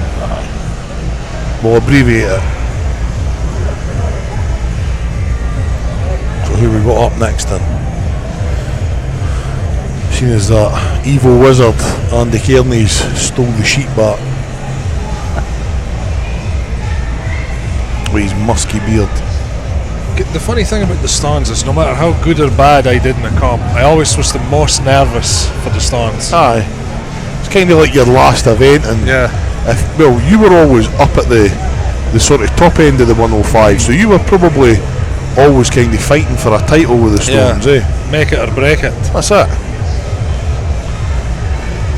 It's going to be good, this one. My first couple of Scotland's strongest mans that come into the Stones for a podium, then it was a Stones for the win, and then it was a Stones for the title. So Yeah. That's it. you were always nervous. Grant. So we've got Grant and Eben. Dumfries versus Peter Heed. Even on the right hand side. Yeah. Grant's got the levers now. He He's does. got a bit of weight He on is, him. yeah. He's put a wee bit of timber on. I was speaking to him over there. He's more energy in him with a bit more weight on him. That's it. Even's no slouch though. Both getting the 160. So, right, can any of these guys get this one? Oh, look at this. Big Mr. Eben's- Brennan. Eben's- Oh, Eben's got it. Eben's done it. Can Grant get it? Oh, Oh, tip the bottle. Can even Unlucky do a Grant. 205. oh, he's moving it. Eben, he's getting a wee wrestle here. Yeah. Maybe just get your breath back, Eben. Recuperate. Grant will definitely get this 180. That's it. One of these. Get another one. Triple extension up. That was a good one. That was brilliant for you, Ben. That's boosted him up the point scale a wee bit, hopefully. Yeah. Well, that's the 180. Difficult, finally got. because you want to see everybody doing well, so that there can be only one.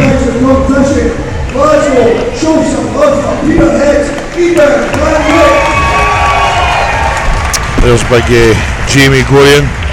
He looks to be fairly multicoloured, Jamie Gordon. I don't know if that's a sign or anything. Pink and blue. He looks like the sort of guy that, like a stripper that tells the other strippers what to do, yeah?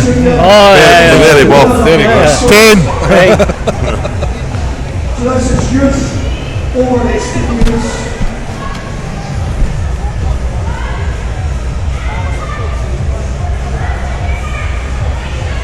So who's he? Oh, he's gone up against young Ronald. But he's been impressive this time, like. I mean, He gets fired up. Aye. I'd like to see that. He's got some pair of shoulders on him as well, with the pressing and that. I mean, he's I'd like to see a bit of fire. a bit of fire. You like to see that? A bit of aggression. Yep. Right. So you kind of go in soft into stun lifting.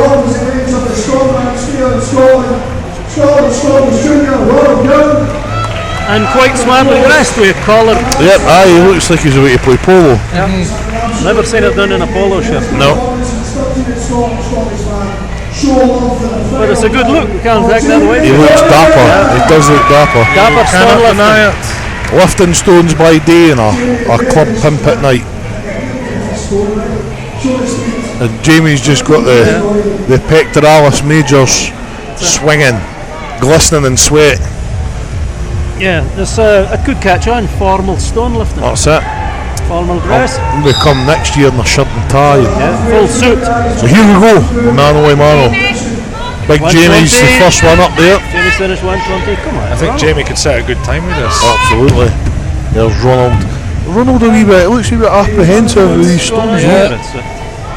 Is it calculated to keep Not the his energy? usual style. No. See, but, something going on here with him. It's a long time at the bottom. Yeah. Did Ronald not tear a pet?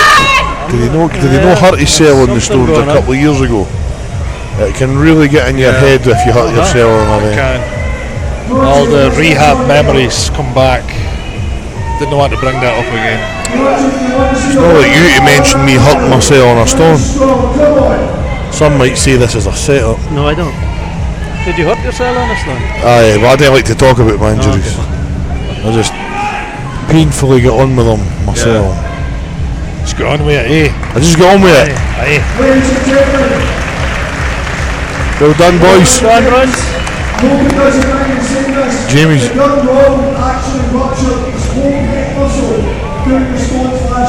Yep. So he ruptured his pec on the stones, but he will need to get back into it though. If he needs to sort of tame that beast. Just to regain that confidence. Yep. He's young enough. Now we've got Big Beefy. If you go into an event thinking you might get hurt, you will get hurt. Yep. Sometimes if you go into an event thinking I won't get hurt, you get hurt. Those times are few and far between though, thankfully. Yeah. For some. So we've got the Beef Monster versus Mr. Milne, donning a new shiny skinhead.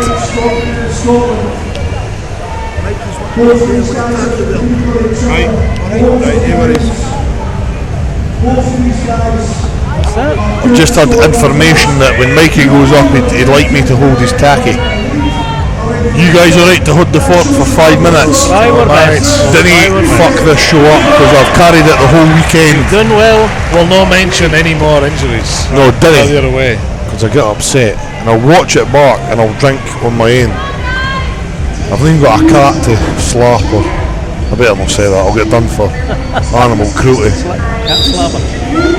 Go on then lads. It's got like a big hairy Viking. Yes. Nearly, yeah. Tattoos. What's this boy standing right here? Get him tail. You're in the road of the camera. Oh, it's okay. See that? See that? Mine. That's it, get him tail. There's the 160 up for Big Scott. Scott's capable of the 180, right? He's capable. Can he get it up at the end of a long come? Beefy loading the 160. Beefy's impressed me this year. He is, yeah. It's coming up. It's good. Just chugs away and he does. He works hard. Works hard in that wee garage. Nothing fancy, just the basics.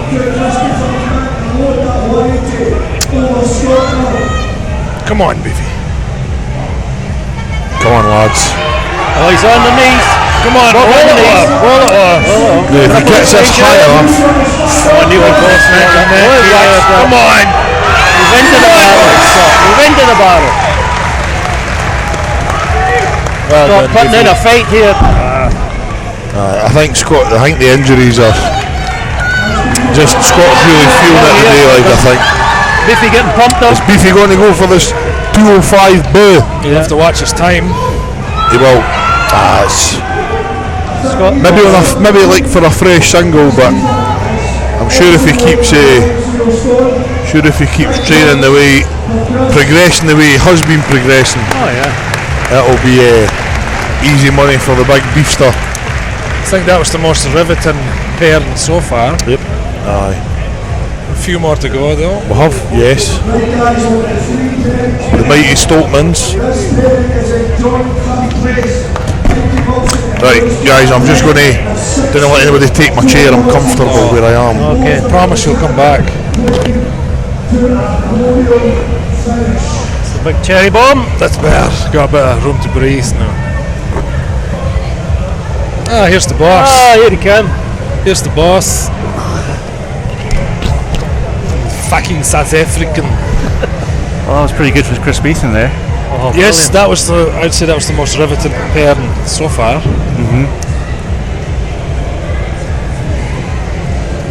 only 2 successful 180 loads.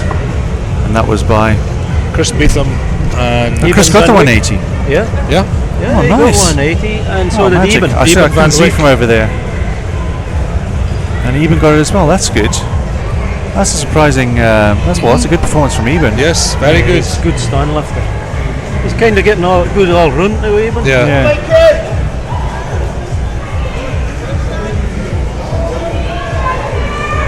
So who have we got next? Mikey, we help for Cherry. Cherry will lift every stand with him. Yeah. See that? Yeah. Watch him. He'll be sweating when he comes back. And this the new guy. This Lewis Jack. Lewis Jack. Ladies and gentlemen, we're up to our final 3 periods. Now these guys have both a legitimate claim at podium place. Show some love for this man's first. This is it. This could be for the podium. Show some love for Bollocks. Lewis Jack. Zaki out of the game, or is he still there? No, I think he's out. So I heard. Injury, or- I could be wrong. Yeah, injury hurt his back. Oh no, is he? Don't quote me on that. So who's ahead, Mikey Wilson or Ryan Reid? Ryan Reid is in the next pair. Yeah. No, I'm saying, so we've got the Stoltman brothers, and then third and fourth we've got John Pollock is third.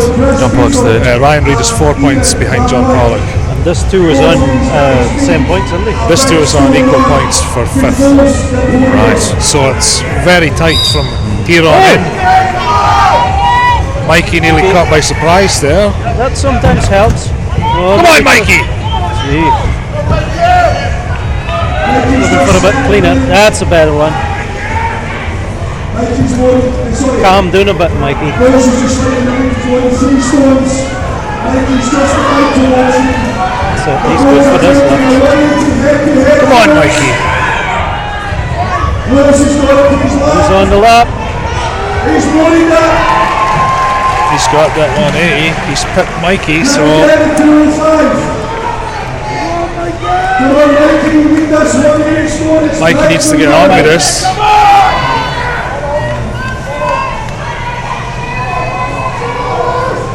I think his height has just gone a bit there. Cherry encouraging him. Come on, Mikey, you just need to get this one, 160. Well, him up. Come on. He should be good for this. Just 180. On the lap. He can roll that over onto his quads. And then the old triple extension. Oh, kind of mistimed that triple extension. Unfortunate.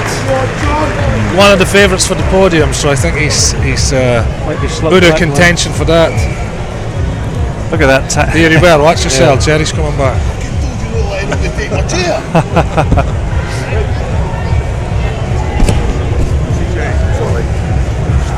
This is not awkward, is it? It's like he's just picked, I don't know if he's just picked too much on himself to get this. That was a good performance. Do you need to sign them up to us so we can learn them how to stand lift though? He's won a couple of reps for the 190 in the gym there. Ladies and gentlemen, this is the podium battle. Here we go. Sneaky Ryan Reid and the machine John Pollock. I think this is the best I've ever seen Ryan Reid. John Pollock's no slouch here. I think this will be a very fast run for both. Predictions, Cherry? Yeah. JP. I'm going to go with Ryan Reid. Ryan will be quicker, but John will get that too. Yeah. So these guys are blocking out. Yeah, one of us will be a slow and steady wins the race with JP. JP doesn't do slow and steady. The hat's turned around, the hands around the hips, and he's getting them wound up.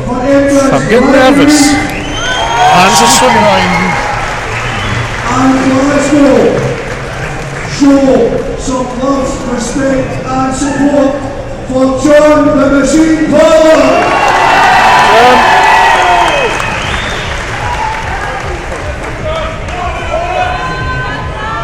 John gone for the work boots. Ryan Reid gone for the sprinting shoes. No, those are Olympic lifting shoes.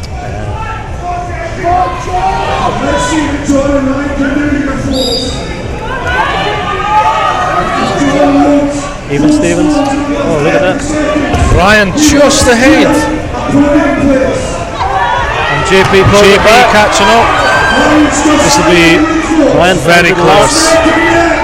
JP up with the extension first. Ryan Reid is just ahead. JP's quicker onto the lap. Oh, come on down. Oh, yes. Oh, yes. Come on, Ryan. Oh, look across. Oh, they're still to decide it now. Oh. Who's going to get it first? Ryan's got it up off the ground. Come on, you had to get this, boys. Look across. Who'll go? I'll go. Dig deep now. Ryan's going in for another attempt now. No, wants it. No. It's not happening, eh? Oh, that was good though. So what happens now? Fourth, they're both. Well, I suppose it goes back to count back.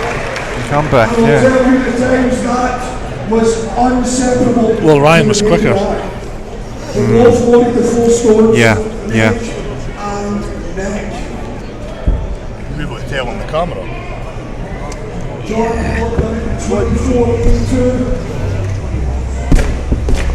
Ryan Reid got it in 25 seconds. Who's that, Ryan Reid?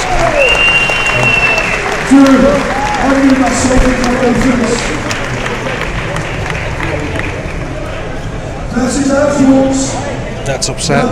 Everybody's come to watch now. Look at the crowd here. Yeah. Finale. The two greatest strongmen who have ever graced Scottish soil. Both of these men made the final of World's Strongest Man. We have only had two men in the history of Scottish strongman make the final of World's Strongest Man. Forbes Cowan and Gregor Edmonds. And this year, we had two in the final at the same time. Yeah, it ain't bad. Sometimes. Give them, you pay peanuts. You pay peanuts. You pay peanuts, Jerry. Yeah. Involved in a Scottish Strongest Man final like this. Joint points, 86 points. So I think it's just Stoltman versus Stoltman in this. Unequal points going into the final. That's it. What do you do? I'll tell you what, if I was Luke Stoltman right now, I'd be feeling seriously under pressure because Stoltman brothers. Because everybody knows who's better at stones, but anything can happen. Anything can happen. Like Here, Jerry, get your head in here. We can still hear you on the mic. Get your head in there. Would you be so kind to show a joint support, raise the roof for the legends, the brothers, Stoltman! Brilliant intro. Tom seems to be unstoppable on the starts. He's nearly a head taller now. He is, yeah. And neither of them are as strong as the other brother. Neither of them are as strong as the other brother. He doesn't compete though. He's Eddie Hall. There we go. Up they go. Oh, that's fast. Blink. Blink and you'll miss it. Luke's slightly ahead. Whoa! Thing is, Tom has the one motion. Look at this. He just has to put that up. Up onto the quads. Jesus. Tom's staying it. Luke needs to secure this though. Fuck's sakes. Good. Nice. Thrown in the towel. Brotherly What a win though. What a win. I thought he would have tried to put the turn it up just for the crack, but that's what everybody tries to put the two in the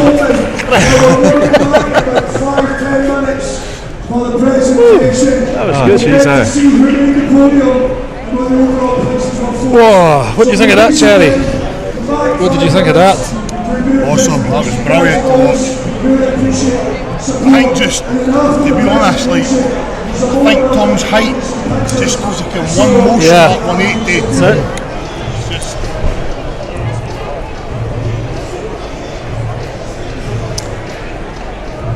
See, Cherry, the wrap things up and come on there.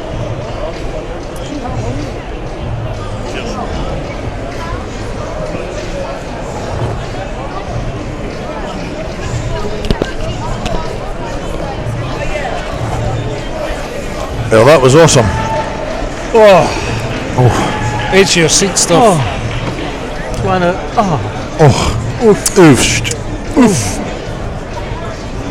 That was I thought Luke had it there. I thought he was. I thought Luke was going to get it. I thought he was going to get it.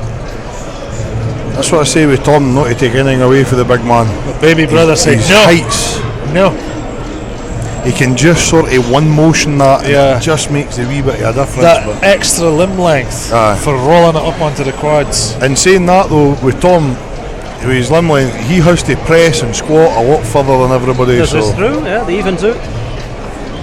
Although he did deadlift 420 yesterday. Made it look easy. It was only a second lift as well. Second lift at 420. These 2 seconds, I can make this. I'll melt them.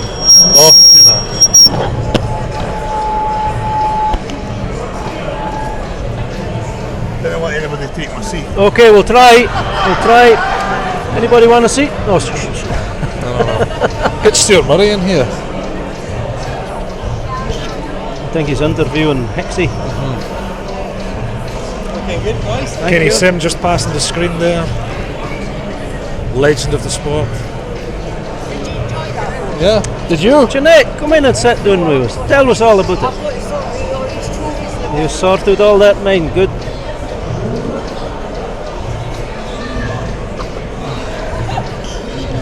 Ryan!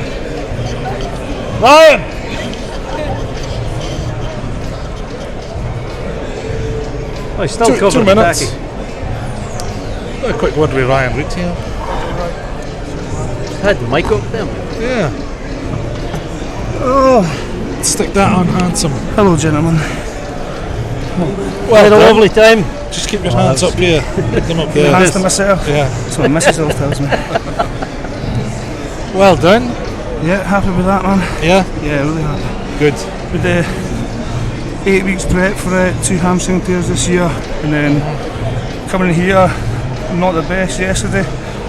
To be that close in the floor, put your hand off of it. That's really good. 2 hamstring tears. Yeah. And one of them was doing stones. Yeah. But you put that to the back of your mind. Yeah. No, I was terrified. Yeah. It was at the front of my mind, I was terrified. So that's you 4th? I think. 4th in Scotland? I think so. Well done. Thank you very much, guys. That was amazing to watch. We'll be back next year? Yeah. Maybe the year after. Next year. Get that house finished. Get that house finished. Get everybody up for a big party. Aye. I'll be there. Yeah, good. See you there. Nice one. Yeah. Right, see you that, guys. Cheers, Ryan. Cheers. Cheers, guys. Ryan Reid happy with his performance. Get Stuart in here. Stuart Murray! He's wiping tears away or something. Oh, He's an emotional man.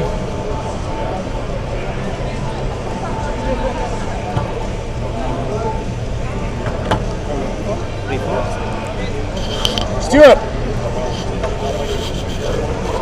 Stuart!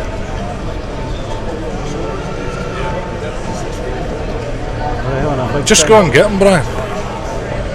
He's coming. Oh no, he's wiping the tacky off. Oh, everybody has 2 minutes.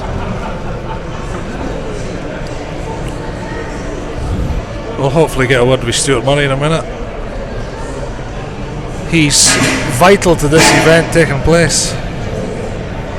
So we'll hopefully get his take on things before we go into Cerberus night time. The evening show. Cerberus After Dark. I think that could be a thing. We've said it before. It's definitely a thing. Cerberus, after hours.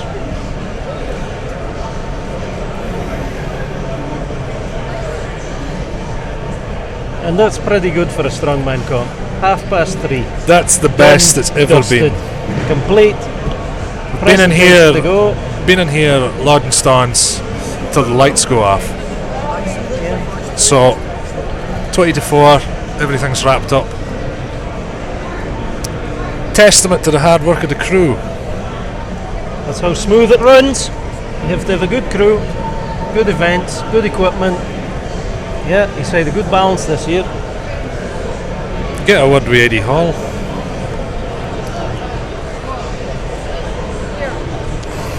Oh, he's getting photos with babies.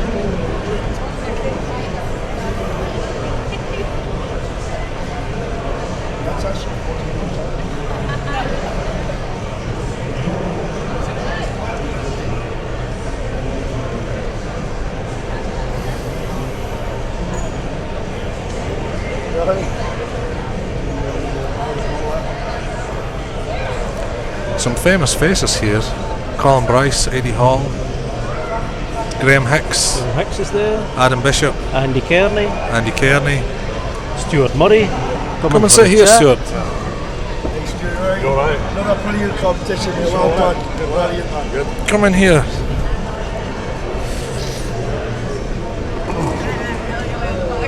Thank you.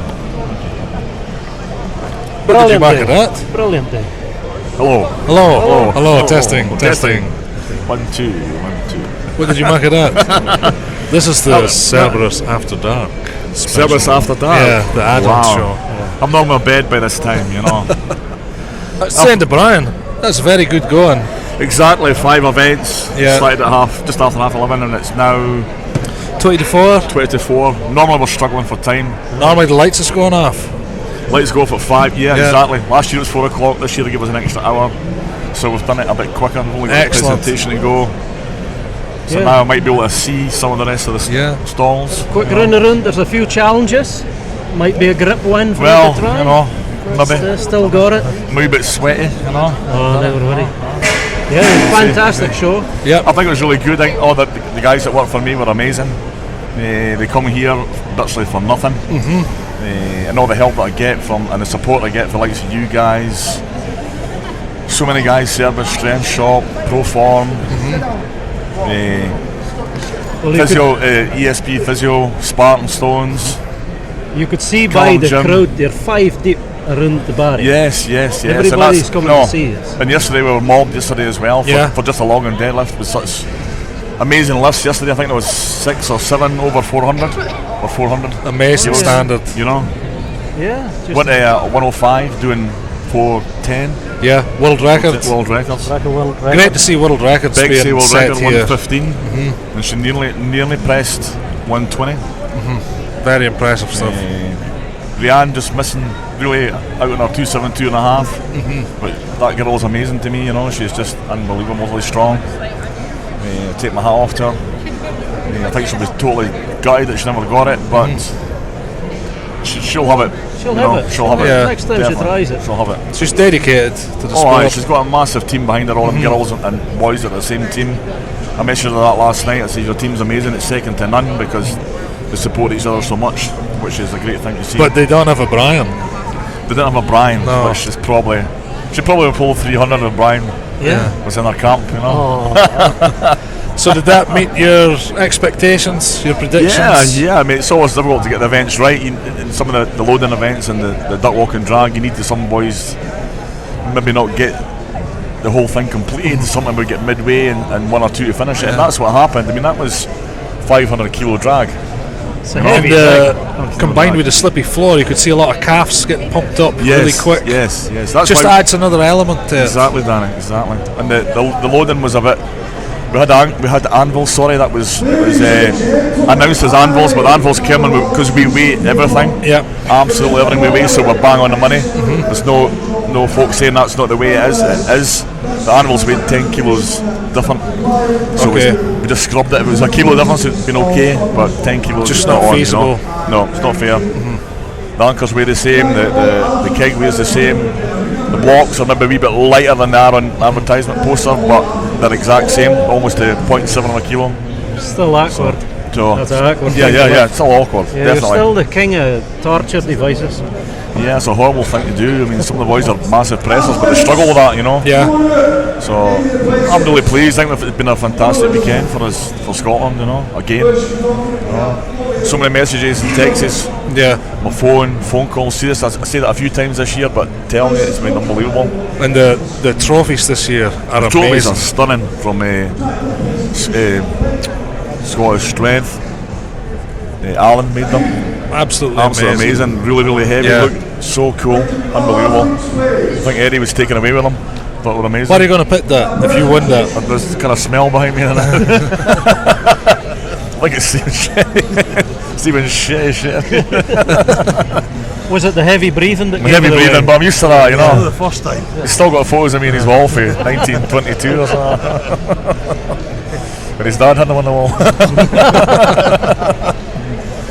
No, I think a successful day for Scotland Struggles, man, altogether, you know. Yeah. Brilliant. You know, for everyone that's involved, everyone from you guys, as I said before, Stephen, you know, look at Mikey, a 380 kilo deadlift. Yeah. Fucking hell, you He know. was only going for 360. Yeah, I know, 380. And I can't kilos. get how much a PB would he do, Stephen? Mikey, 75 kilos. 75 kilo PB, which is My just ridiculous, God. you know. I think You've Stephen's been been going holding easy him on back. him. He's maybe just, see the thing is as well, as a wee bit inexperienced, sometimes you make a few slaps, you trip, you're too nervous. The type of events that we're in this year, a lot of things fell to chance, like fucking up a sandbag or maybe just drop the kit. There's so But the many guys have, all the guys have improved so much, Stephen, you know. You know, Improved so much. And look at all the big deadlifts, crazy, you know. Maybe the press medley was a little bit light, maybe, but you know. Yeah. No, I'm fair pleased with the whole thing, you know. Just for the boys that work for me, the crew boys, you know. They're brilliant job. Brilliant job. So onwards and upwards, we're here next year with Giants Live in the Hydro.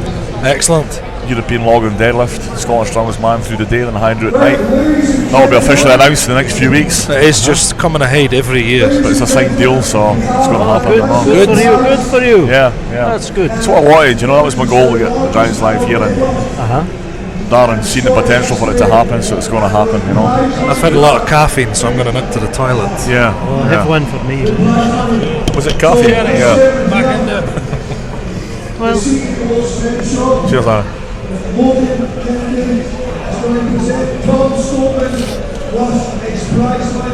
Yeah, we've got a few prizes today. Prize money for the biggest deadlift for the Scottish guys. I think it's Strength Shop have put in £250 for the biggest deadlift, so that's Tom's getting that now. That's a good start. It's nice to get that from Strength Shop. Nice. Cerberus have done so much as well. I know them guys are competitors, but they've helped us out a lot, both ones.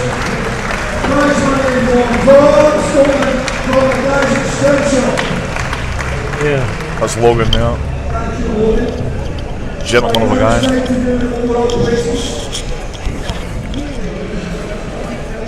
That's Stephen back now. Stephen Shannon. That's it. I think I'll go. The class. It's Joe, my mate. Give the guys food and drink all day.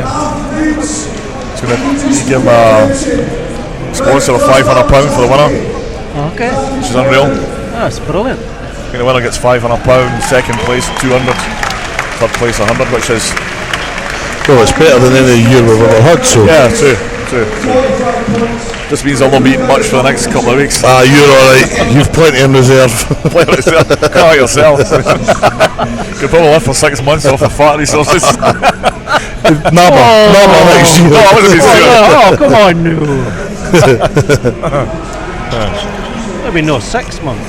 I don't know what we're going, but also we've got I don't know who's going to be the best newcomer. It's not really up to just me. It's 2 or 3 of us will have to think on that. Yep. I don't know who it would be. Probably maybe Lewis Jack. I would say Lewis Jack, I think personally. so, because he's hit the scene big this year, you know. Definitely.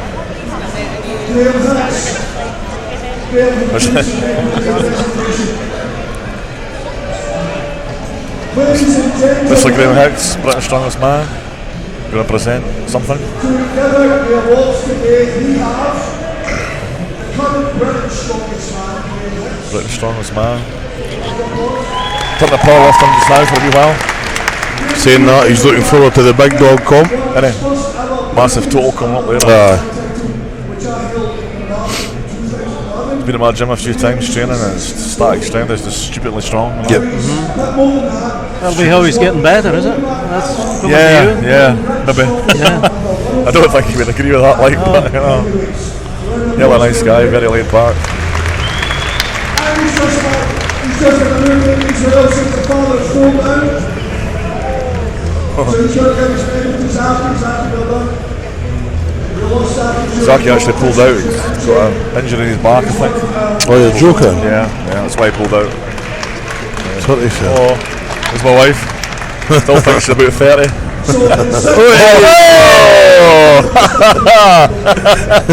So well says I've seen them. Are you vibrating? Are you alright? You okay? Get his blood thinners. Get his blood thinners out. He's only got one of those things that jack you up, you know. Jump starts, you know. Last 3 nights I've been with Scott in the room. Scott's had his mattress in the toilet. Scott who? He's Scott McCall for the gym. Right. We'll share in the room just to make it easier for the guys. Scott had his mattress in the bathroom because of my story. Alright. Yeah. Notorious for ripping up Furby too. Yeah. Aye, just about. With 1 point, he takes 14th place and his first ever Scotland. Pro Form's giving the guys out some supplements. Great to see. That's Matthew. He did really big well. lad, you know. He's only 22 as well. Big lads, you know. Got a good future, I think. Early on this year I was at a gym at Glen Cairn where John Pollux trains. There's a couple of new guys here, and Andy Black, about 25 stone, big guy. Another guy, I think it's Josh Crawley, He looks like another Tom Saltman, you know. Dynamite of a guy, you know. Yeah, well the boys just need to come and have a go, don't they? Yeah. I think the qualifier here, I'm rabbing on here about the qualifier next year for Scottish Strongest Man, it's going to be in here, and I've got to leave now because my wife's story of your life, She's desperate for you now. Desperate, good man. No, that shoots under the thumb or that.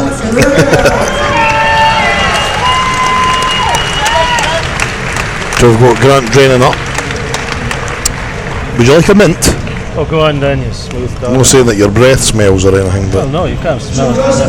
Oh, not strong enough to... That's it. 47 points with an absolute blinder of a stone run. And 11th place at Scotland's Strongest Man was Eben Van Witt. Oh, here's Eben.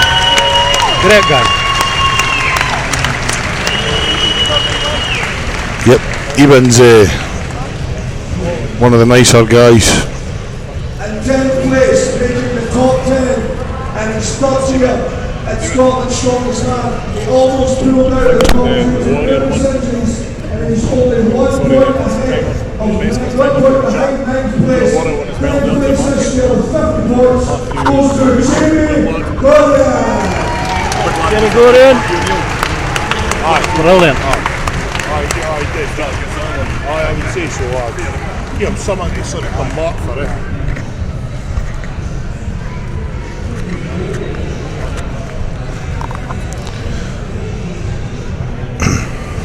In 9th place with 51 points, he pulled out last year the stones into rupture his whole pectoral muscle, but in a really good way today. Ladies and gentlemen, Scotland's strongest junior is now the top 9 and Scotland's strongest man, Ronald Young. Well done, Ronald. Top 9. That's good if he works on that stones. That's it. Aye. He needs to put a wee bit of time in to get the confidence back with the stones, like, and I'm sure he'll be really impressed with his pressing power overhead this year. Okay, ladies and gentlemen, in 8th place, just missing out in 7th by 1 point with 62 points, Scott Milne. A decent result considering he's came here a wee bit under the weather. Yeah, he's done a lot of comps this year though. He has, yep. Just beating Scott It's our experience as well. It is. It's not just that lying into it, is he? 3 year? Scott's been 4 years in strongman, 4 or 5 years.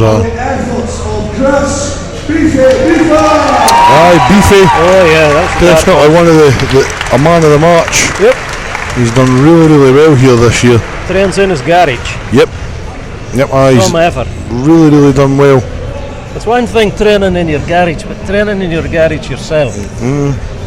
Need a bit of confidence to unrack the weights. Now, the top 6 with 72 points. He had a very incredible deadlift yesterday by his standard, and he's performed fantastic today. Ladies and gentlemen, from Kirkcaldy and Fife, Mikey Wilson!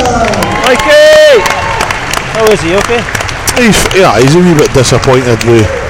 He was kind of hoping for top 4, but he's definitely gotten stronger. There's no any doubt about that. So just a wee couple of glitches, but he'll one thing about Mikey, he's no shy of going and working and. And his debut in Scotland's Strongest Man, finishing top 5. And I think he might get the best newcomer award. I'm pretty sure. Let me just check. Watch the horses now. Wait. Yep. So in first place, with 77 points from Goldwood, now deciding to get on this, show some love, and his debut, ladies and gentlemen, Lewis Jack.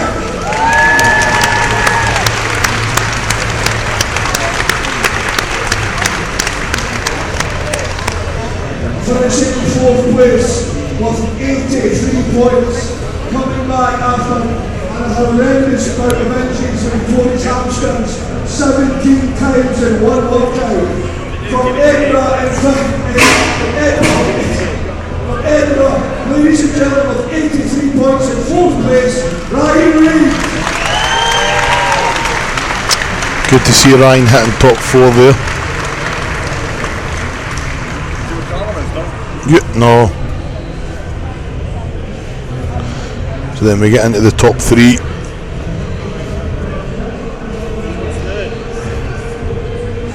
Now, ladies and gentlemen, I need to show immense bias here, which is totally unprofessional, and I don't give a shit. This man has been a training partner for years. He is an absolute living legend. We coined the phrase when I'm training, and it is what would John Pollock do? When you're going to do something stupid, and the question is whether you should do it or not, we say, what would John Pollock do? He is the European Masters champion. He has dreamed of making it onto the podium. This is his 6th year at Scotland's Strongest Man. He missed this position by 1 point last year.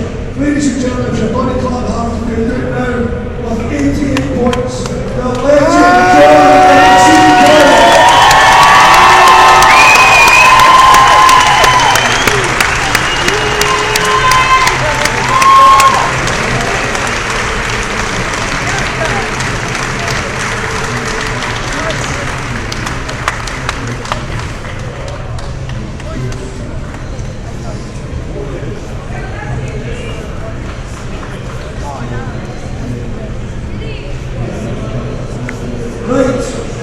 ladies and gentlemen, 2 places left.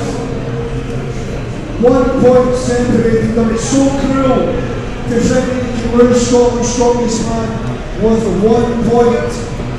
But this gentleman in 2nd place finished with 103 points.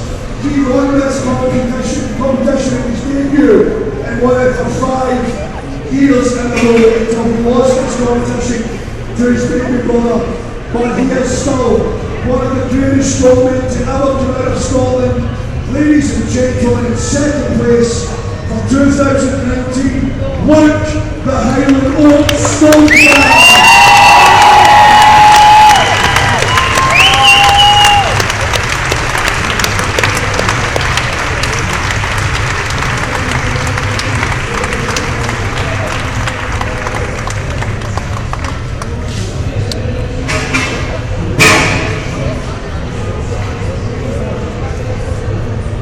So, let's go. It's been an incredible weekend. we saw action Saturday and Sunday that blew us away. The standard is world class. And the man who leaves this arena today and can call himself Scotland's strongest man for the second year in a row. He is an absolute phenomenon, arguably the greatest strongman ever to come out of Scotland, Glasgow. Show love, appreciation and gratitude for the 2019 champion,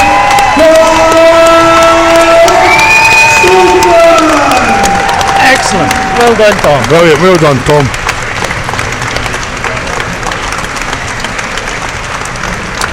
Head and shoulders above everybody else. Oh, for quite sure. literally.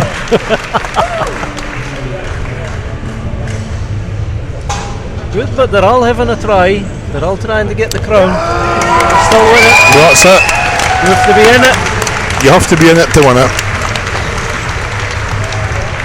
Tom's training and going full time in that, I mean, it's obviously paying off massively for him. A big difference for him. He always had that natural ability to. Just like some folk I know.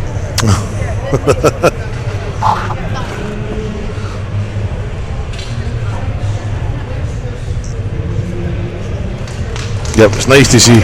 Great to see John Pollock finally getting on that platform as well. Isn't it? Thoroughly deserved. Brilliant.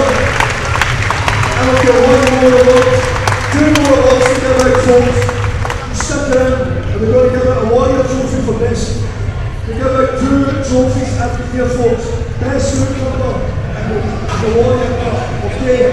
So we give out an award for someone who we keep an absolute positive performance, regardless of where they finish. And then we always give out the best newcomer award, which I won in 2000. Nothing but yourself, good. Okay. 1970. Well, gents, there you have it. Yes, great day. Did you enjoy it? Yes. You did? Yes. Not too stressful? It's always stressful. Did that lucky rub work for you okay? Things have not been bracken doing on you now? No, I've still got to fix the van before I go home. Somebody will help you. Oh, I'm sure they will. Ladies and gentlemen, there is no You'll need somebody with nimble hands. Ladies and gentlemen, round of applause for the best newcomer in Scotland's strongest man, Lewis Jack. Lewis Jack, brilliant. Thoroughly deserved. Yeah, good guy. Yep. He did that 180 stun. Yeah, he done really, really well. For the warrior trophy goes to ladies and gentlemen, meeting the best warrior performance for the other Lingu, 22 years of age. He did not disgrace himself at all today. So the best warrior trophy goes to Matthew O'Neill. Oh, brilliant. Yep. Oh, well done.